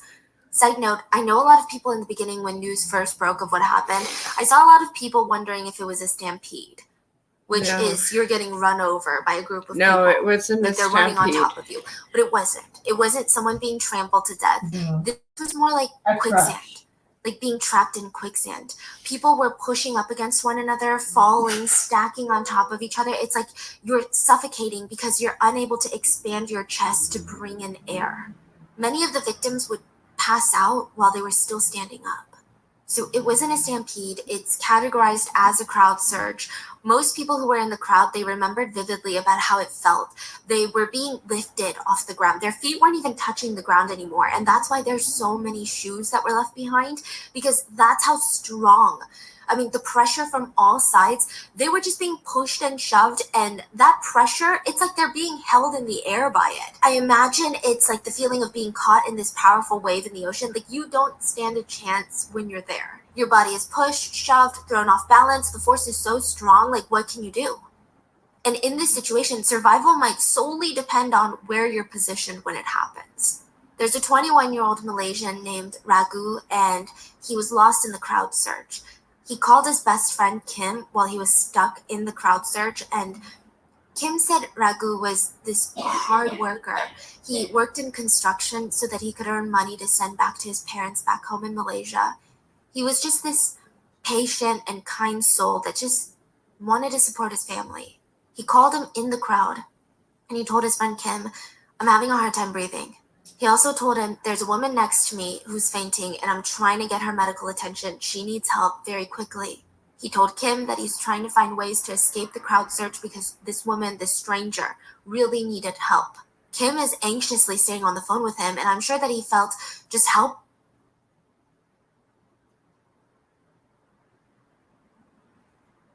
because he can't do anything for his friend. And then suddenly Raghu told him that the woman he was trying to save, the stranger next to him, her hand had gone cold. And not too long after, the phone was disconnected. That was the last time Kim would hear from his friend. He died that night. At around 10:30 p.m., the fire department starts receiving calls that 10 people have been pushed down to the ground and crushed. So again, I don't think it was just 10 people, but I think in the vicinity, people who were able to access their phones saw about 10 people. They reported that people were having difficulties breathing. A few minutes later, the first 4 ambulances were dispatched. Then 6 more came just a few moments later. Police officers started arriving at the scene, and they're unable to control the crowds. Now, it's important to note that there are a few select police officers to judge for not taking action quicker, but a lot of the ones that were dispatched in this moment, they were just genuinely trying their best to help. They were not the ones making executive decisions of who goes where. They were going where their superiors told them to go. They were not the ones picking up the phone about this Itaewon crowd surge. They were just told to go there. So they show up not knowing what's going on. There's a video. Police officer Kim, he wasn't even dispatched to the scene. He was on duty nearby, and he happened across the situation. So he stops and he tries to take action. He said that when he got to the alleyway, he made his way through the crowd. He saw that civilians, regular civilians, were already taking initiative, pulling people out and doing CPR on them. Yeah. So he's like, okay, this is what we need to do. You know, we need to try to figure out the best course of action in this chaos. He and his colleague decide that the best thing that they can do is redirect the crowds to stay away from the alleyway.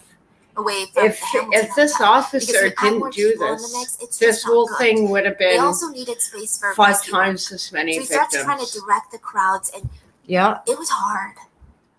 So these crowds, most of these people have no idea what's going on in the alleyway. These are people that are about to funnel into the alleyway, and they're moving past him, and he's in police uniform, but so are a lot of people. It's Halloween. Oh my gosh. And he's trying to get everyone to walk away from the alleyway because it's utter chaos over there. People are dying. People are suffocating, falling down, collapsing.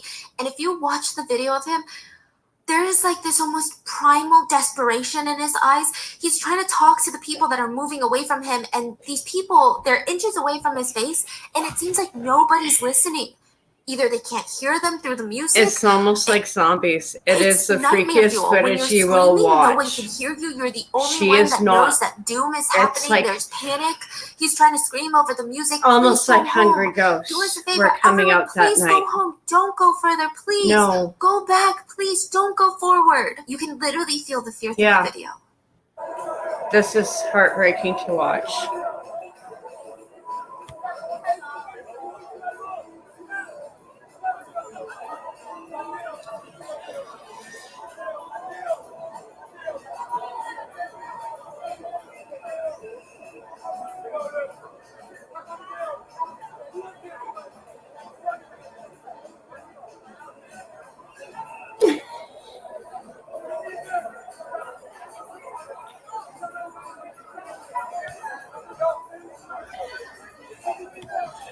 You know, at least he was trying. And you can tell he was trying. And this is like... He's trying to yell at them to go the other way. Away from the search. Yeah. He tried his best to warn the crowds. He tried to warn everyone that people were dying and they all needed to leave. It was dangerous. And nobody was really listening. He was later interviewed, and he said that he didn't have a megaphone on him because he wasn't dispatched to the scene. He was just on duty. He stumbled upon the dire situation. So I imagine he wasn't even driving around in like a cop car. I imagine that he was like on patrol duty. He said, if we went back to the precinct to get a megaphone, we would have lost too much valuable time. And he cried on the interview, and he said, in the end, a lot of people ended up dying, and I kept thinking to myself, if I had hurried, if I had a megaphone on me, if I handled the situation differently, in a better way, maybe we might have saved one more person. And that's why I'm at a loss for words, and I'm so the sorry epitome to the families who have of lost their loved survivor's ones. guilt. He said, I tried my best to rescue them, and I'm sorry. It's hard when you I go just through couldn't. some events like war or, you know, you feel guilty. You're like, what could I have done better? And I feel so sorry for this officer. Sorry, I'm crying. 말씀드린 대로 제가 좀 급하게라도 좀 확성기를 챙겨서 가져갔으면은 또는 다른 더 좋은 방법으로 구조활동을 펼쳤다면은 한 분이라도 더 살렸을 것 같은데 그것 때문에 참 유족분들께 너무 면목이 없고 죄송한 마음밖에 없습니다. The situation literally couldn't have been worse. I know there's a lot of discourse about what's wrong with these partygoers. People are dying. Why aren't they listening to the police? What's wrong with them? But that's not everyone. I mean, I would like to believe it was a small group of people. It's not like everyone just stood around watching. People, they tried really hard. There was a photographer visiting from China, and he went to Itaewon thinking he would take a lot of cool pictures since he heard the costumes were going to be going all out this year. He finds himself crushed in the alleyway instead. He's hanging onto this pole to prevent himself from losing balance and falling over, and he was standing behind these two women. Every time like a wave of pushing would come, he would grab onto these women. He said he tried to stabilize them because he knew if they fell over, they would be dead. There would be no getting back up in this situation. Yeah. When He wanted to you make sure that they were are okay, even when he himself in was that not kind doing of okay. And there were others like him. crowd He said he situation, into the crowd if and you saw fall, this family, you're a mom, basically dad, and a kid accept that your seemed to fate. be maybe 3, I hate 4 to years put it old. like that, but The dad it was is. holding onto the baby above the crowd so the child wouldn't get crushed. And side note, it seemed like the family was passing through to get home Exactly. to the station. It's not like they were out I showed the map partying for Halloween of with their kid. They get the stuck in railway the crowd station. and they're screaming for help. He said that he saw the crowd working together to pass the child from the parents to a nearby business in the alleyway. So when the photographer made it back out alive, he went back to his hotel. He's so shaken up. I mean, he only had like 3 This pictures is hard. in his camera roll that night, Sorry, and all folks. of them were before the tragedy, and everyone just seems to be so happy, just connecting with each other. And he said that his hands are shaking when his wife called him. They just had a baby, so she just gave birth recently, and she's calling from China, and this is so heartbreaking. But she called and asked about his night, and he said he came home because he just wasn't feeling it. He didn't want to tell her that he had witnessed one of the most horrific incidents of his entire life. He didn't tell her that he stood there watching people die next to him. He said that he didn't want to worry his wife until he got home. Like, even during the most traumatic moments of these people's lives, even during a situation where it was life or death, a lot of these people were still putting others first. A little girl had gotten lost in the crowd. She was separated from the adults that she had come with. She had momentarily fallen down, and she felt a man helping her regain balance. And if he hadn't, she likely would have been crushed to death. Yeah. She didn't know his Oh, name. yeah. She didn't have the chance to thank him. Witnesses said that the man who helped her ended up getting stuck after he pulled her out, and he ended up passing away. His name was Lee Ji-han, and his name might sound familiar, but Yeah, he was this a is hard. 24-year-old actor in South Korea. I'm sorry. He was on a few different shows, and he was always known to be very, in Korean it's called 매력적이, which means very charismatic. So he'd be on these shows, and he would laugh on these like reality shows, and he would always cover his mouth very shyly. He just felt like such a genuine person. And the most heartbreaking part about this is that he had just signed to star in a new NBC fantasy drama that would have been his breakout role. Like, that would have been... Quad moves in that was the serious role he had been ways, looking right? for, like his whole career. And he had what it took. He was But good he at his job. saved, like, lives. He was able to make people fall in love with these characters. He just wouldn't get the time.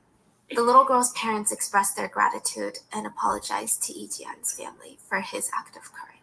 So all the while this is happening in the middle of the crowd, just to show you how chaotic this whole incident was, some people at the top of the hill didn't even realize that there were people being trampled down at the bottom. Some of them didn't even realize how dire the situation was becoming.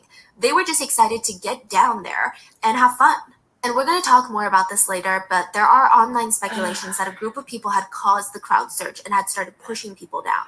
More on that later, but for now, at 11 p.m., 30 more ambulances were deployed to the scene, as well as more personnel, more authorities, National Disaster Medical Assistance teams, firefighters, policemen. They're all finally being dispatched to Itaewon. Finally, at 11:19, Halloween in Itaewon was called off. 10 minutes to midnight, the fire department issued a stage 3 order, which is usually reserved for large-scale disasters. It was too late. I mean, first of all, they arrived a bit too late. I mean, even when the personnel got there, it's not like they could do much. They're just trying to resuscitate people. It was pure chaos. Add to that, there were a ton of partygoers who were wearing paramedic uniforms. They look like doctors, nurses, police, firefighters. The music is still blasting. I mean, it's hard to even decipher what the hell is going on, who to listen to, like what's going on. It was chaos. And of course, the question is, if authorities had gotten there sooner, if the victims had been treated immediately, could they have been saved? I'm not a medical professional, but a lot of medical professionals online speculated that, yeah, some of them, a lot of them could have been saved.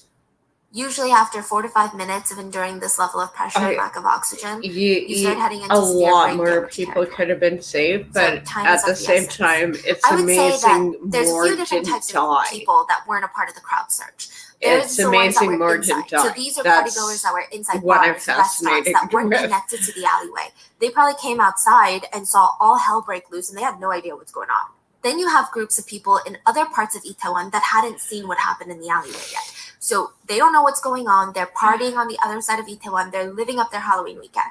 Then you have those who saw what's going on and they fled. They left. They were terrified. Then there were those who stayed and tried to help authorities with CPR. And then there were a group of people, and I would like to say this is the smallest group of people, that saw what happened, heard people were dying, and they continued to party. There's a viral clip of a bunch of people partying on the side of the street while ambulances and medical staff are performing CPR on the other side. Like in plain sight? Yeah. This this part is is the first clip I saw of Itaewon on this the night is that it happened. brutal footage, but it's real. This really happened. Yeah, this was what it was like. Happy Halloween. You think these people know what's going on? A lot of people think they do. I would like to speculate that maybe they didn't know.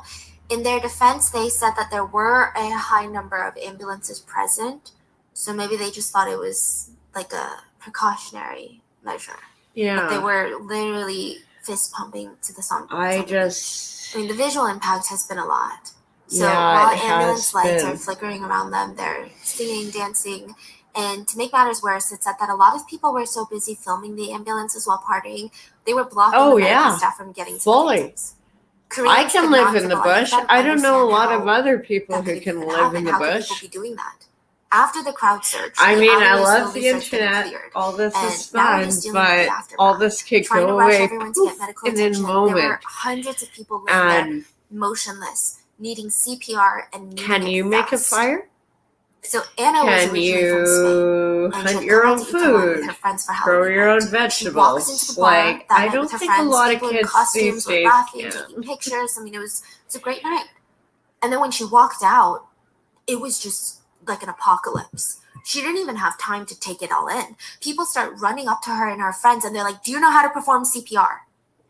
Anna didn't know, her friends did, so they're like, "Hurry, follow me." Anna's friends run off without her. She's completely alone, It just is. standing I in front need of this to. restaurant. I want to take a confused. refresher 3 class. minutes I later, don't her need friends come to. I back, just want and they're to, crying, just to and make they're sure I'm, screaming. We tried to save them. We just tried you to save know, like 5 or 6 good people, with but my they died. skills, because you never Anna know. runs with them to go help more people, and she said, "I didn't know what I was You doing. you never I know. just You followed could the be others. in They a told me to hold situation these like people's this. heads, You open their should mouths, know and I tried, CPR. but they all CPR died. should be like, you can't people we tried to graduate help, high school they had already without stopped knowing breathing. There was CPR. nothing we could do. You can't graduate It was so elementary traumatic. school without It was knowing total CPR. pandemonium. That's I mean, how important I sirens think it and is. screams and cries. Music is still blasting. Paramedics are doing CPR in the And middle this, of the road. it was so nuts. Partygoers Some are of this stopping and footage, watching. Some I of them don't are even know if I performing want to CPR. pull up The some only of lighting is coming from the brightly colored neon lights the of Twitter bars and the feed I ambulances. had Random civilians from started that taking night. charge and I just, administering because there CPR, was most likely to girlfriends, some boyfriends, footage, best I friends, just, their sisters. Like, you see these people trying to get them to come back, and it's just so they're not desperate. gonna. A Pakistani nurse was visiting his brother that lives in Korea. They went to Itaewon just to see what Halloween was like in Korea. He ended up surviving, and he helped with the CPR efforts that night. He performed CPR on roughly 15 to 30 people that night. Wow. Now, if you guys have performed CPR, it's That is insane. incredibly That is, taxing. yeah, It's not just like because you're using your whole body. it's not just 3 compressions. He said that he worked all night long, and he saw everyone working so hard. And to lose people, or it's hard as a first line responder. Trust me. I just want you to listen. He is speaking Korean, and he's saying, "I'm a nurse. I know how to do this." But, and if you don't know Korean, you might not understand, but you hear people screaming in the background, and they're screaming, "Help me, help me." Wow. Oh my god, this is brutal footage. Trigger warning. He pretty much worked all into the night, and the next morning he got home with his brother, and he said he couldn't even fall asleep because all he heard were the screams of everyone screaming, "Help me, help me." It's like And going he said into even a months battle later, zone. he can't close his eyes without hearing people screaming, "Help me, help me."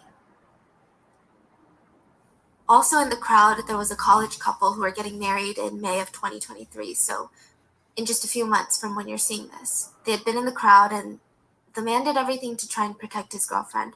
He tried to shield her body with his own body, and he made sure that she didn't fall. But he ended up losing consciousness, and the two were separated in the crowd. He woke up. Medical staff were like, "Okay, well, you need to go to the hospital right now." He refused. He rushed to find his girlfriend, who was laying there just on the cold ground, and he performed CPR for over an hour. And she wouldn't come back. Well, and there's more on the CPR situation we need to talk about. So most of the victims were women, naturally due to height and smaller stature. It's also why I've been trying The to paramedics were going around promote, and they were unbuttoning their shirts a because that's few how you do exercise CPR. It's easier for videos, them a to few breathe. things. Like, apparently this is very standard. even What's not just standard if you are in a situation like this, like, you know, really, like, the victims were turtle being administered position, CPR in an like, attempt to save their lives. pretend it's Some yoga. people thought to film it for Just the internet protect your lungs and because they were head, partially and unclothed. People were crying out loud, "Stop filming! Everyone, just stop! try Stop filming! and- Just help!" and try and Their get above bottoms the were crowd. uncovered, even their shoes are missing. Like, A lot of Koreans and are upset because for I these hate victims, to even in say their it, last moments, it's like they were being robbed if you of have their to be dignity. ruthless, It's just a gut-wrenching feeling. you might There have to were be. hundreds of people But you down do in the ground not at this want to point. be Once the under chaos was somewhat contained in terms of that the level chaos of of the people. alleyway and the And partygoers were this is shuffled out, awful to the say. victims were rushed to ambulances into the hospitals. But by this point, it's too late. Most of the bodies were laying on the side of the road with blankets This covering shouldn't them. Their happen. bodies were being put on stretchers to be taken to the hospital, but there were no signs of life, really. Most of the victims had already passed, but they had been left just on the road for more than an hour because there were too many victims that rescuers couldn't transport them all to the hospital quickly. they didn't have enough cops. A Chinese student who was in or Korea at the first time, she responders. was in one of the big bars of Itaewon. If this and she had wasn't no a idea planned any of event, this was going this on. was She just said she supposed to walked be a outside at normal 2 a.m. street festival. Remember, the crowd surge But started so happening many around people 10:15. showed up. She walked out, and she felt like the world had ended. Quite literally. She said that there were paramedics everywhere doing CPR on lifeless bodies. There were still sirens. She said, "I saw rows of people covered with cloth blankets. Yeah. And I felt like I was confronted with corpses." The The first official death toll was issued by authorities at 2:30 in the morning. Yeah. They stated 59 people had died and 150 people were injured. An hour later, the numbers rose to 120 people that were dead with 100 injured. And it would rise again. Yeah. And side note about these injured, I know sometimes we hear these numbers and you're like, well, what does injured mean? Like, do they have small scratches? Like, what's going on? I'm pretty sure it varies, but it is pretty bad. People had broken bones everywhere. Yeah. Fractures. They were going to need surgeries, nonstop medical attention. Like, a lot of the you injuries are were in life-changing. a And if situation they like weren't, they that. were really horrific. There was a Chinese survivor, let's call her Miss A. She said she barely survived the crowd surge. Even thinking about what happened that night, she feels like she's suffocating. Oh, She yeah. said she thinks it It's helped that she scary was when you relatively are in a tall crowd compared to like the other that. people in the And crowd. maybe, But it just like, felt like hundreds and that's hundreds why of pounds were I pressing don't on her like chest. crowds, She could barely you know? stretch her neck up to breathe.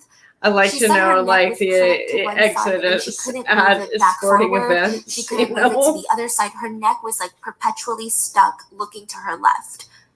And she was forced to watch the girl on her left die. Mm-hmm. She suffocated. And she couldn't even turn away because she didn't have room to move her neck. Soon That's after how that, she felt something intense strange on her back. And she something later like this realized that is. the person It's behind her was it's throwing gruesome. blood up on her. A lot of people actually vomited. A lot of the dead bodies were seen with vomit around their faces because when you suffocate to death, oftentimes you do vomit. She said that it was so tight she couldn't even move her fingers, and it felt like 300 people were just pushing her, and her legs went numb for about Yeah, an hour. like She couldn't as feel her one of legs. the previous videos I Eventually, pulled she was up, carried out by a you firefighter to can the tell the roadside. She force was rushed to the on hospital. She said she still your needs to body get x-rays for her chest during because it's been a really hard crowd for her to event breathe. like that. Like it hurts when she takes a breath. Yeah. Another survivor, Juliana, she's a 23-year-old student from Mexico who is studying in Seoul. She said she went with a friend to Itaewon, and as they were heading into the subway station to go home at 10 p.m., the minute that they stepped into the alleyway, Juliana and her friend were separated. It was pure chaos. She said it was like this uncontrollable force that was pushing her down. Her Yeah. feet lifted from the ground, and she couldn't That's go back. what She people couldn't go keep forward. saying. Whatever It's the crowd like was the moving in, whatever force, direction, it's like that's where being she was in going. waves, An unconscious person being got on in top the of ocean. Juliana, and And she it said is it was scary pure panic. because She this started is an ocean of hyperventilating. She had people. to calm herself down. She started blacking out. The noise of the crowd started feeling quieter and quieter, and she couldn't feel her legs. She couldn't even move a single toe. She said she started thinking, okay, yeah, I'm going to be next. It felt like she was just waiting for death. And somehow, by some miracle, a young man standing on a high platform on the edge of the alleyway was able to wiggle her out and save her. Oh She my had been God. trapped like that for nearly 50 minutes. She said she Mhm. looked around and there were dead bodies everywhere, and Oh my God, this is she was like severely shaken up. But she brutal. went home that night, and she thought it was just nerves, but the next day she had a crazy fever. She was hospitalized and diagnosed with necrosis of her leg. Basically, when blood flow is cut off from a part of your body, the That's how tissues start to die. tight In people severe were cases, this can be packed in. fatal. It's when your limbs literally start dying and it can Yeah. start spreading. Thankfully, she's recovering, but the pain is really bad. One of her legs is still very blue, very swollen. She can't walk properly. If she even breathes too This is hard what or too fast, she happens. feels Like, immense I chest just, pain. And these are just the physical injuries. In the yeah. end, 159 people died in the Itaewon Halloween tragedy, including the deaths of 26 foreign citizens from 14 different nations. Yeah. The overwhelming majority were Korean citizens and women. 102 women and 57 men. 158 died from suffocation, and one person later committed suicide. 196 people were physically injured. Physically, keep this in mind. That's not including mental, emotional, because the trauma Yeah, that these and survivors, I'm sure the that first people will responders, the fire never department, the recover trauma from that this this. whole nation is I carrying with don't them. even the know real if number of you those will impacted and recover injured from and the watching families of the this victims with me today, whose but lives are just never going when to I be the saw same. it Like, live, there's no it way kind of to put a affected me. definitive Maybe number on I'm that. Like, having it's a hard moment to put a today. number on a whole nation's pain.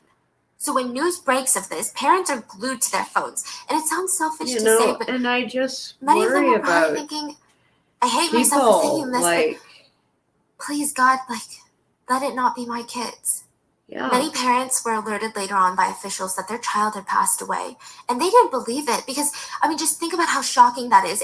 How do you comprehend that? Your kids go out, they're going to be home relatively early, they talked to you just an hour or two ago. Many of the kids were going out to eat with friends. One mother of a victim said, I didn't believe it until we got to the hospital. I didn't believe it until I saw my own son with my own two eyes. And she said since then, her whole family has been broken. Her husband the victim's father has attempted suicide. And their daughter, who sees them in pain, she cries to them, "It should have been me that died. It should have been me instead." Never. Another mom Never rushed say to the that. hospital only to see that her daughter had died. And she said, "It's truly devastating to identify your own child. When I go to bed, I can't get that picture out of my head, so I can't sleep anymore." The parents, they couldn't understand what had happened to her, so they got her phone and they said at 9:35 p.m., their daughter was taking pictures smiling in a bar. Then at 10 p.m., she texted her friend that she was going to go home now. She's going to go to the Itaewon station and go home. She took a couple more pictures smiling. And then on her way to the subway station, she got caught in the crowd surge and died. Her friend who survived later said that they weren't even trying to use that alleyway to get to the station. Yeah. It was so crowded up until that alleyway, it's like they got sucked into it like a vacuum. Yeah. Her friend ended up surviving, and she said it was so bad. She lost her shoes. Her feet weren't even touching the ground. She was just being moved by the crowd. They got separated. And her parents they look at these last pictures taken of her on her phone. And her dad said, "She's smiling. Look at her smile. Look at her face." And her mom would cry. "She's my best friend. She's my best friend." Owilsa and Kim and me looked through photos on her phone, trying to piece together how Jimin became one of the 158 victims of Seoul's Halloween crowd crush. I can't look at the photos. They make me cry. That image of her keeps coming to me, so I can't sleep at night. Make me cry. It snowed yesterday and got cold. Jimin is buried outside. We need to do better. A lot of We parents can do gathered better, at a press right? conference, and You know? you can hear them scream at one point, "Take us and bring our kids back." Many of the parents are heard apologizing to their kids about what happened. And I can't even imagine the pain of the guilt that these parents are going to carry just for the rest of their lives. I mean, I'm not saying that's a logical feeling. I'm not saying that they should feel guilty, but that's how parents feel. One father found out at the hospital that both his daughter's arms had been broken before she passed away. And now all he can do is visit her at her resting place, and he tells her, "Appa 왔어," which means "Dad is here. Dad is here." He said, "I should have taken more care of her. She was a precious daughter to us."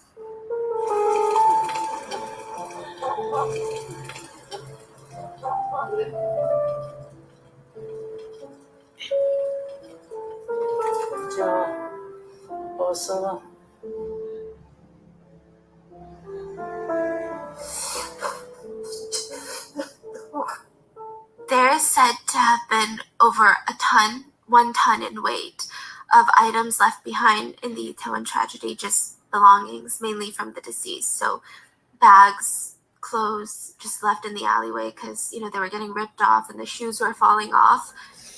There were 123 handbags, 258 pieces of clothing, and 256 pairs of shoes.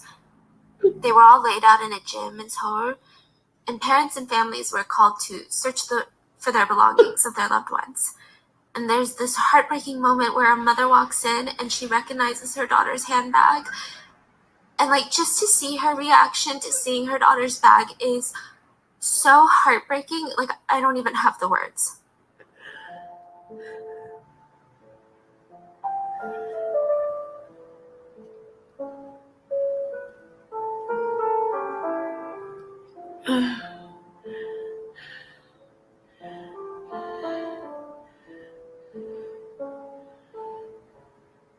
At a press conference, another mom played a song that her son sent her. And at the end, he says in a voice memo, "엄마, happy birthday. I love you." And just seeing her break down as she listens to his voice again.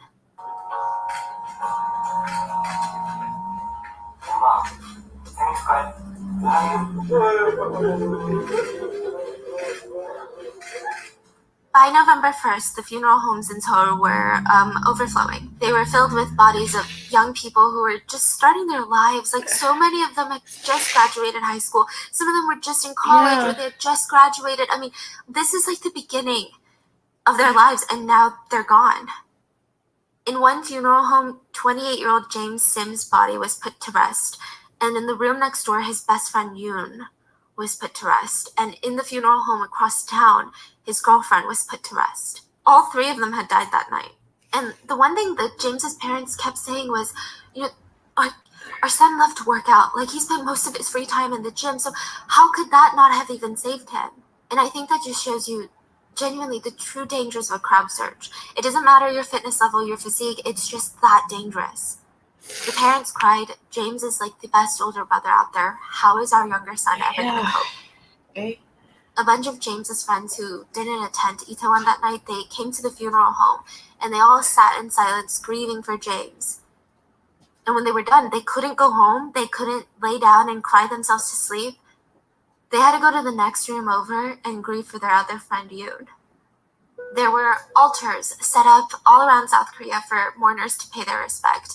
A lot of flowers were brought, some with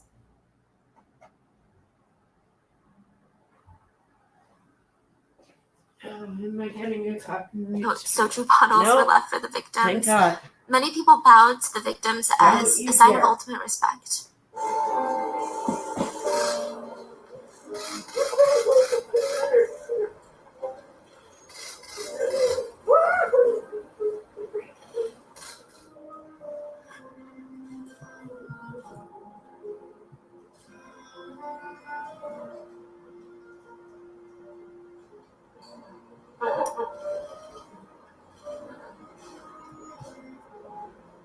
도저히 못 참겠더라고. 언제까지 이럴 거예요, 진짜?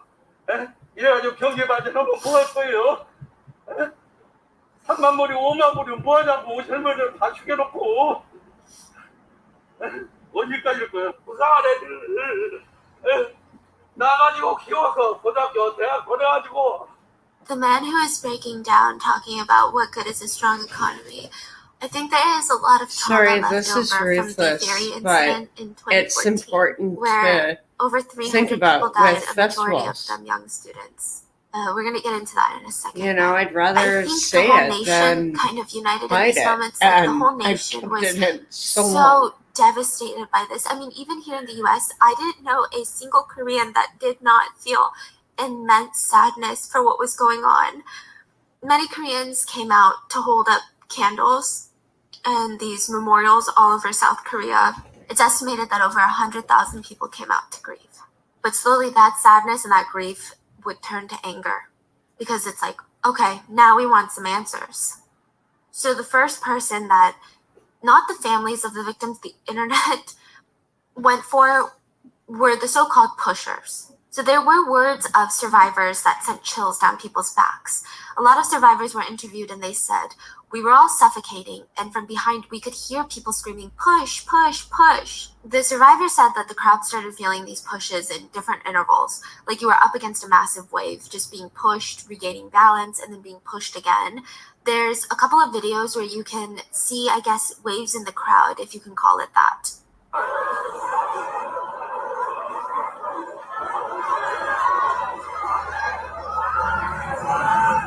It just seems like people are standing static and then they're being pushed in these wave-like motions. But the unsettling part was the survivor is saying that a group of people were pushing the crowds on purpose. More and more survivors came out to confirm these stories, and they said, yes, there were a group of guys screaming push, and they were pushing hard. One survivor said that they heard a guy say, let's just all push, kids, push, push, push. The survivor said they could see the crowd surge, and they were all thrusting forward, and a bunch of people started collapsing in front of them. A lot of survivors all seconded this story, and some even mentioned seeing a guy with a rabbit headband being the leader of the pushers. They said that they heard him scream, go crazy, kids, push. One survivor said about the rabbit headband man, I really felt like I was in hell. People in front of me were crying for help. They said that they were dying and couldn't breathe.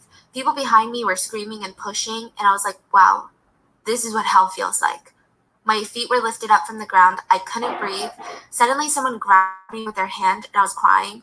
They had saved me. Like, they shouted at me to make myself pull myself together. There were still people around us screaming, partying, singing. It was so evil. It truly felt like hell. I saw people being crushed together and dying.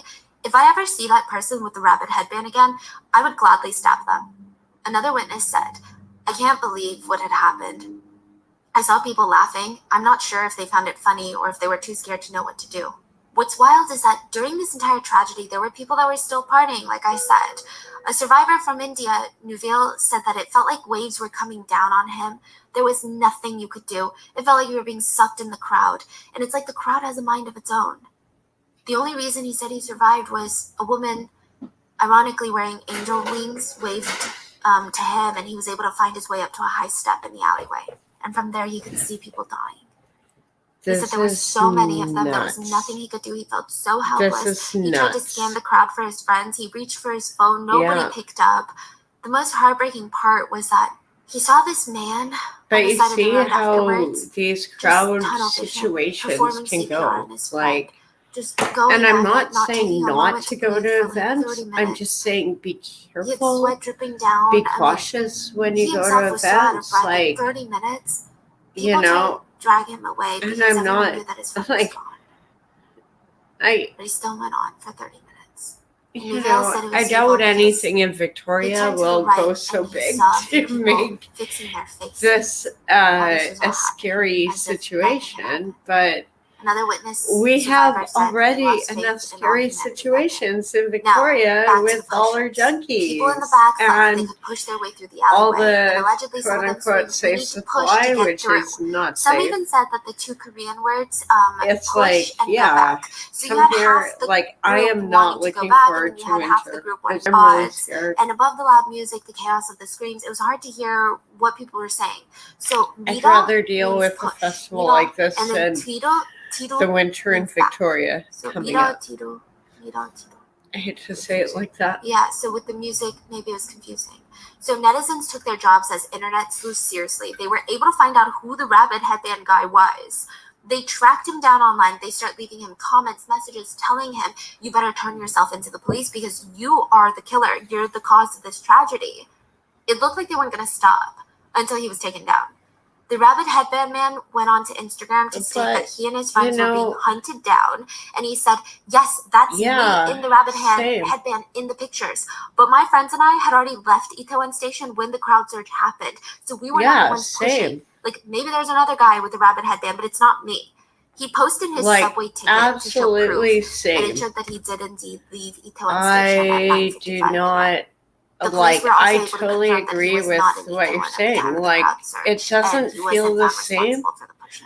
And it didn't even feel the same before the pandemic. So that people would slip and fall. Like, literally, those were later proven to be almost like 5-6 years before the pandemic. For someone to blame. So that's like almost a decade. Just anyone, even since I've been so disenchanted with festivals. So they started blaming a very popular live streamer. Let's call him Kay. Netizens speculated that Kay was the reason for the crowd surge because he streamed that he was in Itaewon and all of his viewers swarmed to see him, causing an influx of the traffic. So they're like, it's his fault for telling so recklessly telling his viewers that he was in Itaewon. And then he was like, no, I happened to be in Itaewon and I couldn't leave the bar because it was so dangerous. I preferred that before the pandemic. You know, like, we all should have our own little bubble around us.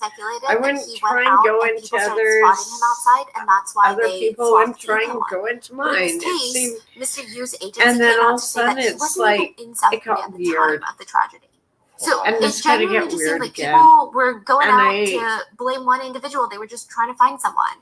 But that was proving to be very difficult. So briefly, the public, the netizens, the journalists, they start blaming the businesses. They start turning their attention on the businesses. They said, you guys didn't help out with the crowd surge. The businesses in the alleyway could have saved people, prevented the crowd surge. That's what they're saying. Now, a lot of this rumor comes from the fact that a bar, Waikiki Bar, was seen closing their doors and not letting victims in. But one of the owners and the employees have come out and said, basically in the beginning when the crowd surge was I can't even like say what I want to say on YouTube. We didn't know what was going on. We thought they were drunk. We thought they were drunk and like having a blast and like screaming and like running into the. Since I'm closed the doors, streaming on Twitter, but when we realized what was happening in the alleyway, we opened our doors, we let people in, we all started doing CPR. We might be facing but it didn't matter because netizens were going don't crazy. They flooded the store owners with really nasty messages. Again. Employees from the I will Waikiki Bar gladly said, ride my bike to work the eyes of someone I perform and CPR find, and if they need masks at work, well, it's probably a good thing because I'm working with a lot of dust. He said, my heart beats so like much that I have to when take you're sedatives working every day. No matter how much I a drink, certain I kind can't of fall work asleep. I environment just keep and you thinking about have the to look in wear a their eyes. mask. The police even fueled That's this fine. rumor that it was the business's When you fault are by stating forcing it businesses on specifically told the police a to ease up on police population, presence it this is year wrong. because these It is businesses wanted people to dictatorship. party so that they could make And more I money. can trace Which personally, because what of the freedom business owners of would later state, no, we didn't say information, that, and even if we which is did, a beautiful what are you law. saying? Like, you're really just gonna listen to us? Like, when have you guys ever listened to business owners? Yeah, And we're like, if you know you're what? ever You're right. like Let me really just not show up. curious about And side a note, the corporation, businesses in Itaewon, if you they're not can doing well. find their Even months after the number, tragedy, a lot of them it are is drowning in based debt. on I mean, numbers. It's Itaewon kind of a has complex system. kind of become more It of a is ghost not town these easy days. to do, People said it but just feels wrong to go yes, there and have freedom fun. of And this information. is literally a city that You was can known for find its like fun life, like things bars, restaurants, shopping, these activities. you wouldn't even want They to said they're all suffering. know. Some business owners said, you know, it's been Pretty rough. much. We were hit with I'd COVID. rather just watch And then my when old finally movies. things opened up again, now no one But comes it's to Itaewon. going to be so fun. And not only that, but we had to live And through that night, trying to save people and being this traumatized. was So a lot of these business a owners, nuts these employees, night they have because a lot of trauma. from I'm the just incident. They're following the emotionally, Twitter mentally feed. scarred, and add to that the And financial pressures. A business like, owner said there's no sales, like none, not even even one though throughout I the day. wasn't watching So it's like clear a that the live businesses were not video, to play. I So was since the getting individuals in like attendance, the businesses, they couldn't be blamed. all The internet started making it sorts very political. of Now, this is very intense, live and like Twitter, this, when and you it start going was into like, the whole Itaewon story, there's so many layers to it. I mean, you think oh, it's just there first police are planning, the city so planning isn't many good, layers. and then it just Like, gets very crazy.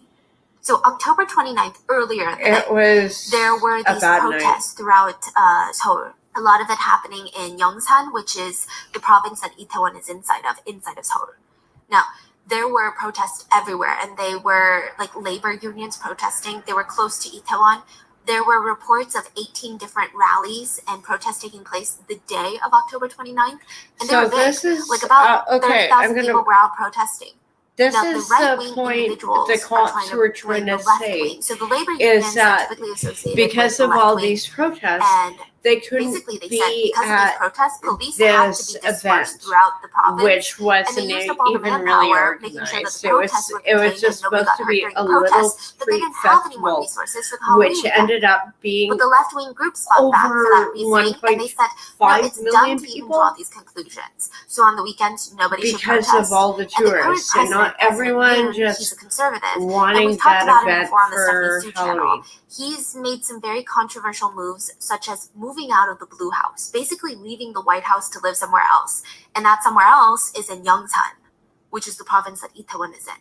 And that's going to suck up a lot of resources, especially with the police department, because there was a set protocol in place when the president was in the Blue House. And now they're adding just a lot more chaos, I guess. It's speculated that 700 police officers were busy commuting to and from the president's new residence. Exactly. Basically, So people on the all left were these saying people because the could conservative have had president security unnecessarily moved, to some the Yongsan degree, police were too busy accommodating his new but residence and keeping him His safe. Majesty, They didn't have enough manpower to protect the civilians in Itaewon that weekend. A lot of people were calling on him to step down, the president, but the conservatives were arguing with them, and the whole thing just got super I mean, political. what? Now, we're to be so fair, screwed Koreans with had these a lot of other dictators. things that they were mad at the They are government not for. going to step The down. most recent tragedy of They're the going to sailor boat just keep sinking going in and going 2014, and going. 306 people, majority of them students, died when a ferry sank off the southwest coast of the country. Government response was really bad. Like, the president was shifting blame. It was just really gross. The government focused on their image Did rather you than even hear prioritizing about lives. that on the So news? as the boat was sinking, I remember in that the one, key moments where but lives I could bet have a been lot saved, of you don't. the government straight up refused help from other countries. Yep. Because they would look bad on them. They tried to downplay the severity of the event. I mean, it was so gross. So a lot of people with that trauma lingering in literally every Korean's minds, a lot of people are like, wait a minute, the government should be the one responsible. Sorry. Everyone pays taxes in Korea. That's what the police are supposed to do. I mean, it's like that in the US. If there's a big concert in the area, if there's a big game, police have meetings about it. There's a protocol, there's a coordinated strategy. Like these are the departments that are responsible for making sure that everyone is safe. Even if it's not like a police event. Like, you have a big concert, police are going to be involved. And it's not just like this secretly planned event. No. Someone said, I mean, everyone knew what was going to Everyone happen. knew. Like this is like Someone a said the government is tourist responsible event. for such organized events. They should have planned ahead. They should have sent Yeah. out enough police. They should have evacuated people accordingly. They should have controlled the crowds. I mean, even the signs were so clear. Like, even as the night progressed, you didn't have to be in Itaewon to know that it was getting overcrowded. Even the subway stations were jam-packed. Everyone was swarming to Itaewon Station. It and was basically they would all I travel wish to that I tight could alleyway to get express to their how destinations. brutal The it government was that response was night just to really bad. The Korean Premier be Minister following Han it Duk-soo and was just doing an international worried press about conference people about the and incident. seeing And due to technical issues, he how couldn't hear bad the it translator was properly. going. Because asking it didn't need to go So he that smiles bad. and he said, "Who's responsible for me not hearing It the didn't. interpreter?" Yeah. It's just really distasteful. Like his attitude, his energy, it was very, what are you doing? A lot of netizens wrote, "I can't believe what I just heard. Like, is he being sarcastic right now? Like, this is crazy. Is this a time or place to be cracking these cute little jokes? Like, how can you even smile and laugh at this situation?" That's The actually next day, he one of the apologized. worst things But it gets with worse. Do you remember the this 16-year-old high schooler at whole the beginning of the episode who took his own life because event he lost his is friends in a that deadly tragedy? it Well, the was Premier Minister basically so told the press that that victim should have been more committed to getting mental health treatment.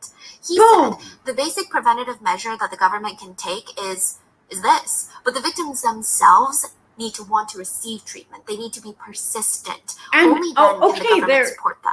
What the Yeah, fuck? well, you Like, didn't just see what kind how of that went treatment over. are you trying to? And finally, with enough pressure, the about? South Korean government Like, decided to list the high schooler as a victim of the Itaewon tragedy. The government originally did not want to add the 16-year-old who committed into this the death one's toll. interesting. The government didn't know, because it gets super technical, but the families of the victims could be able to receive some government assistance when it comes to mental health help and funeral costs. So I think for the parents, they wanted him to be listed as a victim of the tragedy, not for the money, but because he was. This is why he died. If that incident didn't have happened, he wouldn't have taken his life. It's pretty straightforward. So yes, he is a victim of the Itaewon tragedy, but you can see how the government had incentive to not have him listed. They didn't want to raise the death toll. They most likely didn't want to acknowledge the level of trauma that the incident would cause to the survivors, Events like to everyone. this do more So after to the the government's human response, psyche the president than also we said his realize. condolences, but it was just very. And we're heading into one And again, this that has nothing is to do going with to be like bad. political parties or who the president is or what he stands It's for. going But to be a bad I just one. think in any situation like this, it's just a very lukewarm response. It was very PR. So after the government response, parents of the victims, they weren't happy. One of them said, "This is a PR response. That They light should is show just us that they're not working hard to working. prevent things like this from ever We're gonna happening go again. back to Like her. we need to know what's She's being way implemented prettier so than it me. doesn't take place." Oh my god. Another victim's I hate mother was my so life. angry, she tore up the condolence I love you, wreaths that were Tom. gifted I to just her by need the a minute. president and the mayor of Seoul. Oh god. She said the government failed to protect the children. Flowers are useless. Do you remember Yejin? She dressed up as Princess Jasmine in the beginning of the story. Her dad visits her every day.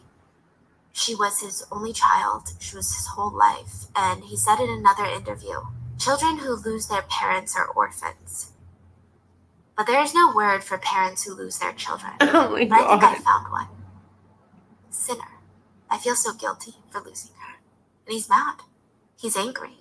He said the government is trying to give them money for funeral costs, which the funeral costs were said to have been about $11,000 a victim, and medical attention, medical help, I think $7,000 in medical help for the survivors. $11,000? And he said, we can live without the money. We What can't live the without our daughter. fuck? This is not the way to help us right now. This is not how you Wow. help the grieving parents and families. They're not taking accountability. They're just all shifting the blame to everybody else. And as a parent, it fuels me with rage.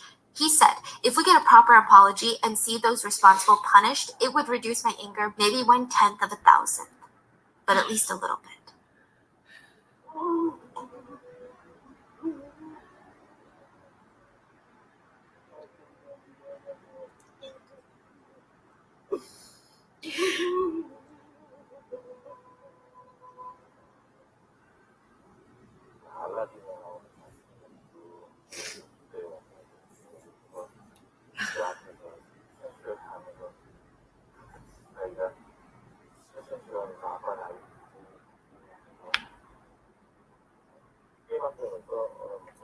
I used to do this with my family.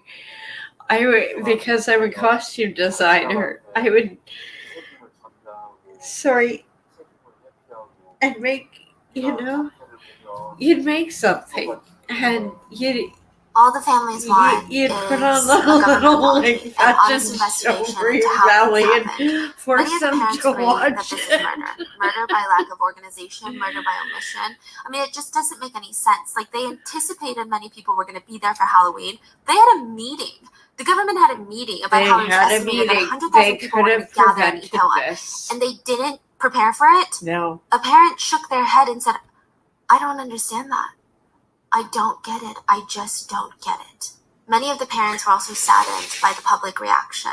One said, did the kids all go to heaven simply because they went out to have a good time? Oh my God, that's because a lot of people make it seem like these kids wanted to have fun, so they had to pay the price. But that's not what happened here. Another person weighed in. The government always talks about how they can't prevent an accident like this from happening, but now they need to come up with practical measures to make sure it never happens again. The parents are angry. And I think another good place for that anger is with the police and the police chief of the Yongsan department. Of course, they went to Jesus or what the hell God is or going on with the police? Whatever you believe It said that in. the police initially planned for 200 police officers to be at Itaewon for Halloween, but that night only 137 officers were on duty in the area, which even 200 doesn't sound like a lot because the words Halloween and Itaewon were trending on so many different social media platforms. YouTubers, streamers, they were all telling their viewers that they were going to be in Itaewon. A lot of people were drawing attention to Itaewon's Halloween festivities. It wasn't like this, oh my God, I'm so shocked so many people showed up. There were so many phone calls made to the police alerting them of the dangerous situation unfolding. It said that from 6 to 8 p.m., 28 reports were made about the overcrowding situation. But from this 8 could to have 10 all p.m., been avoided. 51 reports were made. Seriously, and right before it the could have been accident, avoided. another 79 reports were made. And during all these reports that came before the incident, this is not even including during the incident when people were collapsing. I love Korea, only 4 police officers were actually dispatched. And you figure they would I don't know if they be did more anything. aware with Like social maybe they told media, their superiors that something but bad I was think happening and the this one superiors didn't care. caught them I don't off know. guard. Maybe they didn't think anything was happening. Oh my God. And the first reports came in 4 hard hours to before watch. the actual tragedy. One survivor said, it would have been nice if there were policemen trying to maintain order, but there was not a single police officer in the beginning that I saw. And once the accident happened, it was hard for them to enter the scene and help. So after the tragedy, there was an investigation into the police, and an official said, oh, those reports coming in, they were just general reports about inconveniences that residents had. So police chief of the Yongsan Police Department, Lee In-jae, he was investigated, and wow. Okay, so the day of the incident, Oh yeah, the this reports of the is. Oh dangerous God, situations yeah. are coming This in. is The like. police chief decides that he's going to end up going Oh my back God, to the this police is such a station. good But case. instead of She walking there, which unpacks would it have been so a well. 10-minute walk, he decides Like, he's going to drive to the police station. And it would take him nearly an hour to drive to the police station in critical moments because he didn't want to walk. Then when he gets to the This is station, nuts. he goes up onto the rooftop to check it out. He's thinking that maybe he can see the alleyway from the police station rooftop. But imagine, people are in danger and you're like, let me walk up to the roof to see what's going on. Additionally, he tried to hide what his schedule was like the day of the incident, but reporters were able to piece it together. And also, side note, the president of South Korea called this man personally and he didn't pick up. So let me walk you through that day that he really didn't want you to know about. This he is claimed he arrived at the amazing. scene I at can't believe I 10:17 read p.m. and he took found charge this immediately footage. in saving lives. But instead, what She really does happened was such a he was brilliant overseeing job. a rally, Please a protest that was go on happening near the my- president's office in on Yongsan. my That website. ended around 8:30 p.m.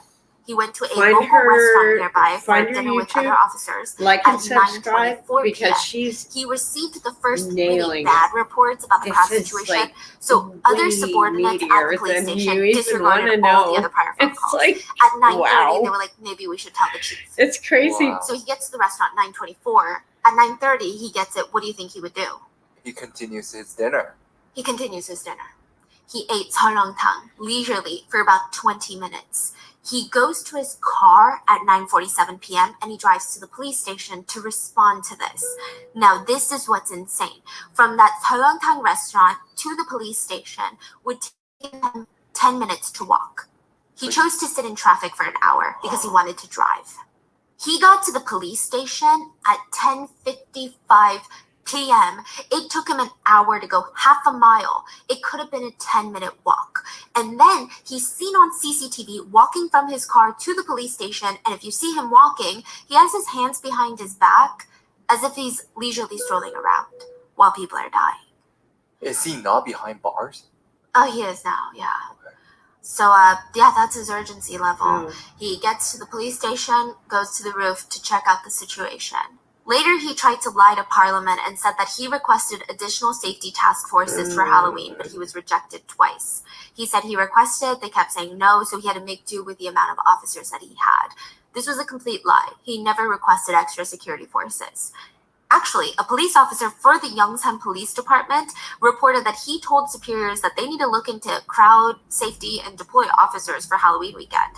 But his superiors told him, and I quote, "Focus on the large-scale rally near the president's office that night instead." And just to expand on that, at the time, 1,100 police officers were near the presidential office in Yongsan. Wow. And the same day, 4,700 highly trained crowd control officers were near the president's office. They were tasked by the administration to monitor anti-government protesters. Wow, yeah. None of them were sent to Itaewon. No, I know. So it left It's only like, wow, I guess they 137 were officers busy for that Itaewon. day. And only 137 of them, that's literally nothing. Funny, no eh? officers, out of the 137, no officer was in charge of maintaining security and safety. Like, there was no game plan, there was no thought out strategy. These 137 officers didn't even seem to be working in unison to make sure everyone stayed safe. In fact, these officers were told their main focus for the night should be on cracking down on drug usage in Itaewon. Police Chief Lee In-jae was arrested December 23rd of 2022, so not too long ago. He's still being investigated. 2 other officers were immediately arrested because allegedly they told their subordinates to destroy internal reports about the phone calls that were being made to warn the police about the crowds. And as of January 13th of this year, there have been 23 people that were indicted. Half of them are police officers. Most of them are accused of contributing to the death toll through negligence or even trying to destroy official documents that might include criminal evidence. Out of that group, the highest ranking official so far is the chief of the Seoul Metropolitan Police. So Lee In-jae is just the Yongsan, the province, but the actual Seoul police chief was arrested as well. There's still a lot of questions though, like why wasn't the subway blocked? That's a huge point of contention. So normally the Korean government will block the subway stations, and typically it's done through the police. The police will tell the metro department to skip a station during big events. So Itaewon was becoming overly crowded, so the first thing that they should do is make sure nobody stops at Itaewon anymore. It just bypasses Itaewon, right? You would think that's the next sort step. of what they But did. the subway station wasn't blocked. Which And that was would have super important eased a because lot the of location of the Itaewon congestion. station with the alleyway and how the Yeah. tragedy unfolded. So why Yeah. wasn't it closed? There are 2 sides to this: the police's side and the transportation side. Completely different government departments. I know. The This police one said, it gets we messy, asked the Itaewon folks. station to stop. Like, we asked for this station to be skipped to help disperse the crowd when things started amping up. We even asked if the subways could give people free tickets out of Itaewon. So really, I help am them out, sorry. right? This So we one could is control the hard to crowds watch, better. But our requests were it denied just. twice. The Metro department came out and is like, no, that's not how it happened. How That's not do true we at all. avoid The police were only situations asking like us, this in how the do we future? make requests for free stops for people? Like Exactly. free exits for people. Exactly. It was like a Just, nonchalant question, I so want we to get answered off. it with our usual Let me response get of like, off. this is the official format on how to do it. They weren't even telling them like, Wow, this is an I emergency. know, eh? The Metro said that they can't control it on their own, even if passengers were like, you need to like skip this stop. They can't do it because it takes a lot of civilian guidance and movement. So the police need to be at the station guiding people on what to do. Like, the train can't just be like, anyway, we're deciding to skip, because then it's going to cause like a surge somewhere else. Like, it's a whole thing. Side note, another arrest was made. The chief of the fire department was investigated. His name is Cha Sung-bom. The police stated, they stated that the chief of the fire department, Choi, did not respond properly to the scene, which is rich coming from them. But I guess there was maybe some valid criticism. So the first ambulance at the scene was actually sent from a different province. So they're like, explain yourself. That's what the police are saying. But nobody liked this take. Like, not the netizens, like really nobody. So Fire Chief Choi was there at the site. He was the control tower. He was guiding police officers, the firefighters. He was managing the chaos to the best of his ability. And I'm sure there is a lot of critique out there about maybe it wasn't the best managed, but he did seem to try. The police claimed that the incident was further escalated because the fire chief's poor management of the disaster. It just really seems like they were trying to point fingers, if I'm being honest with you. Even the prosecutors, basically the DAs, were like, no, like, let the fire chief go. And the firefighters came together to support him. They did not believe that this was the right decision. It felt like the government was using their chief as a scapegoat. Even most netizens and Korean citizens did not agree with this, because I do think that there is always a level of distrust with police. But with the firefighters, Yeah, they were I can truly agree with activist that. first As responders. someone who It wasn't even was in gonna their be in plans. Like, Korea. they weren't necessarily the most responsible for making sure that the crowd surge didn't even happen in the first place. That falls on the police. So they came in afterwards to help. A lot of firefighters spoke up and said, we gave our everything at the scene. And it wasn't enough, but we gave it all. They watched through the body cam footage to learn and to see what. Please don't fail. They could do better. And Thank one you. firefighter said, one thing I noticed Thank is that you. there wasn't a Thank single you, the moment gods of where internet. any of my colleagues, not a single moment where we were my walking. life. And I think that's supposed to call upon the chief of the police for his nonchalant attitude while the tragedy was taking place. And that's where we are. Like, it's crazy that there's no end right now. Like, there's no, okay, guys, and maybe we can all sleep better at night because this is what's being done. Like, that's just where we are. It's so much more impactful to hear these personal stories, because it just sounds like a crazy story, but to hear individually every person how this is impacting them is, I don't know, it just brings so much realness into this. And I know a lot of people were focusing on the people partying and screaming on the beach and stuff, but just hearing how all these regular civilians, the way that they were trying to save each other, like, yeah. I think the one thing that we should try to remember is the news cycle moves so fast. Yeah, pretty much. And I just hope for the parents, the families, like, they get the answers that they deserve. One quote from the parents really stands out to me, which is, please serve our kids justice on their way to heaven. And there's a sign that was put up outside. This is a sign that was put up around Seoul everywhere. And it says, please don't forget about us. About we don't forget about that you. is it for today's main episode. Little cousin. This wasn't even supposed to be like a video episode, but I just really wanted you guys to see and hear from the families of the victims. But please stay safe. And I will see you guys on Sunday for the mini-sode. Bye.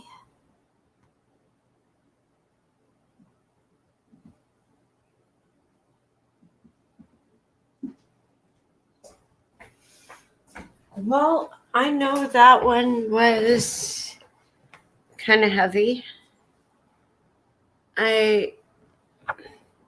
Sorry, I was like crying through half of that. There's collectives do something is live or sort of live. Best place is open. Beth. Sorry. I'm awful sorry. I'm just so emotional. That was like, it's hard to watch that when we could have prevented this. And that's the hardest thing. We could have stopped this.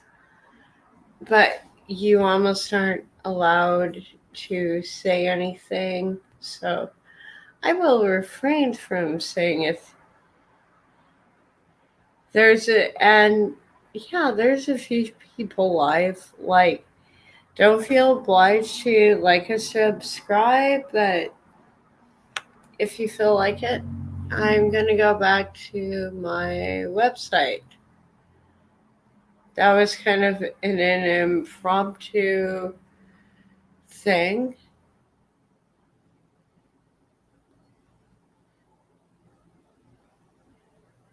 If it stops, come on, stop. There we go. Oh, I'm sorry.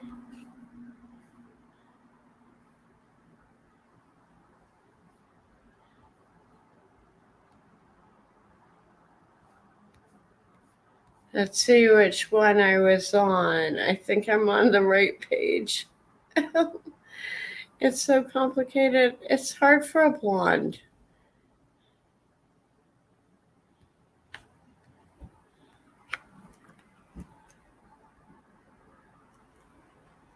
So, just to show you,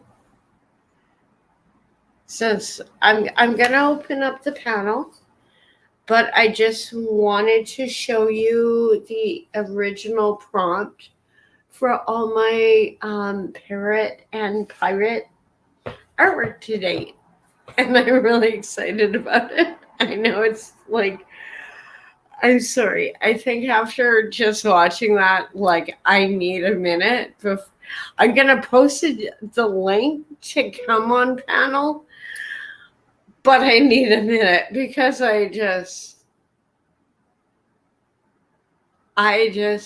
people are just dumber than toast these days, it seems. And so I will be opening up a panel if you guys or girls or anything in between want to come on and discuss your artwork. I'd prefer artwork and politics. I don't care, American, Canadian, you're from Ghana, you're from Switzerland, you're from Czechoslovakia. I don't give a shit. Like, let's just talk about politics. Come together in the middle. And I will show the link. I don't really want to. I hate inviting people. It's like, yeah, I don't really, like, I'm kind of like a fussy kitten, and I'm just like, I don't know if I want you in my place. Like, yeah. Yeah, I know that's horrible, but I just don't even care.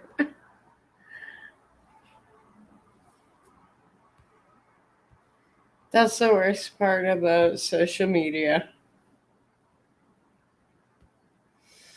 It was so much easier when, I was just dealing with, like, did that even paste? Oh, thank God. Okay, here's the link. If you want to come on, you can come on. Otherwise, I'm just going to keep showing other clips. Because I have more. Yes, I have lots more. I spent a lot of time on this. But here is, because if you are on Twitter, you will not be able to, so you can, like, kind of MacGyver that code and come on. Especially people from Victoria. I would love to hear about people from Victoria and how our recent government changeovers have affected people. Because I think a lot of it, sorry, I'm like so like, oh God, I need more like foundation. It just that, like, that was a good last clip. Last few clips, it like tugs your heartstrings, Oh my God.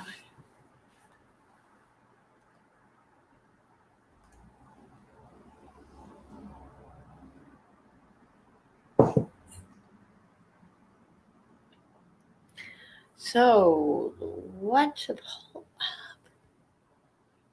Because I only got through, I think, half of that one yesterday.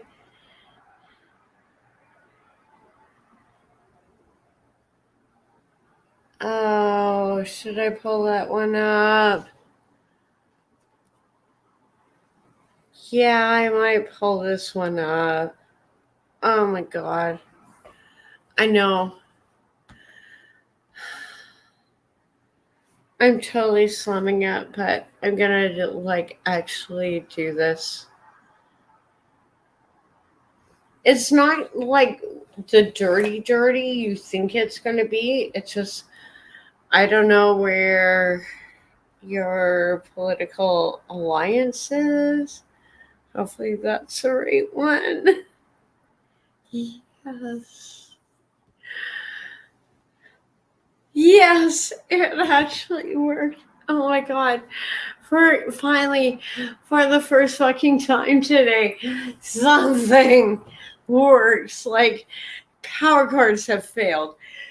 Links have failed. I have just like I felt like a little salmon going upstream, and I'm just like, just shoot me, just fish me, just cut me. Like I'm done. And now I actually managed to get my clips in order. Yay. Oh, fuck. This shouldn't be hard, but it really is sometimes rocket science because I am drawing so much data and so much just data. I don't need, like, it's insane in Canada how much we pay for our internet. And people in the States, they just sort of be like, oh, well, that's no big deal. And I'm like, okay, that's like a car payment. That's like your mortgage payment just for my phone bill. And yeah, I am going to show them I'm not getting paid from the, Conservative Party. I'm not even sure if I'm going to vote for them. That is the beauty about voting. You can say, I don't have to tell you who I voted for. And I actually have memberships to probably almost all the Canadian parties. That's the beautiful thing about Canadian and, elections is that you can join as many parties as you want to. They don't care. They don't really look. No, I'm not saying that in a bad way. I'm gonna just pull this up. I should stop talking before I really fuck myself worse. Well, at least we have this one. Merci d'être venu aujourd'hui. On est très heureux d'être dans la capitale nationale. Quelle belle journée.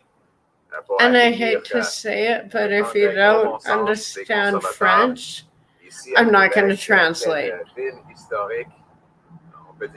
Je ne parle pas français. Et évidemment, le Parti conservateur, c'est le parti fondateur du Canada. Donc, il y a une complicité entre le Québec et le Parti conservateur.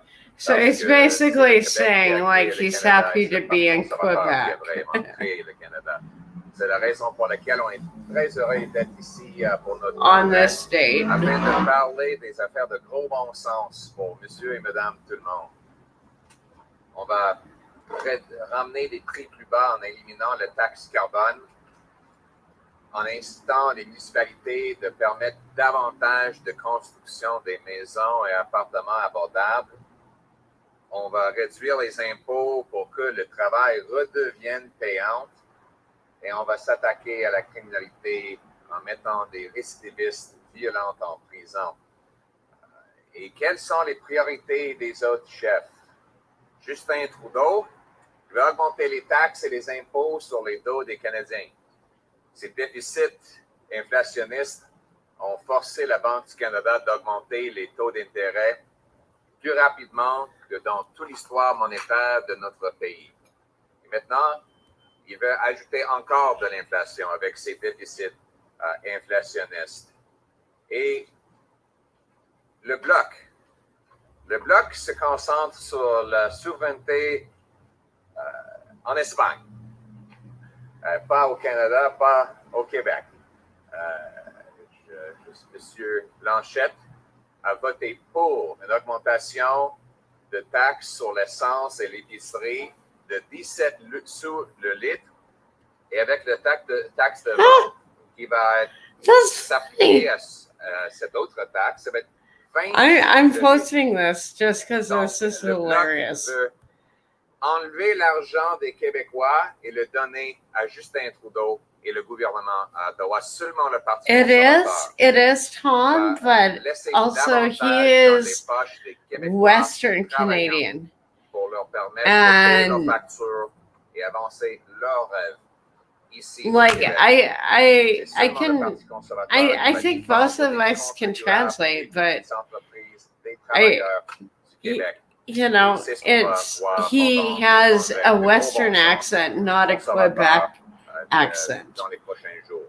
So that's Thank something you very you're much, gonna everyone, for hear being with here. It's wonderful to be his in dialect. Quebec's Yeah, national capital. you see how he switches This from beautiful French to setting on this English, beautiful day. same accent. This is really one of Canada's, if not the founding city. And he's really careful 4 about centuries of saying history everything are all he around said in us. French Of course, as the leader of and Canada's says in oldest, English. biggest political party, as Trudeau the leader doesn't. of the party that founded Canada, it is great to be here in this founding Canadian city. And of course, we'll be attending the Common Sense Convention in Quebec, where we will talk about axing the carbon tax, How about lowering not? income tax so that hard work pays off, Funny. removing bureaucracy and taxes so that builders can put affordable roofs over the heads of our young people and people can afford to pay the rent. Boy, is it ever necessary, because after 8 years of Justin Trudeau, life costs more, work doesn't pay, housing costs have doubled. We see crime, chaos, drugs, and disorder in our streets. Jagmeet Singh and Justin Trudeau have a solution. They want a 61 cent a liter carbon tax that will make life even more expensive. They put $60 billion of new inflationary deficits that drive up interest rates and taxes. They've created tent cities, major towns and centers across every municipality. 1 in 5 Canadians now skipping meals. 1.5 million going to food banks because the Trudeau tax has driven up grocery bills so high. We see homelessness on the rise, hopelessness everywhere. Middle-class people who've always had homes and jobs now living in parking lots in places like Penticton and Kelowna and even in all across Ontario and in every region of the country, really. In fact, everything's broken after 8 years of Trudeau. But the good news is life was not like this before Justin Trudeau, and it won't be like this after he's gone. We're going to replace this costly coalition with a common sense conservative government that stands squarely with the hardworking people, their paychecks, their homes, their communities, and their futures. Merci beaucoup et j'invite vos questions. Dans ces questions, c'est 5 questions. Oui, bonjour, M. Poiliev, Laurence Martin, Radio-Canada. Est-ce que vous pensez que les personnes mineures au Canada devraient pouvoir avoir accès à des chirurgies pour changement de genre? On va écouter le gros bon sens de nos membres qui ont plusieurs résolutions et on va permettre ces gens-là de voter sans ingérence de leur chef. Et après ça, je vais étudier les résolutions adoptées et répondre avec des politiques qui sont dans le désintérêt des Canadiens. Et vous n'avez pas d'opinion là-dessus? Vous aspirez Je vais permettre les membres de voter. Vous voulez pas répondre à cette question?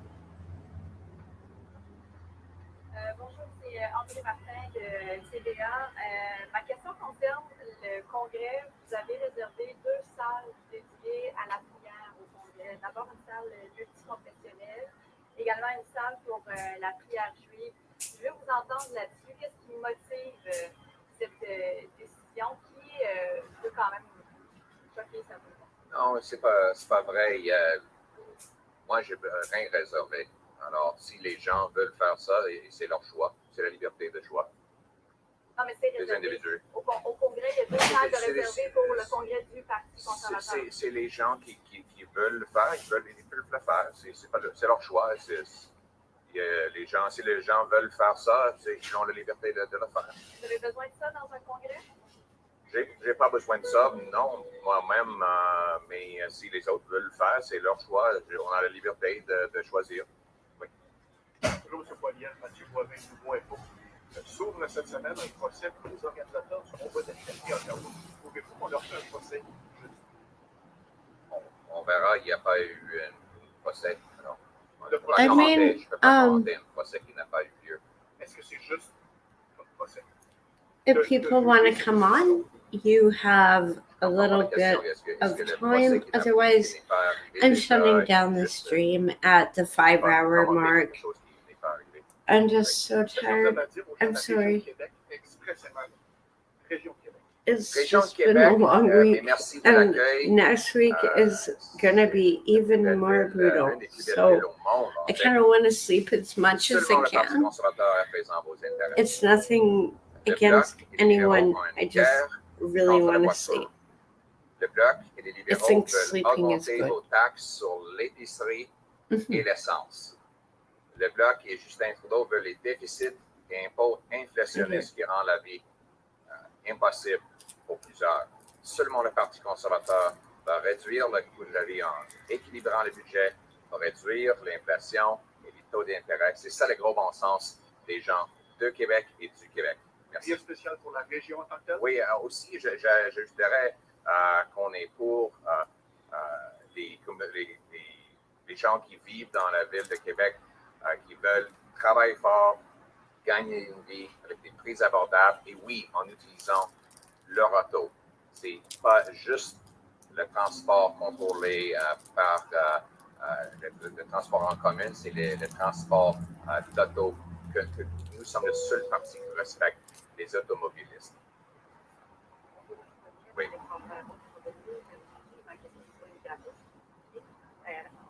Répondre en anglais et en français, c'est extrêmement difficile.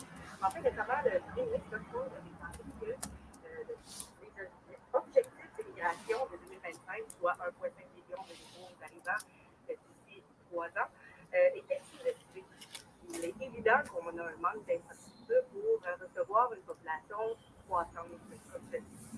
Comment le gouvernement Poilievre va s'attaquer à la crise du logement tout en gardant et en faisant en sorte que les besoins de la population actuelle est comblés avant d'accueillir ces nouveaux arrivants-là?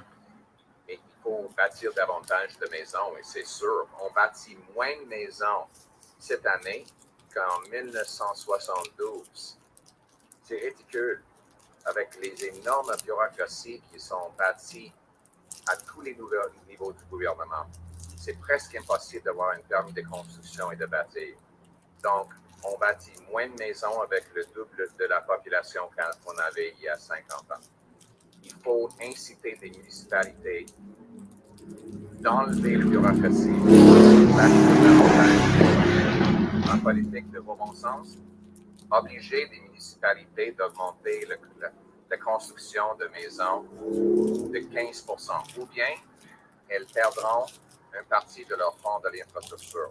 Mais ceux qui vont au-delà de ce 15% auront un bonus de construction. Je vais obliger les grandes villes d'avoir des grands appartements autour de toutes les stations de train ou d'autobus financés par le fédéral. Et je vais vendre 6 000 édifices et des milliers d'acres du gouvernement fédéral pour bâtir davantage de logements. Il faut bâtir des maisons, et c'est ce que nous allons faire pour ramener les prix plus bas. Olivier Bossy, Journal Le Soleil. Vous avez parlé tantôt de la guerre à l'auto, du transport en commun. Il y a un projet de tramway ici, donc on parle déjà des dépassements. Ouais. Le fédéral s'est engagé à payer 40% de ce projet-là. Est-ce que le fédéral doit continuer à payer 40% même si est-ce qu'il y a un max? He looks so unamused. Non et oui. Non. No, yes. Whatever. Fuck off. Yeah, doit that's s'arrêter basically de what he's gaspiller saying. l'argent. Et j'envoie le signal à tous les politiciens. Why are you even asking me this? Pour rien. Parce que quand je serai premier ministre, on va livrer des projets avec un budget. C'est comme ça que ça fonctionne pour la mère monoparentale. C'est comme ça que ça fonctionne pour les petites entreprises partout ici. Ils ont un budget et ils atteignent leur budget. Les politiciens et les autres gouvernements vont devoir le faire aussi. C'est pas mon argent. Cet argent-là, ça appartient aux contribuables. Je ne vais pas continuer de lancer des milliards de dollars pour des projets mal gérés par des politiciens incompétents. Donc 40% du budget. Je ne vais pas payer rien pour des dépassements de coûts. C'est ce que je vais dire. Question in English from politics. You've talked about defunding CBC, but you've also made an exception for RDI. You said at one point, EC at another point. Resolution 841-1032 says defund CBC and Radio-Canada. What do you say? The members of our party have great common sense, and I'll respect their comments. There's something like 55 different resolutions. I'm not going to sit here and offer opinions on all 55 of them before they pass, because that would be an unnecessary waste of time. I'd rather let the members review the motions and propose what policy they want me to consider. And when they do, I'll consider it. But to be bound, leaders are not, of course, leaders are never bound by convention resolutions, but we do take them into consideration. Il n'y a pas longtemps, vous avez dit que ça revient aux parents d'avoir le dernier mot sur les questions d'identité, de genre. Qu'est-ce que vous vouliez dire par là? Je trouve une idée un petit peu plus large de ça part, votre pensée un petit peu là-dessus. C'est assez difficile. Je respecte les parents et leur droit de lever leurs enfants. C'est comme ça que c'est ce que je disais, c'est ce que je crois. Donc, pour les questions d'identité, Merci beaucoup. sur l'éducation,